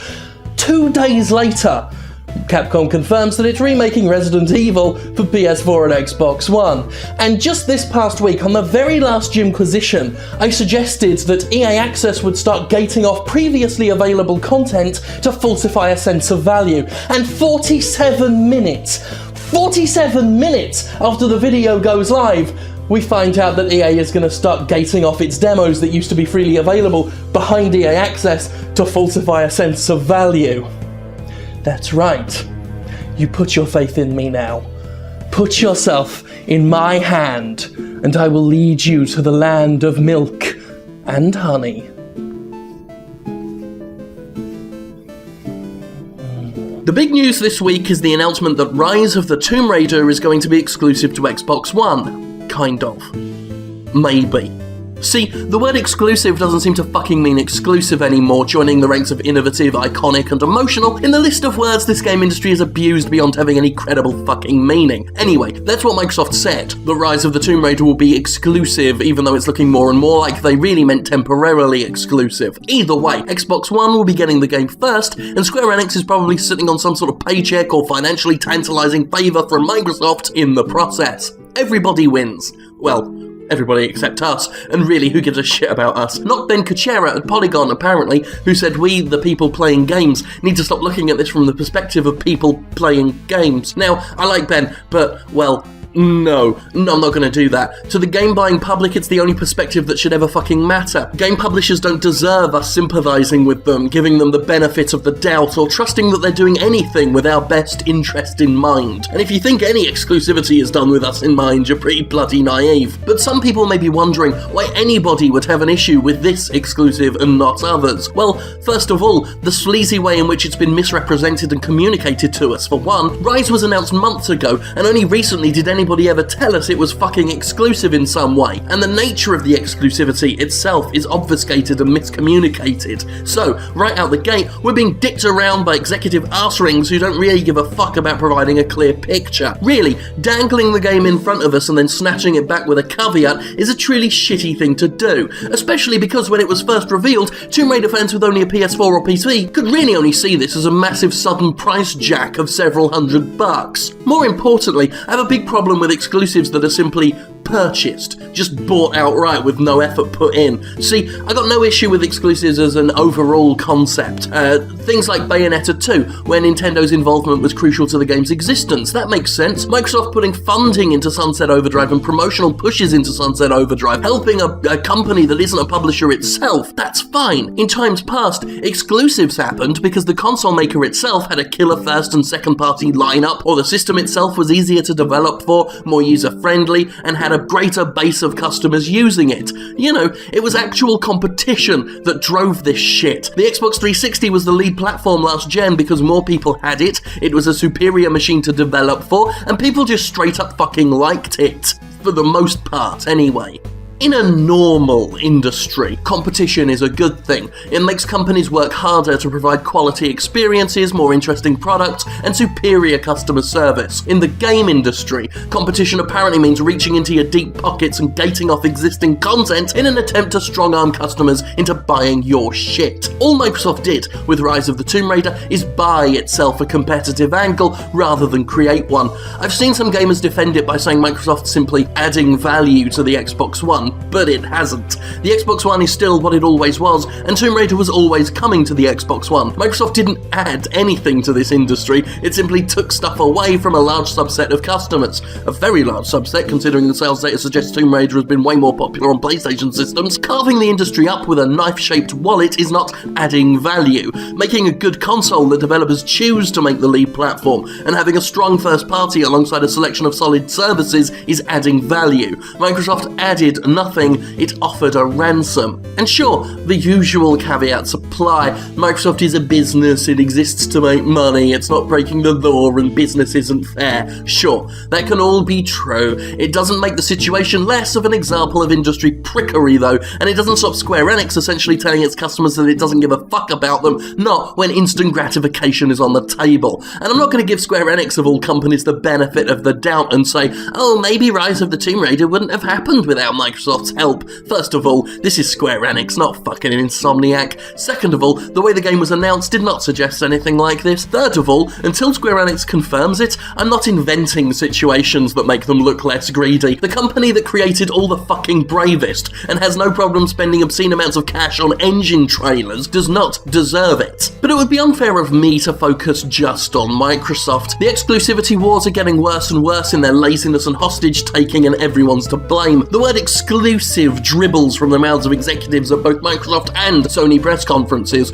and these days, where it's such a financially stupid idea for a third party to stick to one console, we're seeing the same situation we've been seeing with pre-order DLC and further DLC exploitation. We're seeing content sliced away from the main game and offered through exterior means as a method of falsifying a sense of value. Sony's been doing this a lot lately, getting itself exclusive DLC from third parties because nobody can commit their game exclusively, but everybody sure as shit fine with cutting their games into pieces. Pre-order bonuses, DLC plans, and now console exclusive content. It's all getting confusing and alienating to people who religiously follow the industry, let alone the casual buyer, and none of it is adding new value to the game industry. None of it is helping us. It's all making the medium of video games poorer, as companies would rather hobble their products than put in the extra effort to make something valuable on its own merits. I miss the days of competition leading to clever ideas and actual effort being put into things. The exclusivity wars have absolutely ruined that idea. Now, it's about how many hands can be shaken behind closed doors, how much money you can throw at a problem, and how much you can divide and take away, not how much you can add.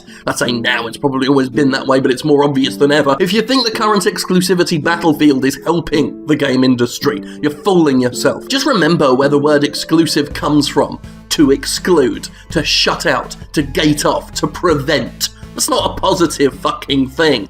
And in some other me-winning news, I just found out this past week that Cobra Studio, the makers of Island Light, have finally released their copyright claim on my channel. You know, we talked about Island Light a few weeks back and how they tried to censor me with a copyright strike. Yeah, they've given up on that. I win again. Thank God for me.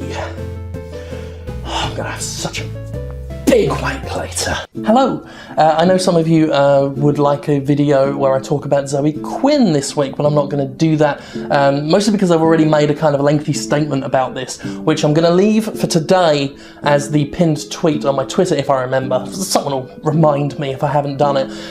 So you can go and look at that if you've not seen it already. Lays out what I think, really, and some of the topics in there, the only topics I feel are actually pertinent to what I discuss on this kind of show. I am interested in revisiting in a show later, much later down the road, when I can discuss it without all the emotional stuff attached to it and all the shitstorming, all the arguing and the fighting, and I can just look at the concept of the proximity between developers and press. So that'll be an interesting and fun thing to look at, I think, one day, but not right now when things are just not interesting and fun, they're just horrible. And with that in mind, I decided I'd do one of the rare happier Jimquisitions this week, just something to make us sort of feel a bit more positive about gaming and stuff, just because I personally think, after everything that's been said, that's the positive thing to do. So that's what we're going to do. If you watch this show, you follow the industry fairly closely, I imagine, and therefore you tend to get exposed to some pretty depressing stuff. You get to hear publishers spewing utter bullshit and exposing how little they care about games. You get to hear those within the system tell us that the $60 per title, big budget, AAA game industry is the only way of doing things, the right way of doing things. So cough up the dough, and don't you dare pirate anything, because you're all fucking thieves and this game needs to sell 5 million copies to please the shareholders. You have a front row ticket to the latest large controversy, the newest backlash, the biggest full-scale argument / war zone, and don't forget all the new layoffs that happen every other week. Lately, I've not been feeling great about it. Any of it. That's why I think it's important that we remember one thing. Legend of Grimrock actually happened, and that's fucking cool. Games like Legend of Grimrock allow me to think that the world isn't quite the way those in power want it to be. It lets me know that gamers don't just want what the major publishers tell them they want. It makes me think, at least for a time, that everything in the industry is going to be okay. Legend of Grimrock is everything the mainstream industry shies away from. It's a humbly priced, DRM-free, single-player, incredibly old-fashioned, challenging, lengthy dungeon crawl sprawling role-playing game. It's the kind of thing that your Ubisofts and Activisions wouldn't dare to touch. In fact, it's everything that they tell us isn't successful. It's the kind of thing an analyst would gleefully ring the death knell for. Yet Almost Human was able to pay for its dev costs several times over with the first game, and is in the midst of developing a bigger, better sequel. It bitterly amuses me when some executive-ass parrot declares that single-player is dead, or that a game has to follow in Call of Duty's footsteps in order to succeed. Sure, if you're going to have a bloated budget and blow millions of dollars on ridiculous marketing campaigns, then you probably do need to be afraid of any sort of tangible risk or contributing meaningfully to the medium. Meanwhile, a bunch of other developers are making a killing by seeing the gaps in the market left by the trundling behemoths in the AAA sector, and they're humiliating the competition by managing their budgets, pricing accordingly, and giving people the kind of games they really have been asking for. The problem with big publishers is the problem with corporations in general. They like doing things a certain way, and vehemently fight anything that challenges their complacent little universes. This is, of course, why things like Soper tried to get pushed through, and why the MPAA once said that VHS cassettes would destroy the movie industry. Corporations hate things that could change the way the world operates, and would rather destroy any threat to the status quo than adapt and change. In the video game industry, this leads to publishers sticking rigidly to certain business models, certain types of games, and certain franchises, like a child that tells a funny joke and then repeats it in the hopes of generating the same amount of laughter. A video game publisher that sees one successful game will attempt to emulate it almost to the letter. That's why, even with used games as a thing and with digital sales growing in popularity, publishers still charge $60 for retail games and would rather throw extra charges at the consumers than adapt and attempt to compete with the market itself. But fuck those assholes, because Journey exists, because Transistor exists, and how can we let the vultures of the industry get us down when games like that can happen? To their credit, Microsoft, Sony and Nintendo are at least starting to recognise the value of indies, some more than most, and are using these smaller, cleverer games to fill the gaping holes in their lineup. And Tearaway exists. Fucking Tearaway. Look at Tearaway.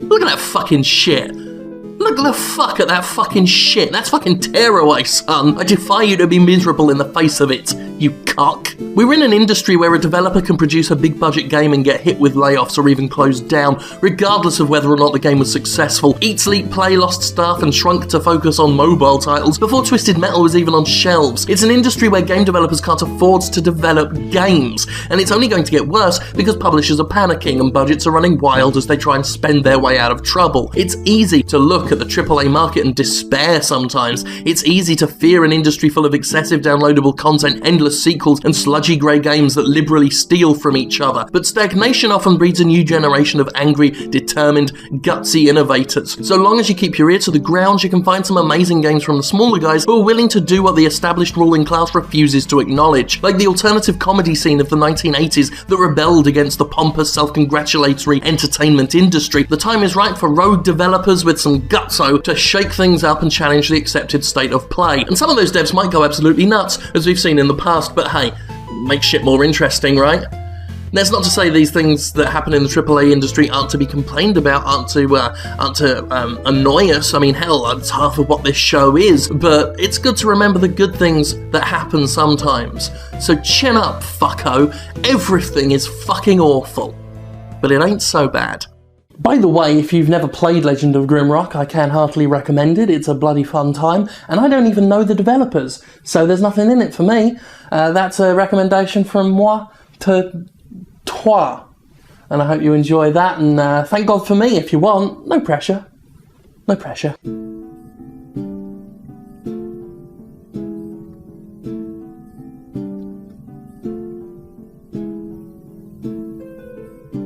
People are still out of their fucking minds. This past week, YouTuber JonTron and developer Tim Schafer got into a bit of a dust-up over female representation in games, leading to the former's fans starting up a hashtag #IStandWithJonTron. I thought that was funny. I mean, he got into an argument with the developer, he's not Rosa fucking Parks. Anyway, I had fun with the idea and did a silly tag of my own, I stand with Ganondorf, because if anyone needs our support, it's him. As a result, I got called an SJW, fighting on the SJW side. Social justice warrior is a term that may at one point have been meant to insult radical individuals, but it's become so abused and exploited, it doesn't really get to mean much anymore. It's become a catch-all term for person I disagree with. I've been called an SJW quite a bit lately because I've argued that it's a good idea, business-wise as well as socially, for games to be more inclusive. I've always tried to argue these points rationally and calmly, and when it comes to issues of gender, race and sexuality, I'm pretty fucking lukewarm by design. I'm not always successful in that endeavour, sometimes I get a bit overbearing with all sorts of topics, sure, but I try not to be. Nevertheless, here I am on a list of SJWs that you must avoid at all costs for having what are really quite moderate views. Look, if I'm so bad, your world must be absolutely tiny. There are terrible extremists on both ends of the spectrum, I won't deny that. There are radicals so blinded by a hatred of men, they despise trans women more than anybody. But if you label everybody you have even the slightest disagreement with an SJW, you're really just showing that you're an extremist yourself. I'm reminded of how many people attack me for being a fan of Anita Sarkeesian because I said she doesn't deserve to be harassed and that her fame is a direct result of people who hate her bringing her up all the time. People hate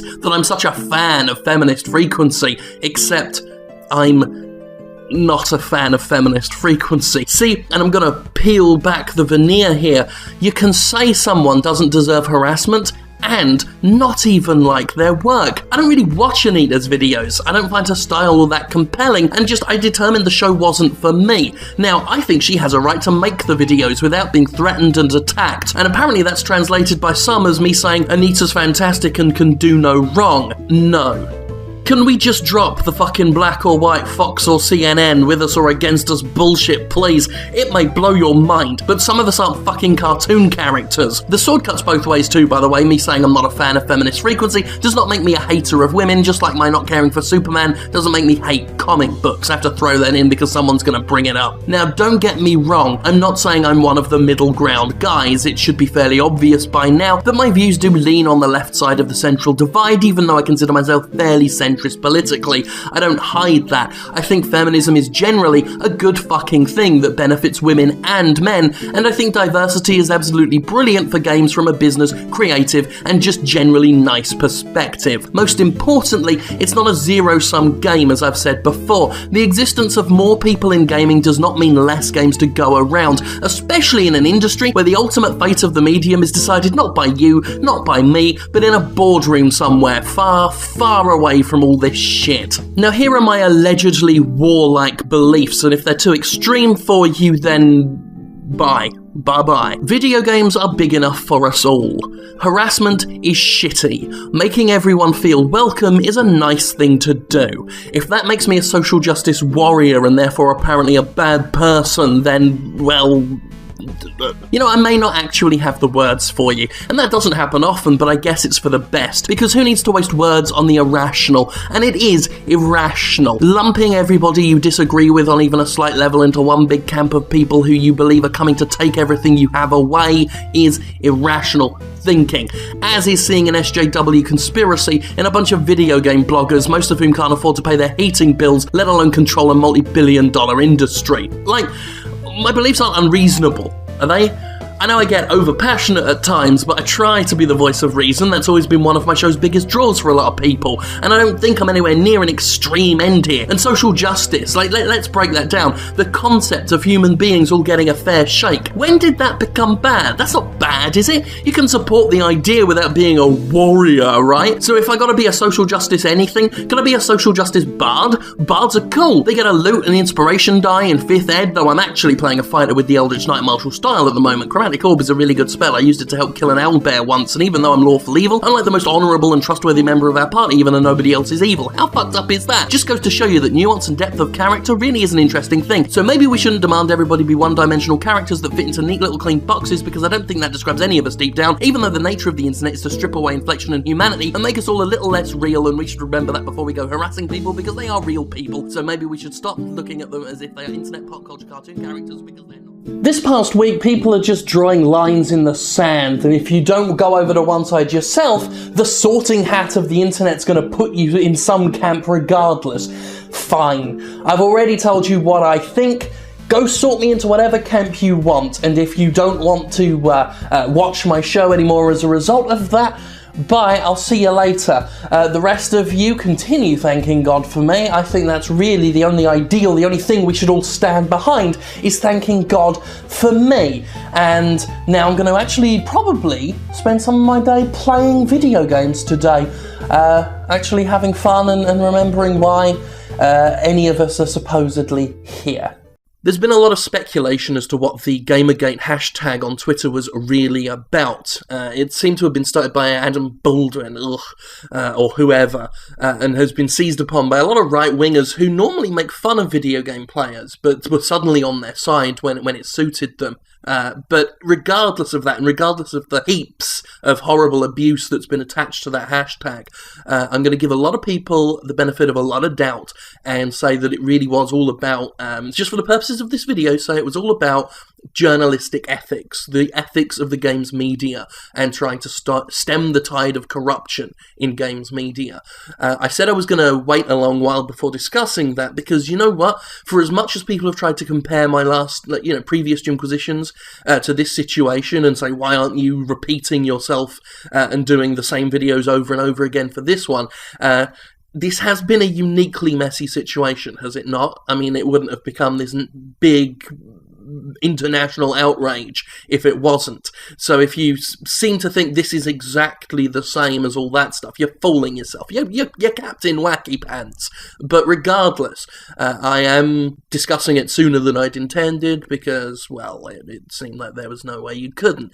So that's what we're doing. And again, if this is really all about ethics in journalism and all that kind of stuff, giving people the benefit of the doubt. So let's have that discussion, and let's make it a discussion, okay?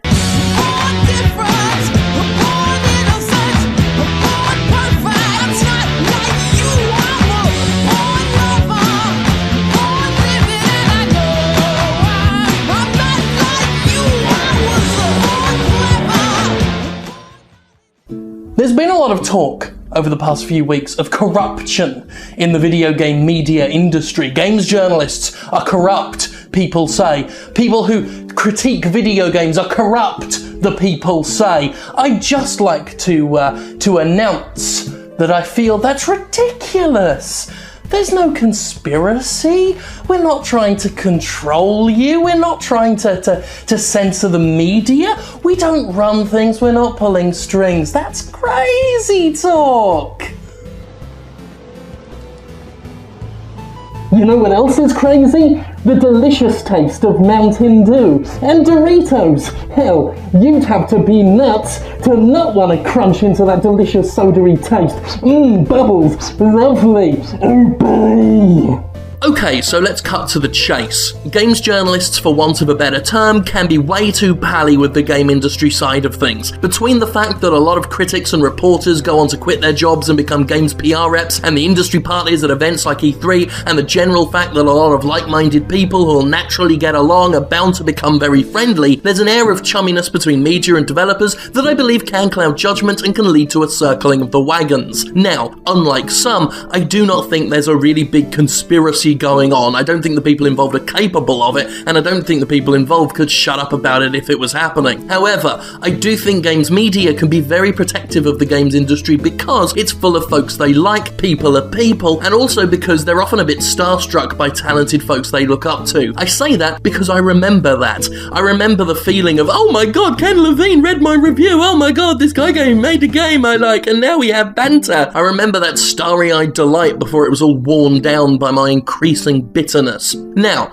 as I said back when we talked about YouTubers doing paid videos for companies like Microsoft, I don't think it's inherently a problem, provided the readers are fully armed with the details. See, I don't believe simply being friendly with folks is enough to truly affect coverage with most honest critics. I knew a guy who worked hard on the rubbish MMORPG, for example, before tearing it apart, and I was pretty publicly pally with Mikey Newman and used to work with Anthony Birch from Gearbox, and we all know what I think of colonial marines, and I don't talk to Mikey no more. But there is always potential for a conflict of interest, and I feel that so long as the audience knows it's there, they can make an informed decision. I said that about YouTubers, and the same applies to more traditional media. But some distance will always be good. I don't do E3 or publisher-paid travel or review events or previews anymore, not since the last big kerfuffle, and I'd love for more critics to do the same because most of that stuff's a racket. And I'd like to see more reform that focuses on disclosure, if only for the sake that being more open and less aloof will help stop a lot of conspiracy theory. With journos sometimes gleefully dropping mysterious and vague sentiments on Twitter, like we saw before the PS4 came out, it makes a lot of them look way more connected and in the know than they actually are. There's this air of silly mystery surrounding games media that makes it look conspiratorial and shady, when the truth is, all of us, be as critic, reporter, YouTuber, whatever, we're all just gamers. Yes, gamers, who got fucking lucky and have some talent required to maintain an audience. The us versus them adversarial mentality that's been brewing between journalists and the audience for years, not just recently, has been a bit ludicrous, and I've been part of it before, I'll admit that. It's quick to write off gamers as hysterical sometimes, it's easy to do that sometimes, to focus on Dante having black hair in DMC, and not field more legitimate complaints about frame rate and other things that Devil May Cry fans might have. I'm guilty on that count. Likewise though, there is a lot of hysteria among the community that has a sad tendency to drown out legitimacy. Sonic's legs are too long. So on one side of the fence, we have a gaming media that can be overly dismissive of its audience, and an audience with enough people in it being crazy to make that dismissal way too easy. Which brings me to a point that is, no matter how much you may hate it, unavoidable in the current climate. Everything I've said so far is aimed at rational and good folks who genuinely do just want to see a better standard of game reporting. But be aware that the amount of harassment and abuse that circled this debate is absolutely contemptible, and has only served to totally undermine and discredit the notion that this is all about ethics. When good writers, freelancers who are totally outside the PR spin and hobnobbery of most traditional media are driven out of the industry, we all fucking lose. Jen Frank, who willingly disclosed her potential bias, Matty Bryce, who was never afraid to tell other games media people that they were fucking bullshit. Driving unique voices out of this industry is the opposite of what gamers ought to be doing, and the fact that so many of them have been women is not a good fucking sign at all. And if you're part of the Gamergate movement and you genuinely care about ethics and inclusivity and other decent issues, you should be condemning the venom that's co-opting your cause rather than cling to a not all gamers argument. I realise this video inadequately discusses all the hundreds of things going on with Gamergate. There's more I want to say, but I get 10 minutes every Monday and I'm doing my best to focus on what I think actually matters in all of this. I leave you with what I posted on NeoGAF this past week in a thread asking what results we might like to see coming off the back of this more than 3-week long fucking disaster. I am hoping that a lot of poisoned blood is being let out, with much of the anger and outrage going back and forth between parties. I'd also love harassment to stop. People need to just stop with that. We can disagree and have a discussion, or we can fling shit at the walls. One leads to resolution, or at least a stimulating debate. One just smells of poo. A lot of the reason I've been hesitant to touch any of these issues lately is because I don't want something I say to lead to the harm of others. I've often seen things I agree with on Twitter over the years, and I don't retweet them anymore because it sometimes leads to further harassment of the people saying the stuff, and that just sucks. It sucks bad. And I won't say it's a purely gamer issue. It's an issue with the internet and its often dehumanizing effects, and I wish we could all remember that everyone's human. Going hand in hand with that, I'd like games media to be more open to criticism and open in general. Peel back some of the unnecessary mystery that makes the business look more sexy and conspiratorial than it actually is. The trouble is, we've got this awful feedback loop going on now. Harassment doesn't deserve an intellectual engagement, but some people get so frustrated by dismissal, they get nasty, and the nastiness only leads to further dismissal, and then we end up in this circular chicken-egg situation. More disclosure is important. I'm not against friendships within the industry. It's natural. I have them. I don't hide them. I actually just consulted with The Escapist on a new overhaul to its ethics policy, and it discusses some of this. I think they're going to go about things the right way. Games bloggers, writers, whatevers should be open with their audience, and that can be tough because of the aforementioned nastiness, but it can be done. I try to do it myself, and I've managed to do it with minimal hair tearing. Overall, what I really want what I've always wanted. Reason, rationality, and believable expectations. There shouldn't be an us versus them. We could all make these discussions so valuable if we tried. You cannot be 100% objective, but you can be honest and open. You can't be 100% okay with everything you read online, but you can express your not okayness without trying to ruin a life. And we can't be 100% perfect, but we cannot be dickheads.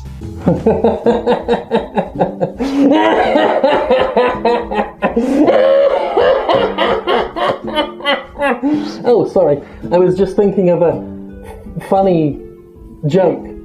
The idea that we're not corrupt and trying to control your minds via games blogs. That's a funny joke. Ha ha ha.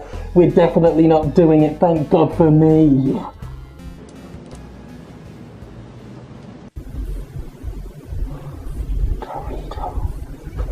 It's September, which is the beginning of the big review season, which means I'm about to enjoy 12 weeks roughly of being told that my personal opinions are too subjective, that I'm paid off by companies, and that I'm too the bias. I can't wait.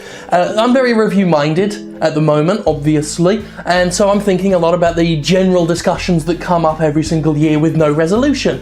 Here's one of them: review embargoes. The idea that a company gives you a game to review and then requests that you hold off on publishing the review until a set date. There's some back and forth on whether this is a good or a bad thing, and so please enjoy this, my quasi-defense of review embargoes, with a few big caveats. It's assumed by default that the closer a review embargo lifts to a game's release date, the more a publisher thinks its game is shit and is going to get critically panned. While that may be true in some cases, it's not the standard attitude.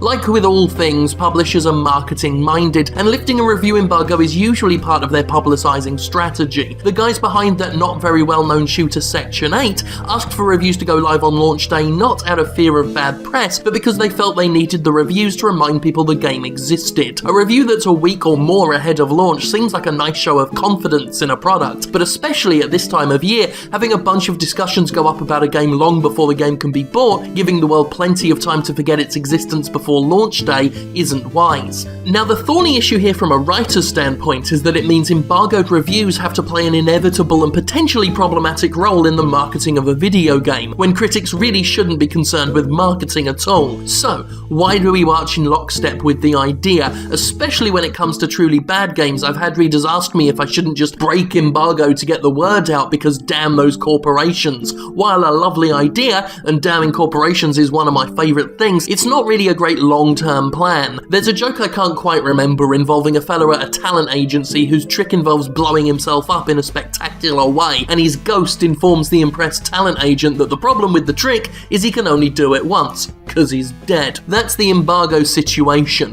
While, unless one signs an NDA, an embargo can be broken with no legal implications. Good luck trying to get review copies the same time as everyone else ever again. It's a quick way to get shut totally out, so if I were to ever do it, it'd have to be the most spectacularly awful game I've ever played, and it'll take some doing to beat Air Control. I can only do the trick once. At least by adhering to the current system, I get to inform you of a game's shittiness at the earliest possible moment, and hell, many of you just get angry at me for telling you a AAA game is shit anyway, so no harm, no foul, right? There's another bonus too. Embargoes even the playing field, meaning nobody's rushing in a bid to be first, or at least be part of the discussion while it's still hot and relevant. Not feeling that pressure is always going to lead to a better review, with a writer that can just concentrate fully on the game and not on getting things out of the way ASAP. Especially this time of year when so many games are clawing for a critic's attention, a sense of structure with well-placed universal deadlines can be a huge load off. Of course, embargoes, like anything else, can be misused too. First of all, embargoes that are used to shut some publications out and give others an edge is just, well, shitty. A world-exclusive review is something that has never rubbed me the right way. Even if it's not the case, it looks suspicious. Like some deal was put in place, some favour was curried. Again, even if it's not the case. I've been offered exclusive reviews in the past in exchange for a prominent fixture on a publication's front page. Something we do for reviews anyway, but it's not something we should use as currency, and I've always and will always refuse that whole exclusive review offer. It's shady, and being complicit in stopping other outlets from sharing their reviews alongside yours so you get a grace period to set the tenor of discussion is just yuck. Yuckity yuck yuck. Then there are embargoes that lift without you having had any time with the fucking game. As someone with a bit of a reputation for being harsh with criticism, I have to be a bit suspicious sometimes when I see other outlets get a game and I have to wait for a few days. But if publishers truly think limiting a reviewer's time with a game is a good idea, they ought to think again. As I've said before, having a good amount of time with a game sans pressure always leads to better reviews, and stressing a critic out and giving them even tighter deadlines at a time of the year where there are many other games trying to pull the same shit is just bad for fucking everyone: reader, publisher, developer, and reviewer. There are companies that understand that, with the likes of Deep Silver and Nintendo often giving reviewers up to a month of advanced playtime. Then there's Activision, who will give out code on launch day, or Konami, who used to give them out like a week after fucking launch before they blacklisted me and didn't send any, because Konami is Konami and doesn't know what the fuck it's doing. And using an embargo to try and coax us into attending review events, that can fuck right off. Like exclusive reviews, I will always refuse a review event. Just as I said that publishers putting a stressful embargo on a reviewer is a bad idea, so too is putting them in a swanky hotel with free helicopter rides when they're there to review a game, going in the opposite direction. An unduly, unnaturally positive atmosphere, rather than the critic's natural habitat, is manipulative and I won't play into it. But companies try and pressure reviewers by saying they won't have physical copies of the game until launch, meaning they'll miss embargo. That's shit, and don't do it, please. None of us believe that you don't have the copies. You're just trying to strong-arm us into going to your magic hotel. So that's embargoes for you anyway. They're like dildos, useful and relaxing when used properly, but utilise them recklessly and you might accidentally shit on the carpet. I think there's a fly in here. I don't know, I was filming and I saw it out the corner of my eye. It could be one of those eye floater things.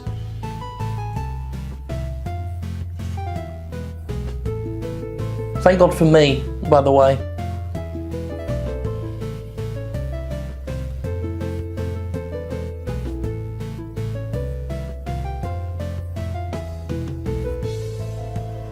Must have imagined things.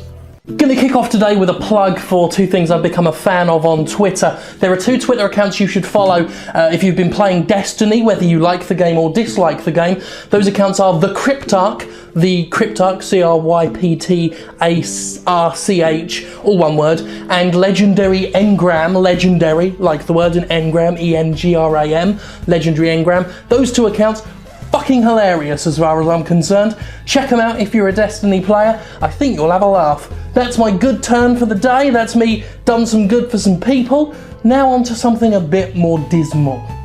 I've covered a few instances of Steam becoming a dumping ground for broken, shitty and otherwise intellectually offensive games in the past. Titles like Air Control and Earth Year 2066 have spilled onto the storefront like so much refuse from a burst sewage pipe, but there's one particular publisher that is itself a massive fucking cesspool of bubbling liquid shit, and long-time Steam users have started to recognise its name popping up more and more and more. I'm talking about what may well be the king of the horrible Steam game publishers, Strategy First. It's getting to the point where if you end up seeing a dated, barely working, unfinished looking piece of putrid crap on the Steam storefront, there's a better than decent chance that Strategy First will be attached as publisher. Let's look at some of the classics it's farted out into the gaming public in just the past few months. We have the legendarily awful Alpha Xylon, a broken game that's so imbalanced I'm convinced you literally cannot beat the second level, a game that raised eyebrows due to appearing, well, if not racist, then at least fucking fucked up.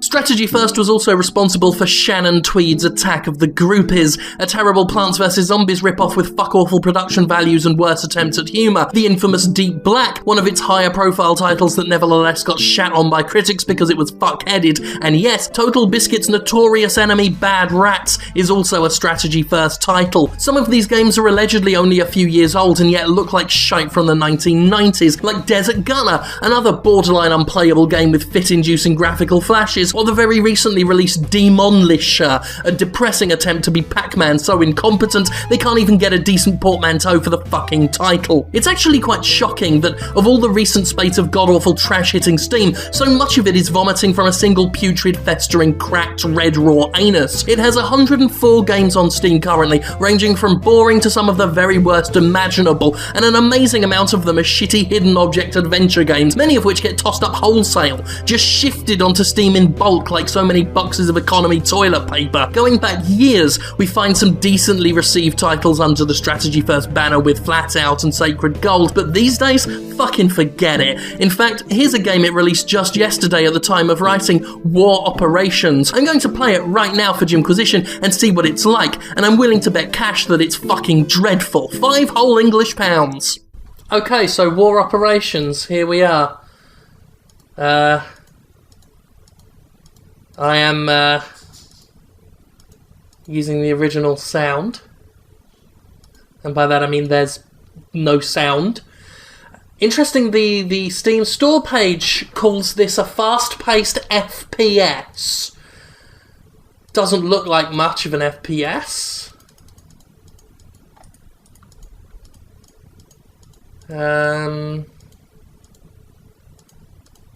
Okay.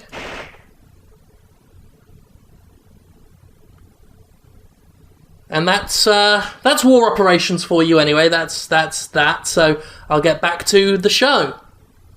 I'll take my £5 now. As with previous episodes on shitty Steam games, this is more a case of simple consumer awareness than making any overarching point. People are starting to wise up to Strategy First and keeping an eye out for its name attached to any project. Since it's an official publisher, there's no greenlight process for this company. They get to put whatever the fuck they like on the store and do so with such frequency that they contribute to the saturation of the market and the further obscurity of other, better games. While not responsible for all of the worst titles, its contribution to the industry is a remarkable volume of pure rubbish. Terrible audiovisual production, bugs and glitches, zero gameplay balance, archaic mechanics, all of these are the hallmarks of the average Strat First game. And they put new games up every few fucking days too. 2 games released September 18th, 3 games released September 16th, 1 on the 12th, 3 separate Ford Street fucking racing games on the 9th. Just drivel after drivel after drivel. Companies like Strategy First are less video game publishers and more vectors of poison, pumping the market full of noxious slop. And like all the best poisons, it comes off as harmless at first,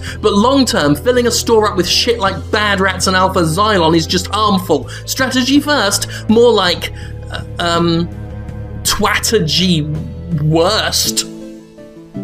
Yeah. Lo, even though some of you may think me a villain, even though some of you think I may not be looking out for you, I still look over all of you, each and every one of you, my children, loving you unconditionally. Because that's what a real hero does. A real hero. Me, hero. A tragic hero. Thank God for me. I've been moaning about Steam's lack of quality control for months, and Steam's finally given me a chance to put my money where my mouth is, and I don't mean on a hamburger most of the time. The Steam Curators list is a thing, and I have a curation thingy myself. If you go to the Jim Sterling Collection on Steam, the group is, I believe, just called Jimquisition. I think that's what I called it. Unless I didn't, in which case I've messed up. Either way, there's going to be a picture of it on the screen in a minute, so you can look at that. And just look at all the games that I have put on it that I think is good. I got Blood Rain on my list, have you? No. That's a video game, just like the games we're going to discuss today.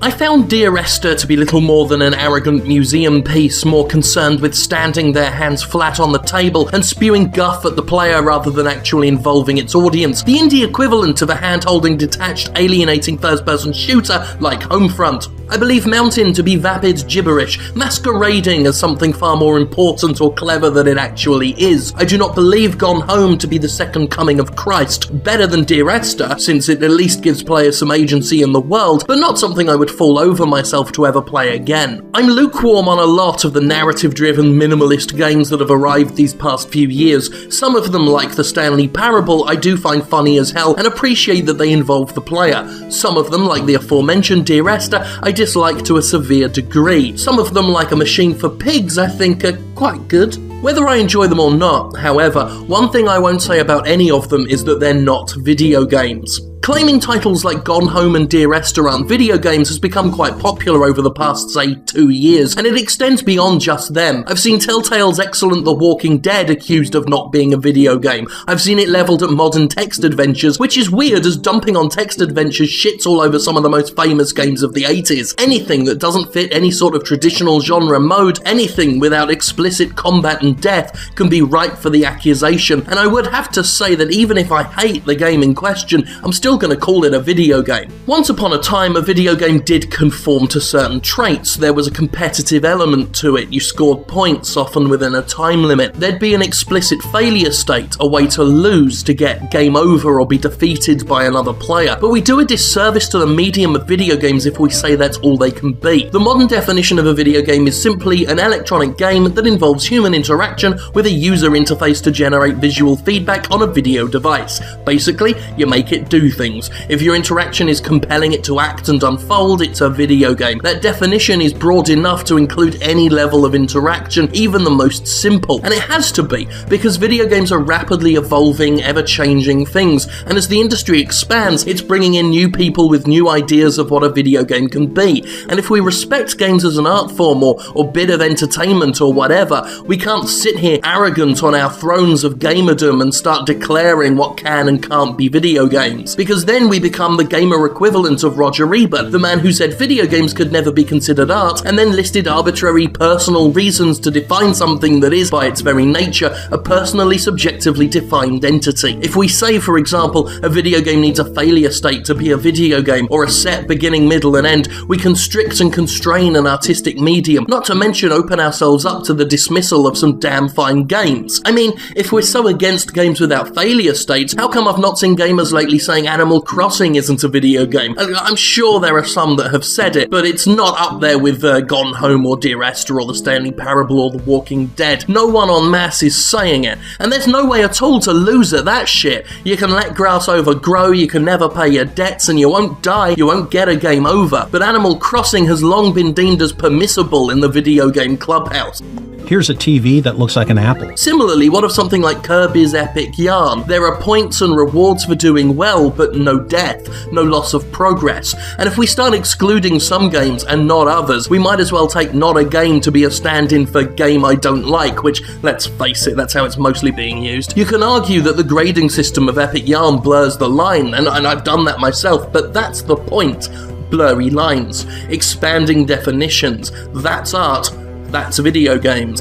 Here's a TV that looks like an apple. We limit our imaginations and our medium if we start laying down unyielding, immutable definitions and demand conformity from our games. Games can be more than just shooty bang bang or jumping on turtle heads, and that's a good thing. We'll still have shooty bang bang, but if we can get something like Proteus 2, even if I don't fucking get Proteus, and I really don't fucking get it, then fine. And I say all this not just to stick up for these sorts of games either. When I say something is a video game, I don't automatically mean it's a good video game. Some developers use the "it's not a game" argument to actually protect their work rather than denigrate it. When Tale of Tales shits out some waffling haughty gibberish like The Path, it relies on fans hiding it behind the claim that it isn't a game, thus denying gamers and game critics the opportunity to criticize. David Cage would love us to not consider his games as games, to look at them as something higher and special and more emotional, exempt from the standards of the gamer peasant.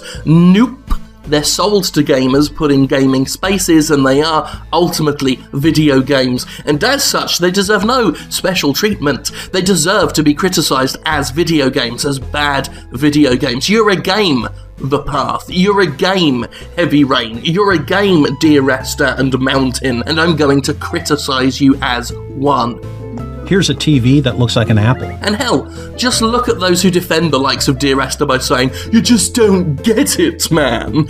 They have failure states apparently, not dying in game, but apparently failing to comprehend their brilliance. I, for one, am okay with that being a failure state.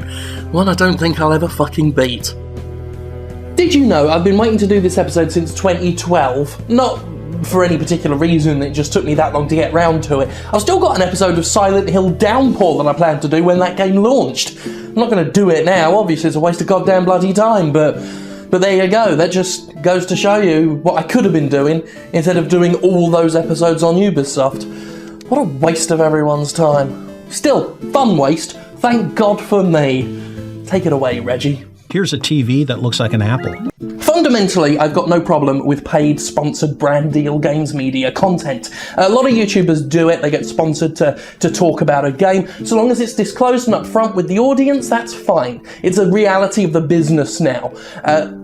Except when it's bollocks. If it's bollocks, then it's, well, bollocks. Like, for example, Warner Brothers allowing the sponsored Shadow of Mordor videos to go up and content IDing the rest of them. It's a little bit like favoritism, a little bit like letting the elite getting eliter, which is just a bit bullshit. Unfortunately, the brand deal's a bit more bullshit than that when it comes to Shadow of Mordor. I had a look why. It was Total Biscuit who blew the whistle on a significantly dodgy area of Mordor's brand deal, revealing that it was almost impossible to get pre-release PC code without letting the game sponsor you and control what you say about the game. TB managed to finagle a code only after pulling some massive strings. Rock Paper Shotgun didn't get one at all. According to those who deal with the PR company behind Mordor, Played Social, there was a concerted effort to not give out a code unless you could abide by terms that would control your content in a number of overbearing ways. How overbearing? Well, with a little digging, I got to see what was in one of those Shadow of Mordor brand deal contracts, and I figured it'd be nice to share those details with you so you know exactly what goes into a video game brand deal. Here are some excerpts from the contract. Maximize awareness for the Shadow of Mordor video game during the Week of Vengeance. Through gameplay content, key brand messaging, and information and talent usage on Twitch channels, persuade viewers to purchase game, catch the attention of casual and core gamers who already know and love Middle-earth. Requirements involve one live stream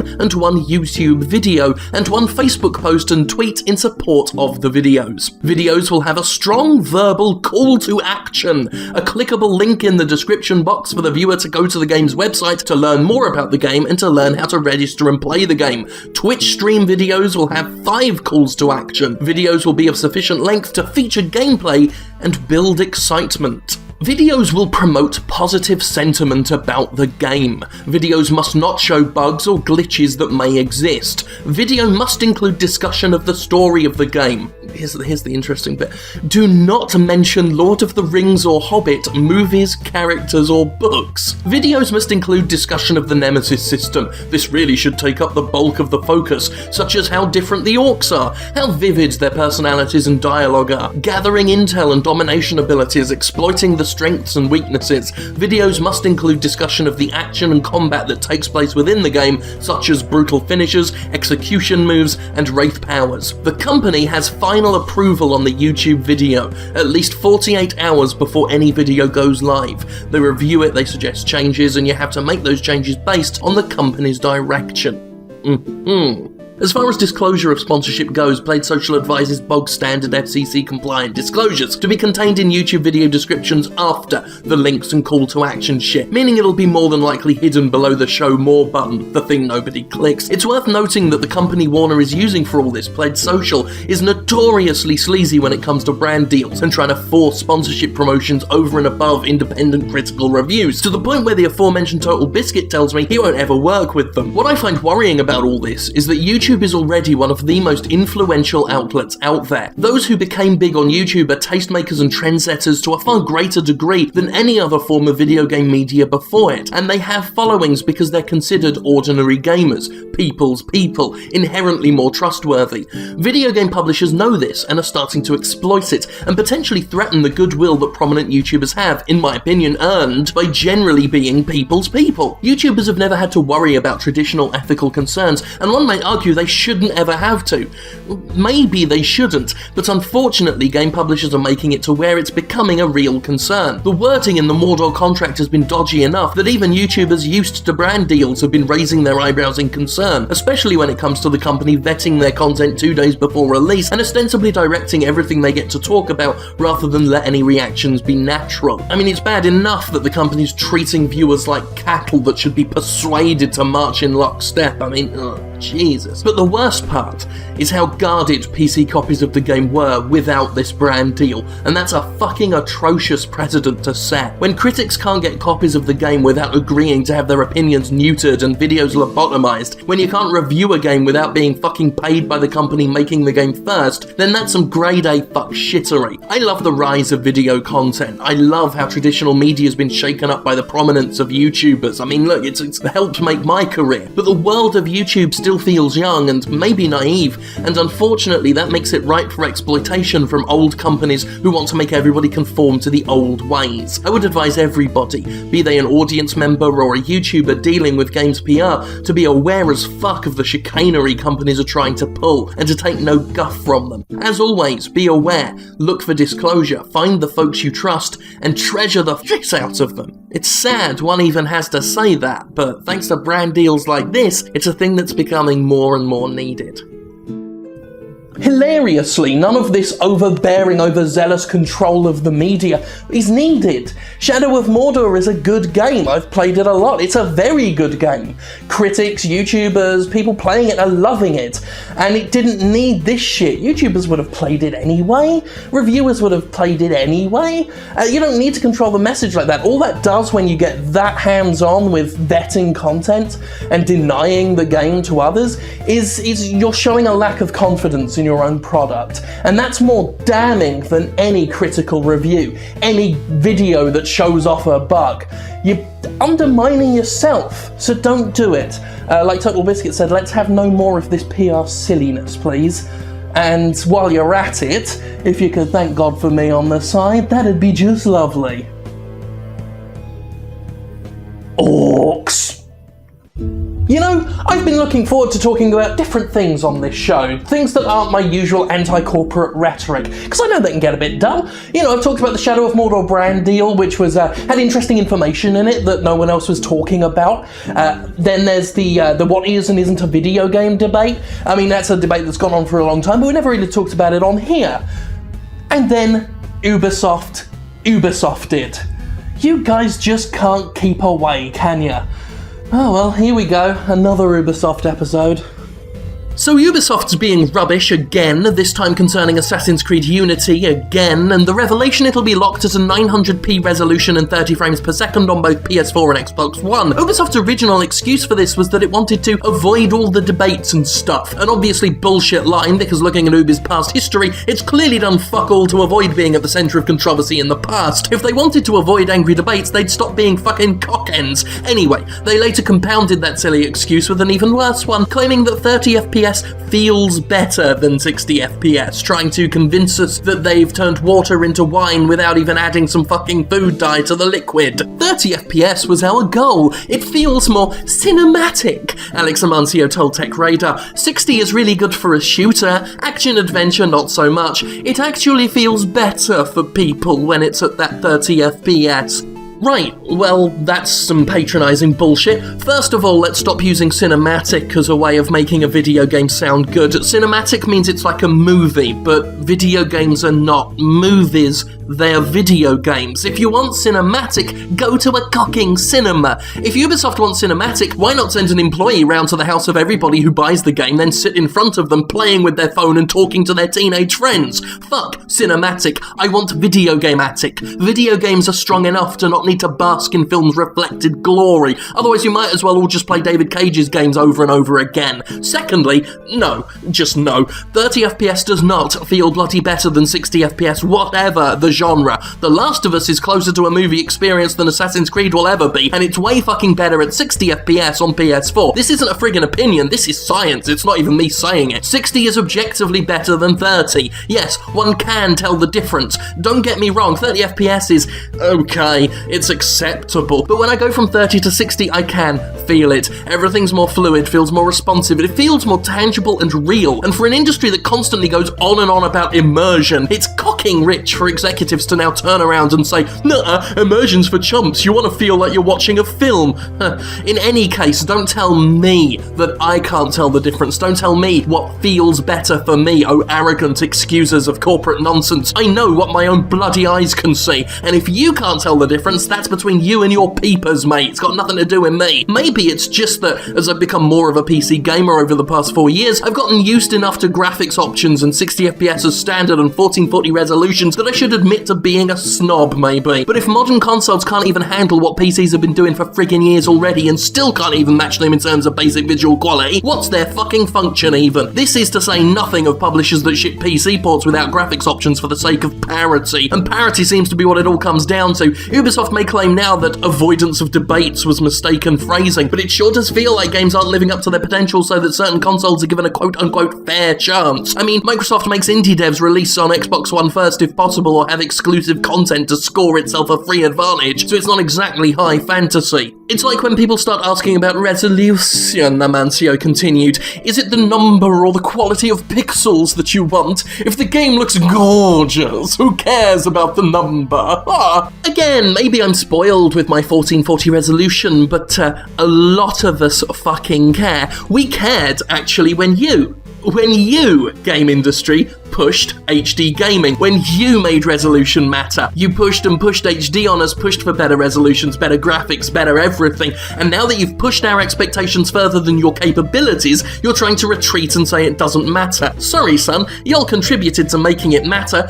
Deal with it. And you know, I'd actually take a less gorgeous game over one with a better resolution and frame rate. I'd rather have a game that feels better than looks better. I'd take 60 FPS over Unity shoving 10 more NPCs in a background crowd that I don't give a fuck about. And I know I'm not alone, because once again, I have to point this out. Dated games running on Source are some of the most popular around. Fucking Minecraft humiliates hundreds of more gorgeous games. The audience wants a good game over and above good graphics. Graphics are nice, shiny. A gorgeous game is wonderful to see, absolutely. But if visuals take a hit so my video game feels like a video game, not a film, a bloody video game, I'm willing to make that sacrifice. Now just admit it, Ubisoft. Admit that you don't want Assassin's Creed Unity at 30 frames per second. Admit that you, like so many other companies lately, are finding out that you just can't fucking hack it. You know, I shouldn't be too hard on Ubisoft. If I had kids, they'd be putting my kids through college right now with the amount of material they've been giving me.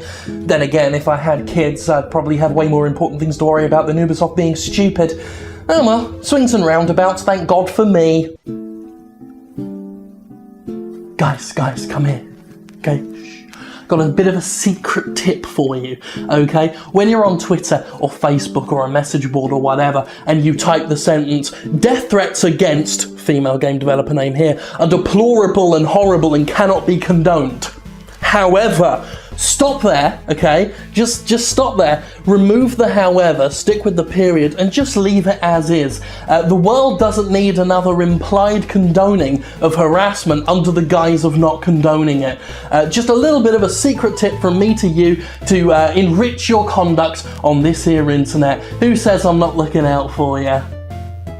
Bayonetta is one of the more fascinating case studies when it comes to the portrayal of women in games. A polarising figure, there are some who view her as a symbol of empowerment, and others who see her as little more than wish fulfillment for men. This discussion happens amongst feminist gamers too, as people debate whether or not she's a good or bad example of a woman protagonist. Yes, sometimes even feminists disagree, and no, they don't threaten to come to each other's houses to do a murder. Personally, I'm in the camp that enjoys Bayonetta as a character, though I also fully recognise that yes, the crotch and ass shots are clearly designed for the male gaze. The most important thing for me is that Bayonetta has agency. Her innuendo-laden speech and seductive mannerisms are represented as being her choice. In an industry where women are often portrayed as goals to be attained, where a woman's sexuality is a reaction to a man's input, I can appreciate the positives of Bayonetta as a character who embraces smut without provocation. She is sexual, obviously, but I never get the sense she's had sexualization transposed onto her creepily, like she's some sort of boner mannequin. genuine. A lot of scantily clad women in games often have very little personality to speak of, much less a personality that would explain why their outfits are 50% boobs. That's kind of when you think about it. Bayonetta's personality matches her outfit and behaviour. We get the sense she dresses how she wants to dress.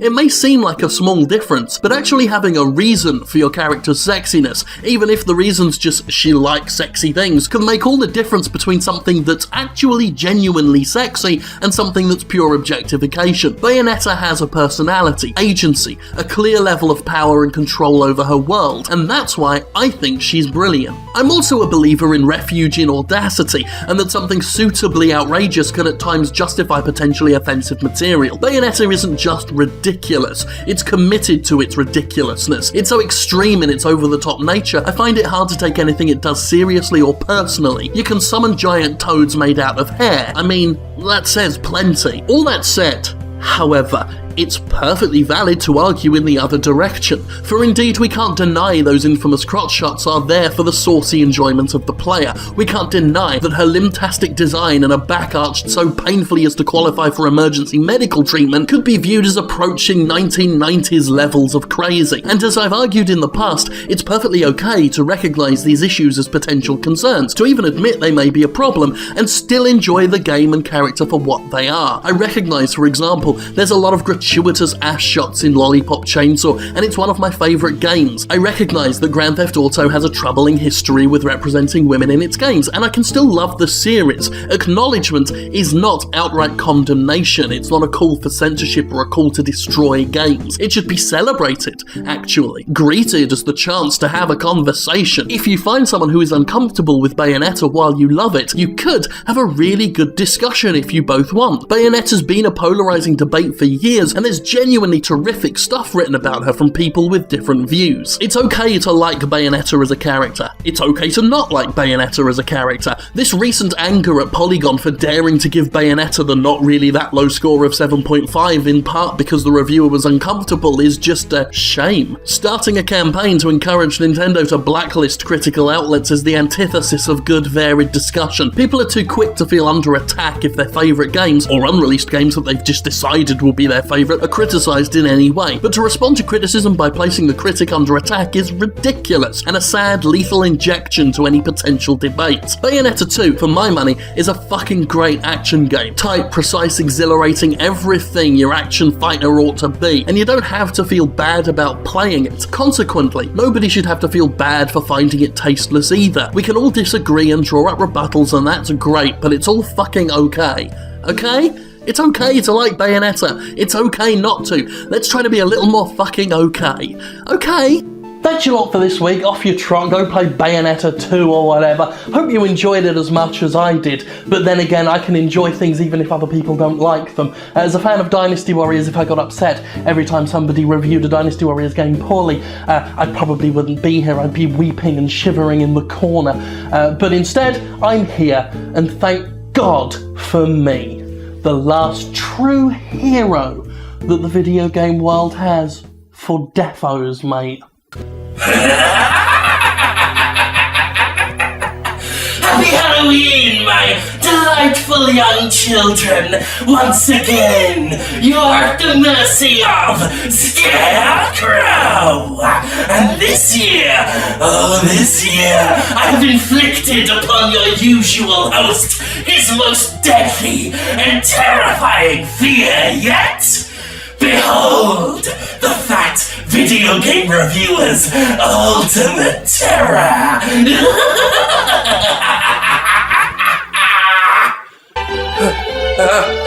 Oh god. Play Fantasia forever. Too fat. Fat tits wobbling.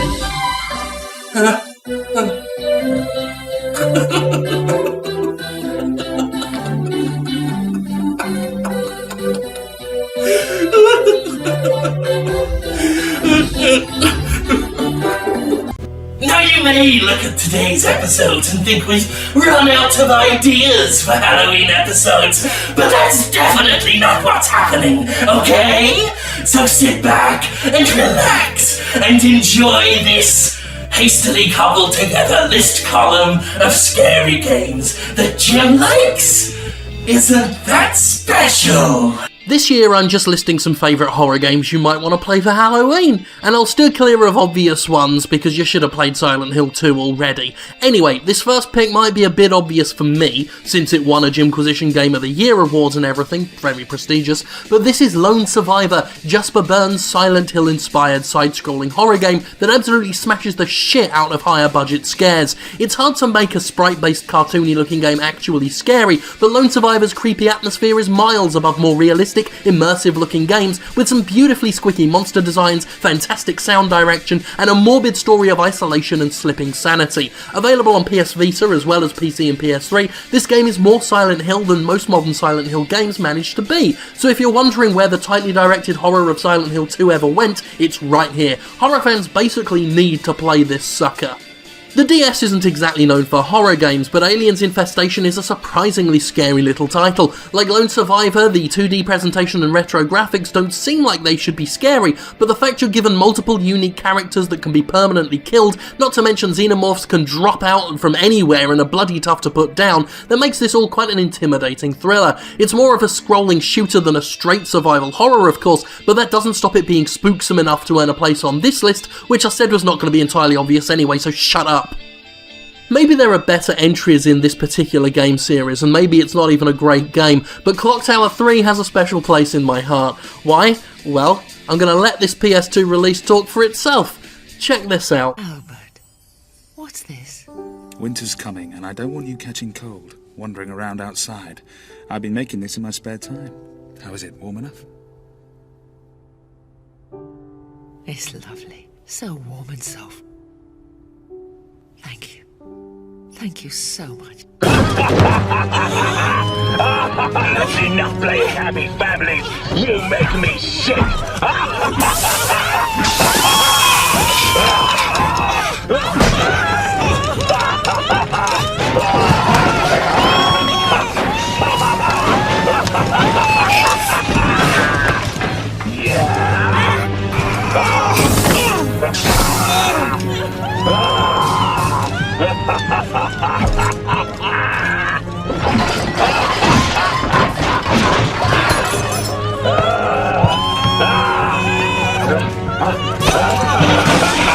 How do you like the acid bath?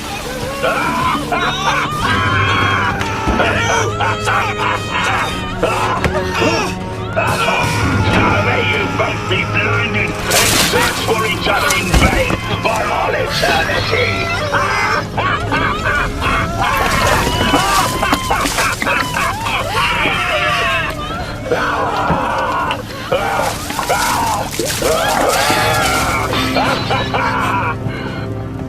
Want to join them?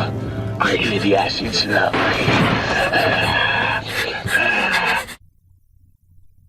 Brilliant. Every now and then a friend tells me they're thinking of buying a Wii U and asks for suggestions, and I tell them if they remember when survival horror was worth a shit, they ought to check out Zombie U. It's janky in places and could be accused of being repetitive in the combat department, but it's got fantastic atmosphere, a good level of challenge, and the London setting makes for some effectively eerie level design. The way it takes some Dark Souls flavouring and forces you to kill zombified versions of previous characters who die is delightful, and even the touchscreen and gyroscope stuff works out quite well. Also, if you have a local friend, the multiplayer is surprisingly good. I hate that this game didn't sell too well, as it bloody should have, and it's one of those games where I'd have loved to have seen a sequel improve and evolve the idea. Zombies. And finally, here's one I put on my Steam Curators list. You should check that out, it's quite good. It's horror themed and it's educational. This one, The Typing of the Dead Overkill, is the wordy version of the classically tasteless Wii shooter, and I dig it a lot. The game's cheesy grindhouse style is audacious enough to get away with how utterly fucking offensive it is, managing to actually justify its satirical nonsense rather than hide behind the thin veil of comic insincerity. And while it's more humour than horror, the typing element makes this a pretty strenuous experience, hammering at the keys with your fat porky fingers and desperately trying to spell out words to shoot the oncoming hordes of undead.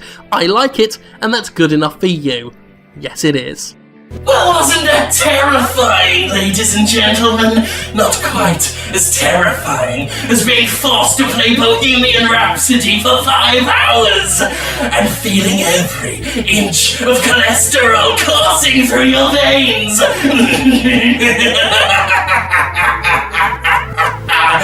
Goodbye, Mr. Sterling. and thank God for fear.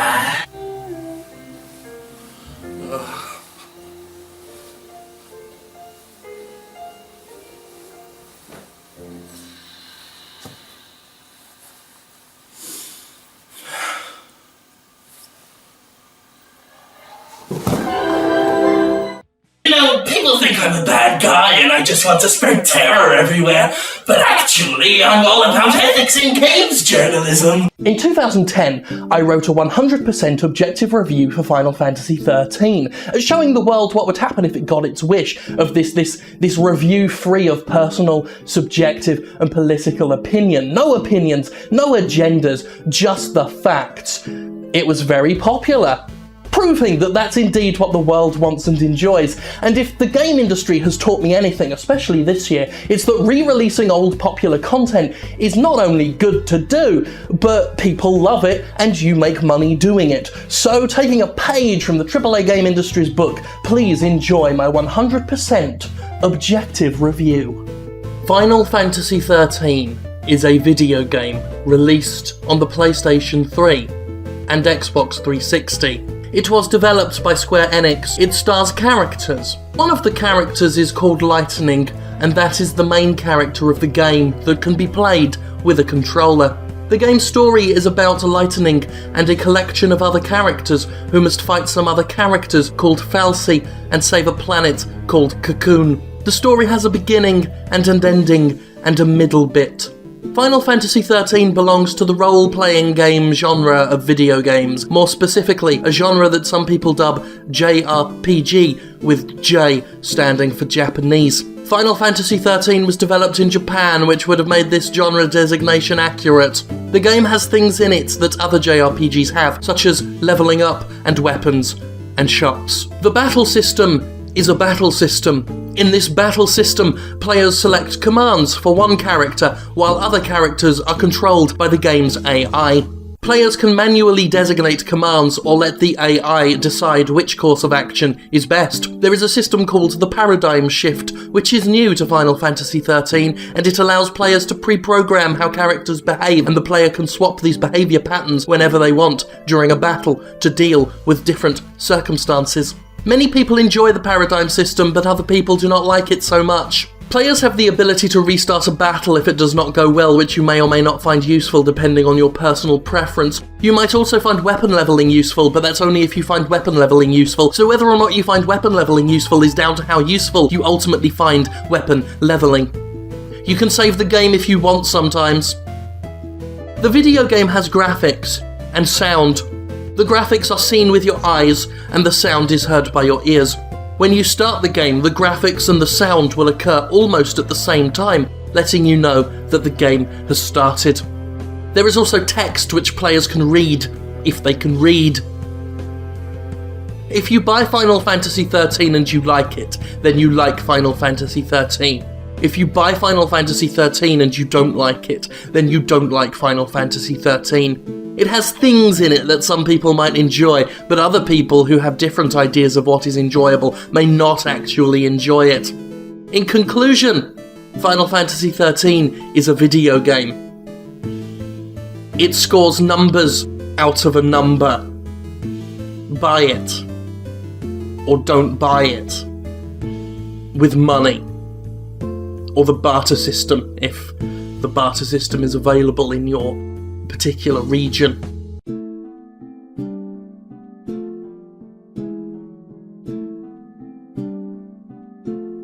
Vote Republican. Well, wasn't that brilliant? The best bit is how I didn't even update the script to include a newer game. But that's okay, because again, we're taking cues from the game industry, which some gamers want now. They want games media to be controlled by games publishers. And if games publishers get their wish and control games content, and let's hope to fuck they do, I just want to show them that I'm on board with that.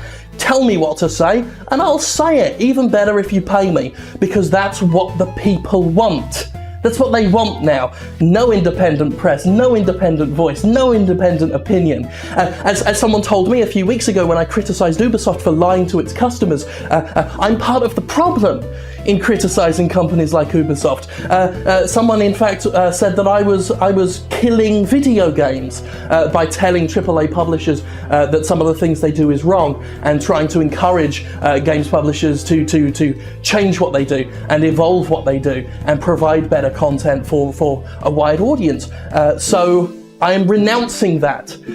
Never again will I tell a games publisher when it's doing something wrong, or when I feel it's doing something wrong. I will encourage them to keep churning out the same shit year after year, keep spinning us the same bullshit year after year, the same games, the same sequels, the same grey and brown colour scheme, everything that gamers want, and I'm going to do it for you. Thank God for me. Not that God's... Hello and welcome to the Jimquisition, brought to you for the first time via Patreon, otherwise known as welfare, by people who don't know what welfare actually is. I'm Jim Sterling, and we're going to kick things off in a bold, new, fresh direction. Yes, I'm going to slag off Ubisoft. Makes a difference. In the past, I've defended review embargoes for their benefits. They even the playing field, often ensuring reviewers don't have to rush their writing and can take their time with a game. They can ensure reviews are timely, going up before a game launch in a mutually beneficial show of relevance. However, it becomes pretty fucking hard to defend review embargoes when the concept is exploited and abused. Strong-arming people into attending review events, using embargoes to give exclusive early reviews to certain sites. There are ways in which embargoes can be used to stack the deck in a company's favour. And then there's the shit Ubisoft tried to pull. Ubisoft's not the only one to have done it, but it became the highest profile case when Assassin's Creed Unity reviews were embargoed to 9 AM PT on a Tuesday, many hours after the game actually launched. Yes, gamers had been able to play it for hours, live streamers were streaming it, but reviewers couldn't say what was up, and there was a lot up. To be diplomatic, Unity runs like absolute shit. It's glitchy as hell with an inconsistent frame rate, and when I played it, there wasn't a single damn session that didn't have multiple bugs of some sort. I fell through the world's map once, and it happened to a co-op buddy once too. The game froze and crashed on Xbox One 3 times during my sessions. There were multiple animation fuck-ups, such as Arno's sword wobbling about, fighting animations lagging and often losing all sense of hit detection, and generally, the whole thing was among the buggiest I've experienced recently for such a big AAA game. And one can't help but feel Ubisoft knows that when it wants to stop reviews from going live after most of the pre-orders are cashed in and everybody has a chance to purchase the damn game sight unseen. Because why else fucking do it? Nobody confident in their games would do it. Nobody who had something they were proud to show off would do it. And yet some companies insist on these shady little 9 AM PST launch day embargoes. Activision's been known to do it too, and it's ridiculous every time. Perhaps even more egregious, Sega recently refused to send advance review copies of its heavily marketed Sonic Boom to anybody, only begrudgingly sending a handful of copies to some outlets after launch, and the shocking amount of glitches and fuck-ups exposed in the game since reveal why. Sonic Boom is, by all accounts, a broken, cobbled-together piece of fucking shit, and Sega tried to keep critics from exposing that fact. They also pulled it with Aliens Colonial Marines, go fucking figure. But you can't keep a lid on this nonsense, and once the cat's out of the bag, it pisses all over your carpets. Ubisoft and Sega both suffered massive backlash and really couldn't defend their decisions when the quality of the games were lined up with their treatment of reviews. Ubisoft itself had to comment on the issue, giving us vague promises about examining its review embargo policies, while Sonic Boom will go down in history as a duplicitous piece of trash. In response to Ubisoft's behaviour, both Kotaku and Total Biscuit have enacted new policies stating they will refuse to review a game that has a post-launch embargo time, a stance I respect the hell out of, provided it doesn't encourage more publishers to have such embargoes in order to avoid critics they're worried about. At the end of the day, post-launch embargoes are rubbish. They try to control criticism, they make the publisher look terrible, and they contribute to the overall air of distrust that's been brewing around the industry for years. As I've said, I've defended review embargoes before. I think they can be mutually beneficial things that can help improve the quality of reviews by eliminating the need to rush to be first. But like everything, they can be warped and turned into something shitty by the self-serving, and it's really difficult to keep defending it if publishers are going to pull this fucking shit. Now, obviously, it's the publisher's right. It's their game, their review copies, and they get to set the terms. They have every right to not send out code for their shitty games, or to impose restrictions that are favourable to them. I won't argue the right. I will argue that this kind of stuff is pure, undiluted dicketry though, and given the backlash Ubi and Sega have enjoyed this week, it's clearly not a popular thing to do, and does very little to mitigate any negative publicity that could be acquired. You know, if Unity reviews released at or before launch, then sure, Sure, it would have been some bad advertising, it may have cost some negligible sales, but it wouldn't be a topic a week later, with people making fun of its ghastly broken faces. Thanks to Ubisoft, Unity is now synonymous with bugs and shady review embargoes, so good job breaking it, Hero. Let's stop pulling this nonsense, yeah? Thank you for joining me in this bold, brave new world. There's probably going to be some rebuilding doing as I move from one place to the other, but rebuild we shall, stronger, better, and more metallic than ever. So thank you for being with me on this incredible journey, and of course, thank God for me. Now that I'm 100% independent, I'm making some radical changes to the show. First things first, I've hired a marketing team, a focus testing group, the same team, in fact, that helped Sega create Sonic Boom. And using their exact words, I've popped a load of bandages all over my shit because those fucking idiot children lap it up. So here we are, welcome to the new look Jimquisition, now with 100% more bandages. Well, I mean, obviously it's tissue paper because I cobbled this together in less than a minute to make a point, but you get the point, right? Every time there's a new Sonic game, the peanut gallery says Sonic hasn't been good for years, the Sonic cycle gets brought up, and people talk incessantly about how Sonic has no dignity left. The thing is, that's not been really strictly true lately. You know, I hate Sonic Colors, but general consensus seems to be that it was quite good, even if it did have problems. Conversely, fans may have disliked Sonic the Hedgehog 4, but I thought it was pretty great. Meanwhile, I think a ton of us agree that Sonic Generations was a true return to glory for Sega's maligned Hedgehog, and while Sonic Lost World had some severely troubled elements, it was a decent idea, and it had some great mechanics at work, making for a pretty decent game overall. Then Sonic Boom happened. Fuck me raw if Sonic Boom didn't fucking happen. After making baby steps toward decency, Sega has Sonic and Chums radically redesigned for a heavily promoted multimedia product, and the result is perhaps the worst Sonic game since the notorious 2006 debacle. At its best, it's mediocre and banal, but it's visually malnourished, littered with glitches, and basically very, very broken. In my review on thejimquisition.com, I said that Sonic Boom reminds me that I'm going to die one day, that I'll die alone, and that it won't matter when I die. It's that cocking miserable.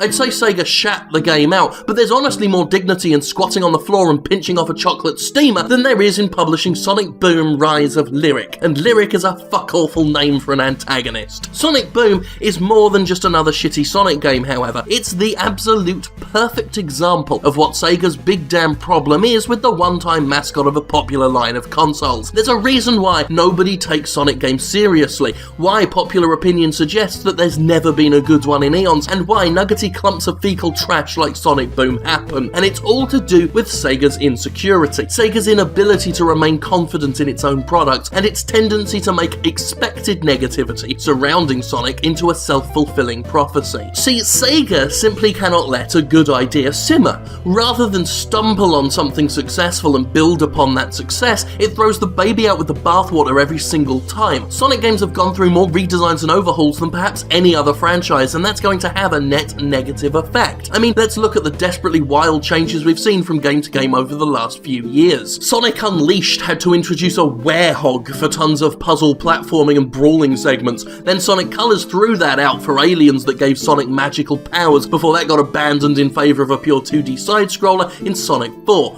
Fuck that noise though, because Sonic Generations came to marry Sonic Adventure-style roadrunning to classic Genesis-style platforming, and we barely had time to enjoy how good that was before Sonic Lost World reinvented the wheel yet again to be a bit like Mario Galaxy. I reviewed Lost World for Destructoid, and it was more than a review, it was an entreaty. I practically begged Sega to take the nucleus of a potentially great idea in Lost World and build on it, evolve it, grow, polish and improve it. It was a really good idea at heart, and it could have led to great games if Sega had just stuck with the fucking thing, but no, not good enough for Sega. It decided to go full fucking crazy and redesign every single facet of Sonic from the ground up. The result of all these constant, desperate and seemingly clueless shifts in style is a schizophrenic series that's never been able to improve itself. The reason why Sonic is considered so shitty these days is that even when it has a great game, Sega never capitalizes on it and instead desperately tries to change everything again. Sonic had 2 chances to alter its fate in the past few years, with Generations and Lost World providing excellent jumping points for a solid, dependable new direction. But it seems Sega is so paranoid about the reception its games get, it'd rather burn everything to the ground than risk sticking to a consistent plan. Let's face it, even the great Sonic games of late are released with plenty of design problems, but those problems could be ironed out if Sega took the bloody time to work on a single concept. It's hardly surprising that every single Sonic game is littered with problems, because that's what tends to happen when you're preoccupied with baseless, insensible attempts at innovation, placing the need to be new over the need to be refined, evolved and fucking good. Sticking to formula can get stale, certainly, but Sonic's never given the chance to get anywhere near stale. Meanwhile, Nintendo's games are all fairly straightforward and rarely change the formula, but they are highly refined, evolved, and perfectly polished games. The Legend of Zelda has the exact same structure each time and lays new gimmicks over the familiar blueprint, and it works. The Mario games are simple and traditional, but beautifully elegant as a result. They don't overcomplicate, and the result is quality and purity. And also, Link fights Ganondorf and we love it. Mario fights Bowser and we love it. Why the fuck does Sonic get a new charmless, forgettable eldritch abomination to fight every fucking game? Or some stupid robot snake called Lyric, which is still an utterly dumb name, by the way. People like Robotnik as a villain. Nobody gives a fuck about fucking Lyric. Just stop it. Sega, know your strengths. Some companies can innovate and shake foundations and some can't. And you, oh honey, you just plain can't. Honestly, what I think should happen is someone should be hired to stand in the Sega offices with a rolled up newspaper, and every time someone working on a Sonic game raises their hand and says they have a new idea, that man should have full legal rights to smack the other guy around the back of the head and go, no. Okay? No. Here's Sonic, he runs fast a bit, goes round a loop-de-loop, jumps on a robot's head, fights the fat man at the end, job's a good un. Thank God for me, the only man with any fucking good ideas around here. And bandages. Yeah? A few weeks ago, the Jimquisition tackled the Steam meltdown story of Imminent Uprising, developer of The Slaughtering Grounds. Now, that episode never made it to YouTube, and I believe it's unavailable for viewing right now, but that's a good thing, because the Steam meltdown story became a Steam meltdown saga, and it's this saga we will talk about this week. In this super extended special edition cut of the meltdown story, we do the original tale, and then bolt on the newer stuff for a double-length episode. How nice. So sit back, relax, and let your jaw hit the floor in amazement at the depths some developers will sink to when they just can't handle some criticism. Another day, another terrible game on Steam. The Slaughtering Grounds has it all. Its levels consist of large open maps littered with unaltered objects, enemies and architecture purchased from a storefront rather than created by the developers, all thrown randomly together with no regard for artistic or mechanical consistency. It has 30 seconds of music that loop incessantly, it controls like shit, you have to be holding the weapon you want ammo for when you pick up ammo because the dev couldn't code different ammo types, and rather than beat a level, you have to sit in a map and wait for 15 minutes to pass until a new level loads because the dev couldn't code exits or map an actual, level. Also, the game crashes after 3 levels. It has an MSRP of $9.99. I recorded the lovely footage you're seeing right now for my YouTube channel, with my natural and obviously highly critical, unedited reaction narrating the whole horrific affair. Usually, that's where it ends. A critic plays yet another shitty game on Steam, lets the world know it's shitty, and life goes on. But for some reason, the developers behind the Slaughtering Grounds actually have pride in a game they cobbled together from assets that other developers made. And the reaction was, well, perhaps the most amazing meltdown a game studio's ever had. The morning after I published my video on the Slaughtering Grounds, I was alerted by several viewers that developer Imminent Uprising had responded in what it claimed to be the first of a new series of videos, Review the Reviewers. Not only that, the dev had changed its name to Jim Effin Sterling's Son on the Steam community forums, where it confirmed it was behind the video. The video, for its part, was a full re-uploading of my own recording, albeit with bitter text overlays sarcastically speaking as me, noting multiple times that I was a fucking idiot, and that my alleged review of Slaughtering Grounds was awful. The video blamed me for not muting the game's horrible music like I was apparently supposed to, and for not holding an empty gun when picking up ammo, and for not giving a fully detailed review in what was supposed to be a quick look first impressions video. It also blamed me for not working out the game's bugs on behalf of the developer, and kept quoting me as saying, "I'm Jim fucking Sterling's son," which quickly became my new favourite phrase. Naturally, this attempt to save face backfired on Imminent Uprising in a spectacular way. I did a review of their review of my review, which was me uploading their re-upload and recording myself laughing over the whole thing because it was bloody funny. Then the Streisand effect went into high gear, as users gave the game a ton of negative feedback on Steam and went on to uncover a number of appropriated art assets. The game's blood effects, for example, were taken from Google image search. You can even see where they failed to wipe the white background from the blood in the game. Slaughtering Grounds' official artwork is a desktop wallpaper made by someone else and not credited, and it was of course discovered that Imminent Uprising was censoring negative feedback, as well as banning anybody who had anything bad to say about the game or its creator. Even more amazing, the dev held a contest to try and cash in on its poor publicity, offering a free game key to anybody who made a post actually bashing the game. And then it banned anyone who entered the contest. Yes, the dev made its own contest to try and trick people into eating a ban. Bearing in mind that nobody would have paid attention to the dev's shady behaviour had they not flipped out, Imminent Uprising flipped out even harder, posting a review of my review of their review of my review. This time the text was overlaid over simple audio of my prior upload, and the tone had changed from bitter attempts at sarcasm to just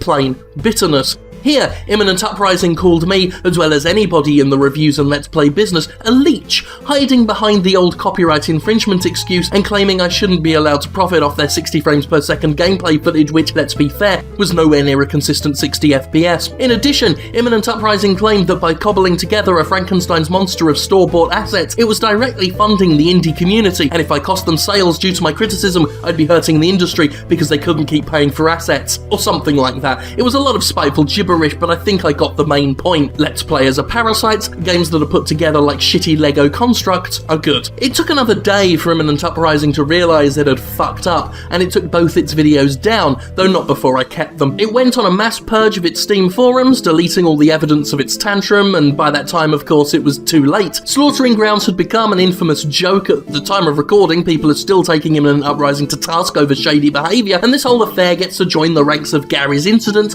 Guys of the Wolf, Earth Year 2066 and Island Light as a piece of shit game squirted out by an embarrassing developer. Quite why developers keep doing this, and quite why it's okay to stitch together baby's first video game project on Steam for upwards of $10 is anybody's guess. But that wasn't enough for Imminent Uprising. Not by a long shot. Not content to show its ass with its weird little breakdown, the developer finally decided to go for the classic last resort, that final tool in the box for the cowardly developer who gets desperate enough to silence a critic. A full week after the publication of my original video, I received a notice that the Slaughtering Grounds' publisher, Digital Homicide LLC, had filed a copyright strike against it, effectively removing it from YouTube and fucking with my channel in a number of ways. This kind of behaviour is often a knee-jerk response to criticism. It's what Funcom and Wild Games did to Total Biscuit. In this case, though, it wasn't really knee-jerk since it was their last gambit, which makes it even more ridiculous since we all know how these things go. Imminent Uprising thought differently, however. It thought that in this world of failed takedown strikes, somehow they, among all others, had the smarts, guts and moxie to keep me censored. In dialogue with incredulous forum members, the dev claimed that it allowed other Slaughtering Grounds videos to remain online and took mine down because I somehow uniquely violated their copyright.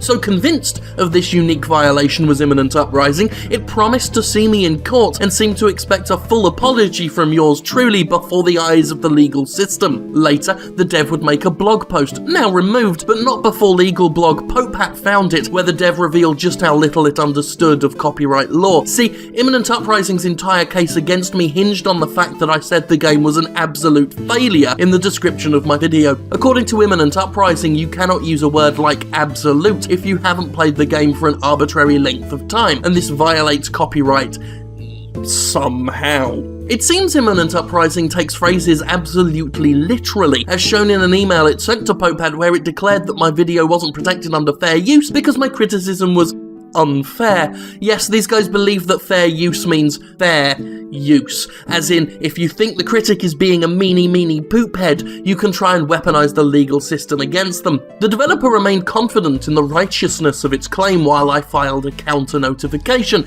something that would require Uprising to elevate its campaign by pursuing genuine legal action against me. Despite all the bluster, YouTube eventually reinstated the video after 2 whole weeks, something that happens when a developer effectively runs out the timer on the takedown strikes without doing anything further. In a truly amazing turn, however, the brain trust behind Slaughtering Grounds was not done. Even after failing to make good on its promises of seeing me in court, even now my video is back online and this will never see a courtroom, they are still claiming they were in the right, that their takedown notice was valid, and they're now blaming the game's lack of success entirely on me. At the time of producing this video, Imminent is still arguing with users on its forums, still claiming that my use of the term absolute failure constitutes copyright infringement, and that I somehow irreparably damaged the company by showing the world what a big piece of shit Slaughtering Grounds is. The studio has stated for the record that it can't effectively prove any of the unique actionable damages I've inflicted on it, but wants us to trust it because it totes happened like for real. It then played the classic, "oh, I don't have time to fight this," which is ridiculous because there's not a company or person under the fucking sun who doesn't have time to deal with copyright infringement of their work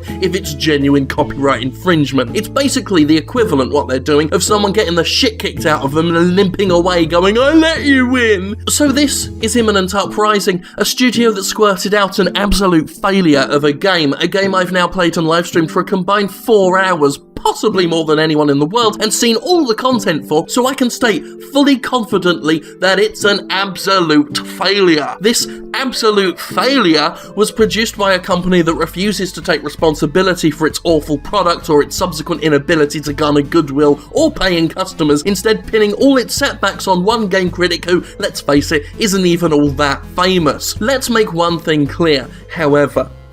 I did not screw Imminent Uprising.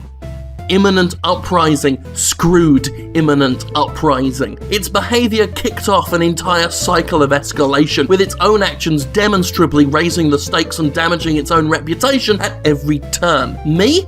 I was merely a reactor, a responder to this ongoing shit-flinging temper tantrum, a documenter, if you will, of what not to do if you're an indie developer and you want to have some semblance of decent fucking PR. Compare this to Ataj Ruba, a game I recently played and was perhaps even harsher towards than I was towards Slaughtering Grounds, where the dev took the criticism on the nose, admitted to all the bugs, and even admitted users may not want to buy the game yet. None of that justifies the game's awfulness because look at it. But that's at least taking some damn responsibility like a real fucking person, and already the audience and potential future customers are taking that well, looking at it and saying, good job you developer, good job you. So good on that guy, shame on Imminent Uprising, and I'm Jim fucking Sterling, son. When I criticise some of these lazily slapdash jigsaw puzzle video games, some people point to me and say, Jim, I'd like to see you do better. I'd like to see you do better and make a game. Well, that's not going to happen because when I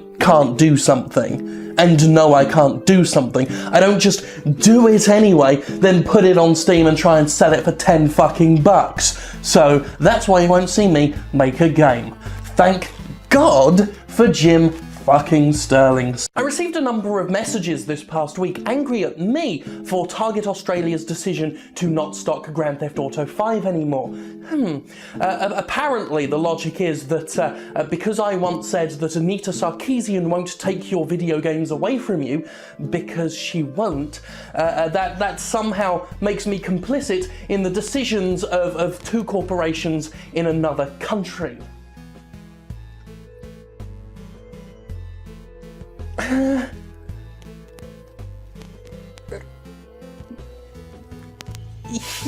Yeah, okay. So in Australia, neither Target nor Kmart will stock Grand Theft Auto 5 anymore, following a petition signed by over 45,000 people, and everyone's shouting about it. Can we wade in here and make sense of it all, or just add to the cacophony of barely coherent noise? Probably the latter, but let's aim high. First of all, let's bat around some misconceptions surrounding the whole thing.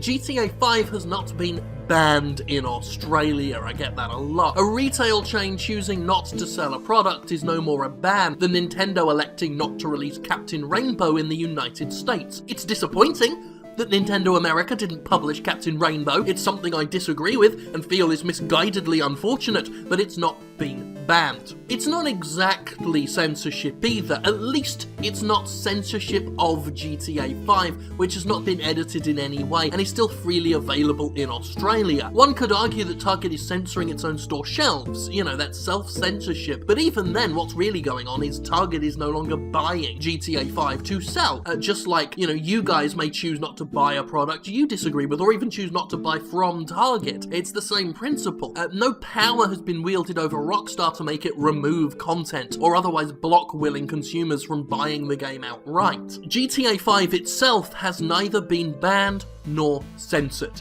Two stores are not stocking it, and stores don't stock products all the time. Just recently in America, Toys R Us responded to a controversy by pulling Breaking Bad action figures from its shelves. Again, those figures are available elsewhere. They sell them in an embarrassing, ironic baseball cap store in my local mall. Action figures have not been taken away from us because one store pulled a particular toy line. Similarly, video games have not been taken from us because two stores in Australia won't stock one. They're not banned, just like Captain Rainbow isn't banned. Captain Rainbow would have been really cool to play, and I never played it. I want to play Captain Rainbow. Fact is, I see why Target Australia did it. Corporations don't stand by products, they rarely stand by anything, and they'll jettison a product if it's good PR for them. Target projects the image of the family-friendly store. It's where you go when new Transformers and Mario toys are due to be released and there's a chance they're being sold early there. Unlike some suggest, I don't even think it has much to do with GTA being a video game. It has to do with it being an infamous video game, a big deal, a massive media highlight. Again, just like the Breaking Bad toys, it's pulled because it's famous more than for what it is, which if anything is a compliment. When people kick up a stink about you being sold at a major retailer, you damn well hit the big time. Unlike Captain Rainbow, which has never been given an Australian release. All that said, however, I do disagree with Target pulling the game, even if I get why. First of all, the petition itself was somewhat disingenuous by claiming you're incentivized to hurt women, a claim that's not only wholly unnecessary in a game that courts enough controversy without embellishment, but plays to the old killer prostitute for points rhetoric that got old in the early 2000s. Second, it's silly selective. To bring up the Breaking Bad toys again, I can go into a Toys R Us today and buy a Freddy Krueger figure, a plastic figurine of a child murderer, and I can go into their game section and get any number of games packed with drug references and other adult material, but because the average schmo has heard of Breaking Bad, that gets singled out as something corporations should be policing, so customers, most obviously parents, don't have to have any responsibility. Similarly, I could go to Target and get any number of films and games that contain similarly distasteful content, but because GTA 5 was famous, and famous for being already infamous, it got selected, which lets you know this isn't about us regressing to an age of video games getting censored. It's the old status quo of publicity being king. By the same token, if you're not a famous game, like say, I don't know, for example, Nintendo Japan's Captain Rainbow for the Wii Home Entertainment console, you're lucky to get any attention at all. It's cynical. At the end of the day, Target and Kmart were fine to take the money for the game at the time, knowing full well what GTA is and has been for over a decade, and they pull the game only after a majority of people who'd ever want to have it have likely long picked it up. Not to mention, given how huge and diverse their product lines are, I doubt losing even a game as big as GTA 5 at this point will lose them much cash. For that reason alone, I doubt we'll see actual video game and more focused entertainment retailers pulling the game. I mean, it may be possible, but I doubt it. Ultimately, this late change of heart is little more than a hollow gesture in a country that still, unfortunately, has some adapting to do when it comes to the cultural acceptance of adult entertainment. And I do think Australia is progressing in that area, not regressing. This isn't a slippery slope back to the Dark Ages. This is a bump in a country that only recently stopped legitimately censoring and banning 18-rated games. Sadly, these bumps are gonna happen. Unfortunately, we'll never be able to make sense of the injustices against Captain Rainbow, a game that haunts my fantasies and brightens my nightmares. The fact there was once talk of a European release, but that appeared to have been cancelled, should be the controversy of the ages,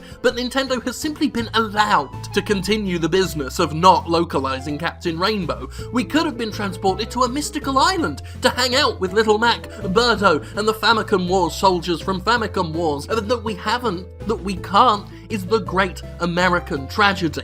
In conclusion, that's why I think Captain Rainbow should be given a US HD re-release on Wii U. Thank you.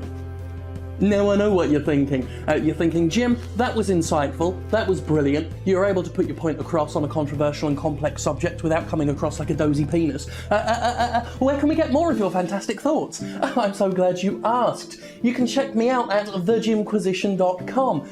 Do put in thejimquisition.com, not just Jimquisition. I think I've warned you all before, but I have to warn you again. Jimquisition.com is all about hentai for some reason, but you can look at that, and you can also check out the Podquisition, which is a Jimquisition podcast. Search for Jimquisition on iTunes, or go to Jimquisition on SoundCloud, or just look at it on thejimquisition.com.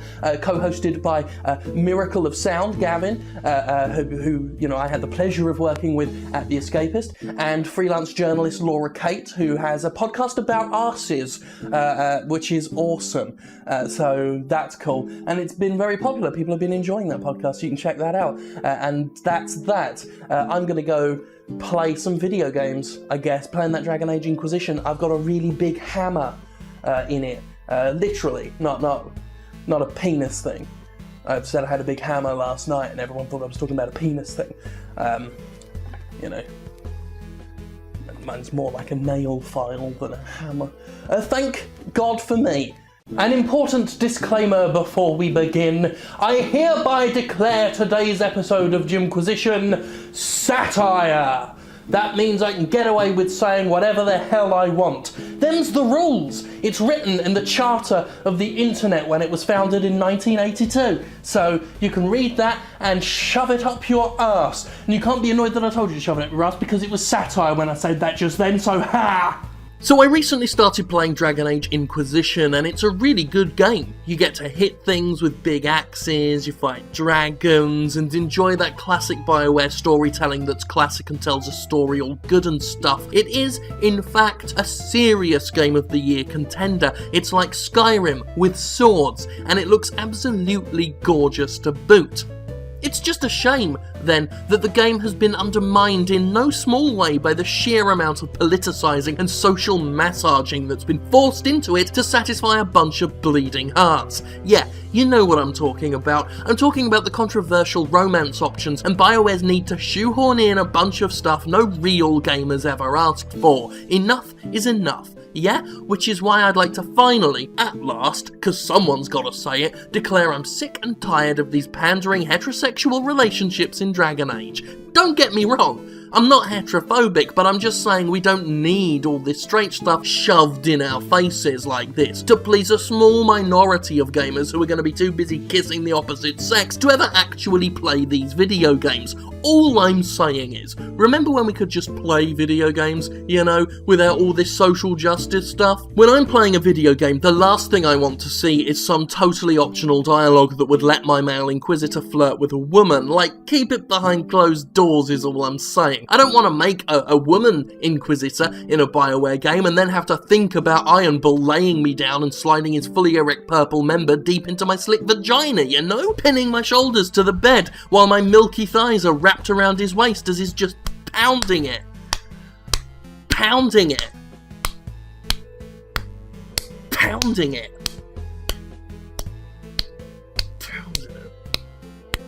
Oh, and the positions, all the straight sex positions I'm now being made to think of. Missionary, canine style, cowherd, reverse cowherd, the boat to Tartarus, Orion's Bellend, Chunky Tuesday, Mission to Moscow, the Milky Bar Kid, Frank's Filthy Fingers, Your Old Da, the Bourne Conspiracy, the Sweet Valley High, the dreaded Laramie, and of course, that stood up one they do. Yeah, just thinking of a penis going into a vagina, just...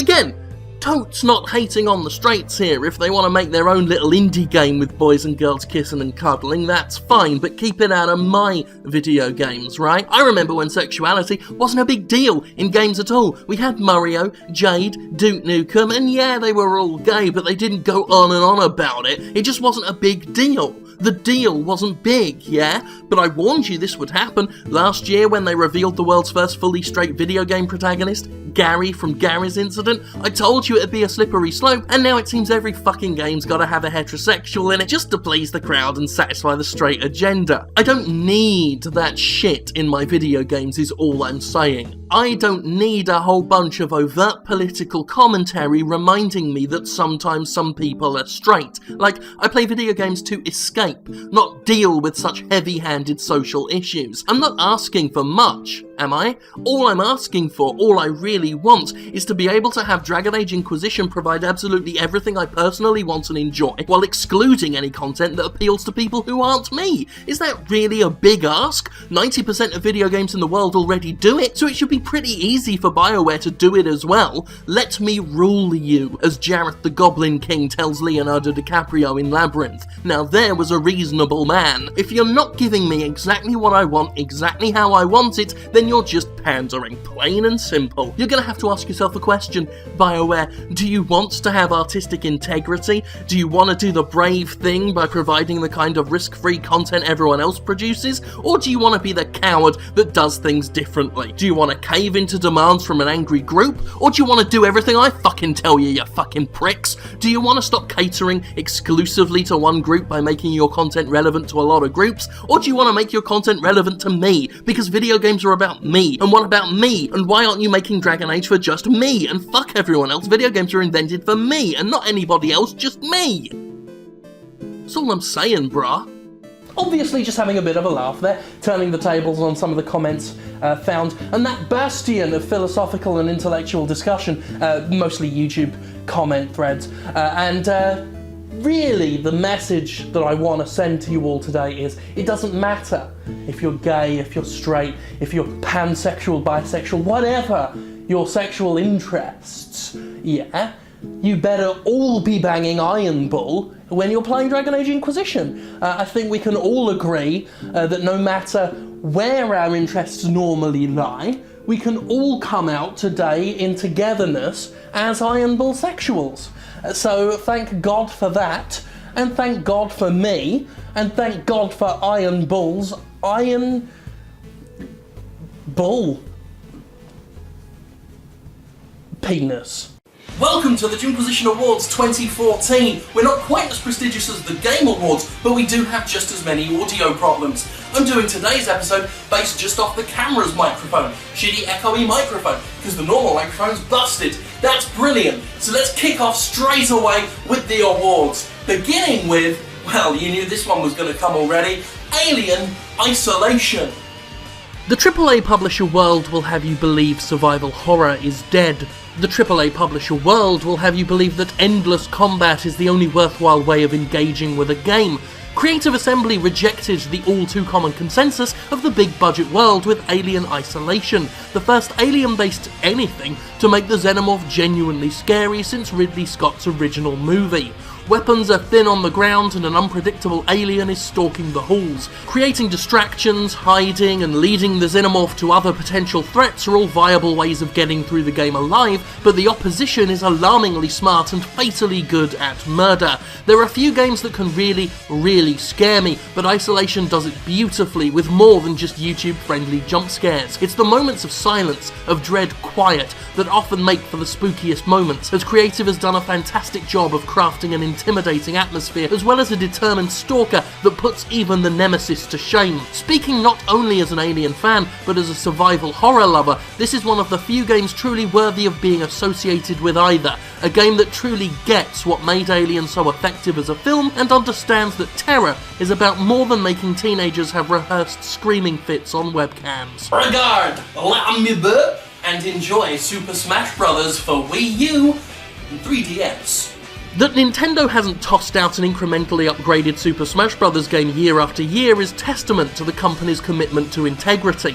It could have annualized that series easily, and folks would have lapped it up. Instead, every Smash release is inherently more special as a result of the publisher's self-control, and few Smash releases have been so special as Super Smash Bros. For Wii U and 3DS. An impeccably balanced fighting game, Smash is inclusive and welcoming, a game literally anybody can play, while remaining deep enough to reward hardcore and professional level players. Getting to play Smash in HD on a console, as well as enjoy the bevy of features and game modes available, has been one of this year's most profound joys for me. It's not exactly innovative, remaining fundamentally the same as Smash always has been, but innovation isn't important compared to having something that's simply beautifully made, well polished and put together with near perfection. That's Smash Brothers for you.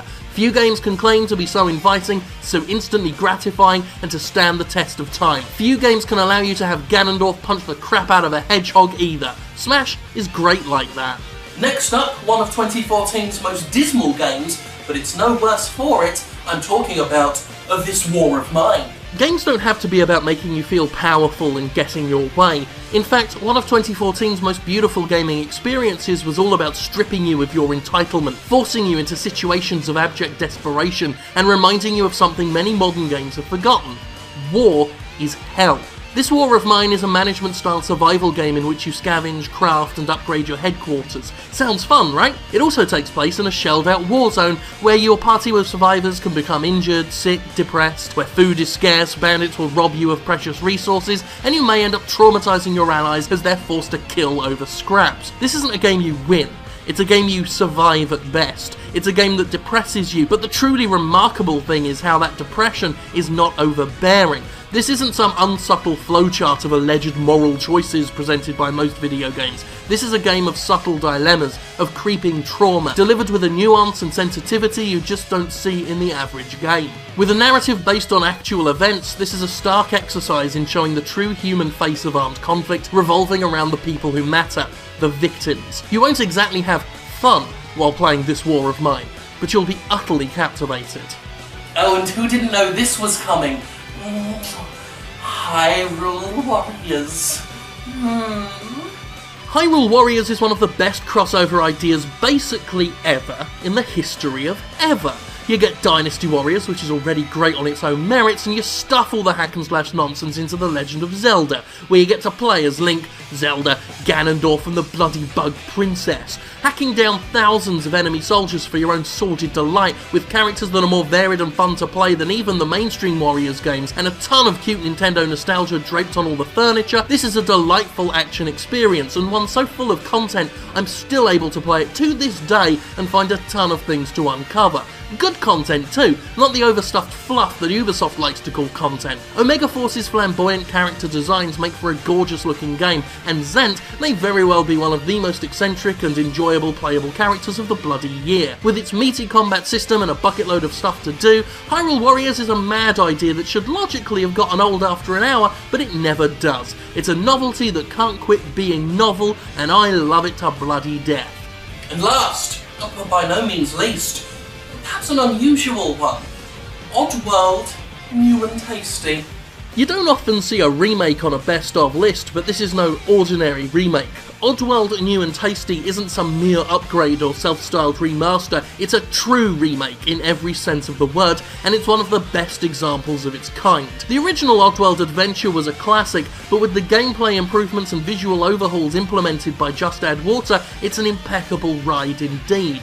This delightfully weird puzzle platformer has been rebuilt entirely from scratch, and the sheer love poured into it is obvious. Look, I adored Abe's Odyssey back in the day, but it has aged incredibly badly. The overwhelming effort put into updating this game so it's not only playable by modern standards, but worthy enough to stand next to any other game in recent memory is thoroughly impressive. New and Tasty did not have to go as far as it did in rebuilding the entire game from scratch. It could have put in far less effort, and it would likely have gotten away with it.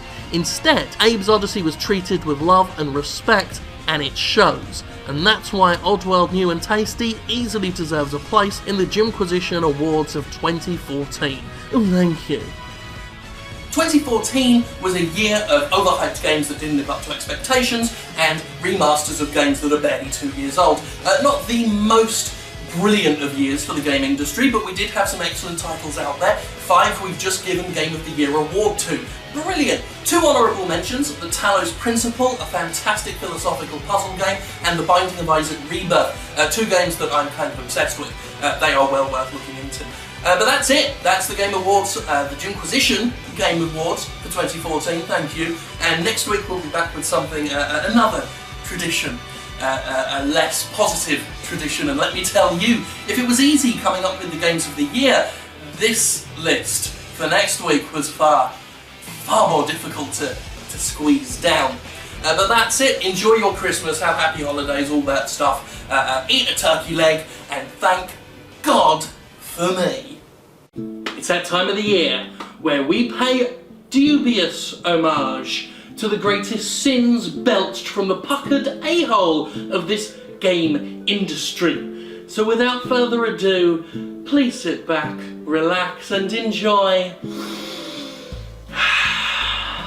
the shittiest games of 2014. Take it away. Assassin's Creed Unity! Shittiness is contextual.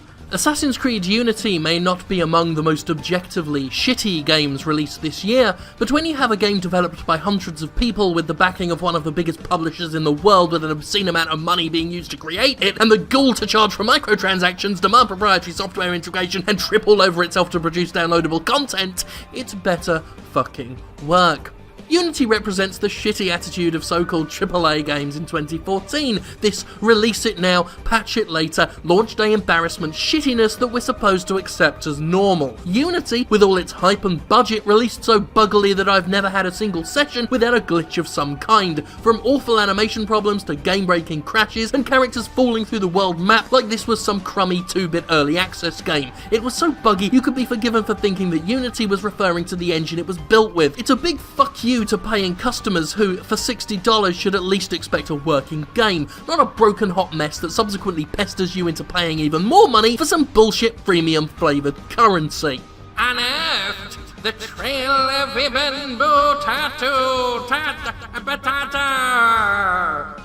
What happens if you cross Uncharted with a red raw cracked milky anus that squirts out piss and blood? You get Unearthed, the Trail of Ibn Battuta, one of the most shameless little copycats around. Its attempts to ape Naughty Dog only serve to highlight how crap it is. Visually ugly, mechanically uncomfortable. The fact it's pathetically short is its only saving grace. The third-person climbing and shooting is cack-awful enough, but it's the long-winded and cringeworthy driving shit that slam dunks this thing into shitwheel territory. It's supposed to be an episode 1 in a series, but let's face it, if Ibn Battuta ever shows its miserable face again, the world would be surprised. Rambo, the video game! You know a game's gonna be something special when the video game is somewhere in its title. Rambo, the video game, is an on-rail shooter that takes us through Sylvester Stallone's wacky world and it's pure and total dreck. The first level is deceptively fun, in a crap kind of way, but it gives way to entire levels that are nothing but QTEs, like a humorless and less interesting Dragon's Lair. Later shooter sections make the player feel sick, with a wildly swinging camera and a mandatory cover system that doesn't work half the time. Its production values are an utter embarrassment too. All the enemies look like mangled John C. Reilly clones, the audio seems poorly ripped from a VHS copy of First Blood, and the obligatory glitches are in abundance. Nothing that happens to John Rambo in the films can match the indignity and injury imposed upon him by the association with this awful clump of mangled trash.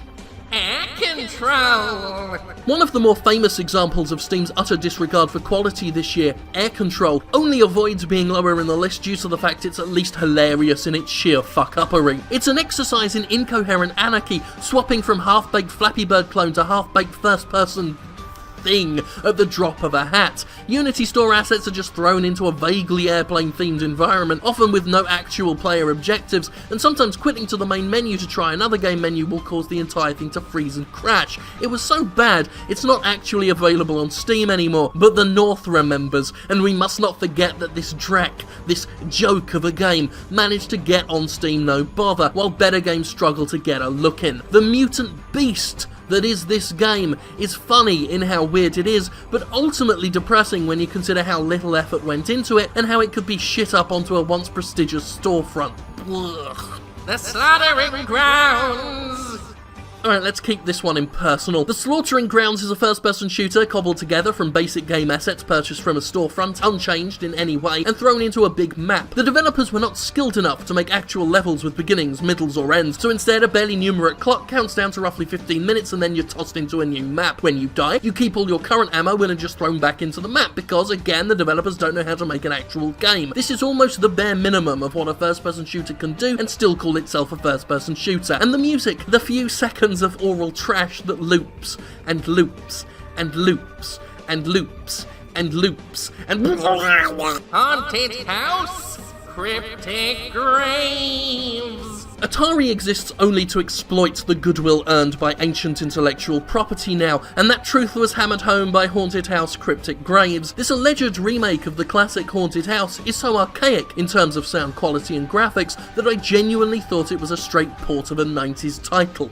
Nope. This game was made by the cowboys who stitched together Anna, and it's so broken I literally gave up after 100 minutes. I kept having to close the game down and restart it to get doors to open. Yes, doors remained shut and locked until I rebooted the entire fucking thing, and eventually I got to a point where not even that worked and I was completely stuck. It's an awful Amnesia wannabe that looks ugly as sin, plays like crap, has laughable attempted jump scares and no sense of pacing, direction, or common cocking decency. There's also a save point that crashes the game if you ever load from it, because that's good. This game is pathetic. Completely, utterly pathetic. The forgotten ones.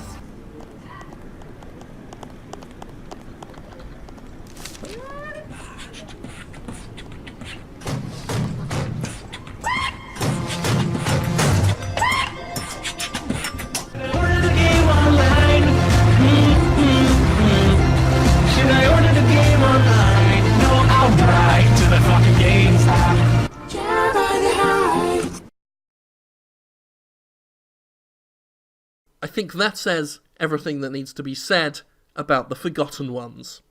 Sonic Boom! The rise of lyric!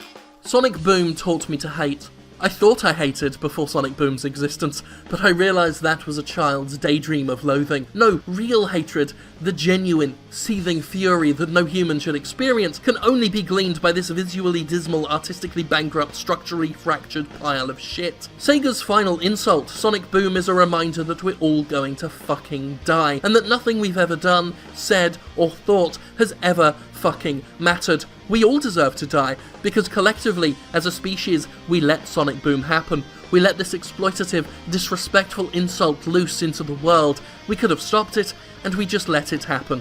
So fuck Sonic Boom, but more importantly, fuck us all. Dark Shadows, Army of Evil! Dark Shadows is literally unbelievably terrible. Mere words cannot describe the fucked up problems with this one. Its intro tutorial can last hours, not because it's hard, but because it genuinely hides things from its player, obscuring items in such a way as to say, fuck you. You have to consult walkthroughs and shit to get through the tutorial, because it's not made up of puzzles, it's made up of the developer saying, guess what I'm thinking. And you can't guess, because rational adult minds did not create this misshapen train wreck. This was drudged up from the diseased, pulsating, leaking brains of the broken and the damned. And look at it. Just look at it. It has an MSRP of $10. They want actual 10 cash, cash $10 for this. Why? How? Look at it! Dungeon Keeper Mobile! A game so vile that even EA called it a shame. Dungeon Keeper Mobile is perhaps the perfect snapshot of what AAA publishers actually think of their customers. It's bad enough that this freemium mobile trash is one of the worst examples of its kind, obscenely wasting the player's time in an effort to psychologically batter them into spending cash, but dragging the name of Dungeon Keeper through the mud in order to make a quick buck is utterly, unforgivably despicable. It took me more than 2 days to dig out a 4x4 room, so extreme was EA Mythic's lust for Farmville-style money grubbing. There is no actual gameplay in this game. Very much like Final Fantasy or The Bravest, it exists solely to perpetuate its own crap economy, to give you the illusion of progress so you'll buy more Monopoly money. This is the exact kind of game lauded by jerk dicks who use terms like whales when talking about customers. One of the worst examples of a cancer that is eroding the market and has already destroyed the credibility of the once promising mobile gaming sector. This is a reckless game, a short-sighted disease that is here to just rake in the cash it can at the expense of consumer confidence and long-term trust. It's a fucking blight. It's a cliche to say something is everything wrong with video games, but this right here, without hyperbole, is it. This is truly everything wrong with video games. Indefensible, grotesque, the shittiest. How dare you, EA, says I. How dare you. 2014 was a shit year. This is the most difficult shit years list I've had to come up with, just passing it all down. We avoided early access games because, well, if they ever do come out, that'll be content for that year. But even then, it was still difficult to get it down from the 10 billion shite games just to the 10. But I think we managed it, and I think every single one of our winners is highly deserving, and so congratulations to them. I'm Jim Sterling, and thank God for me.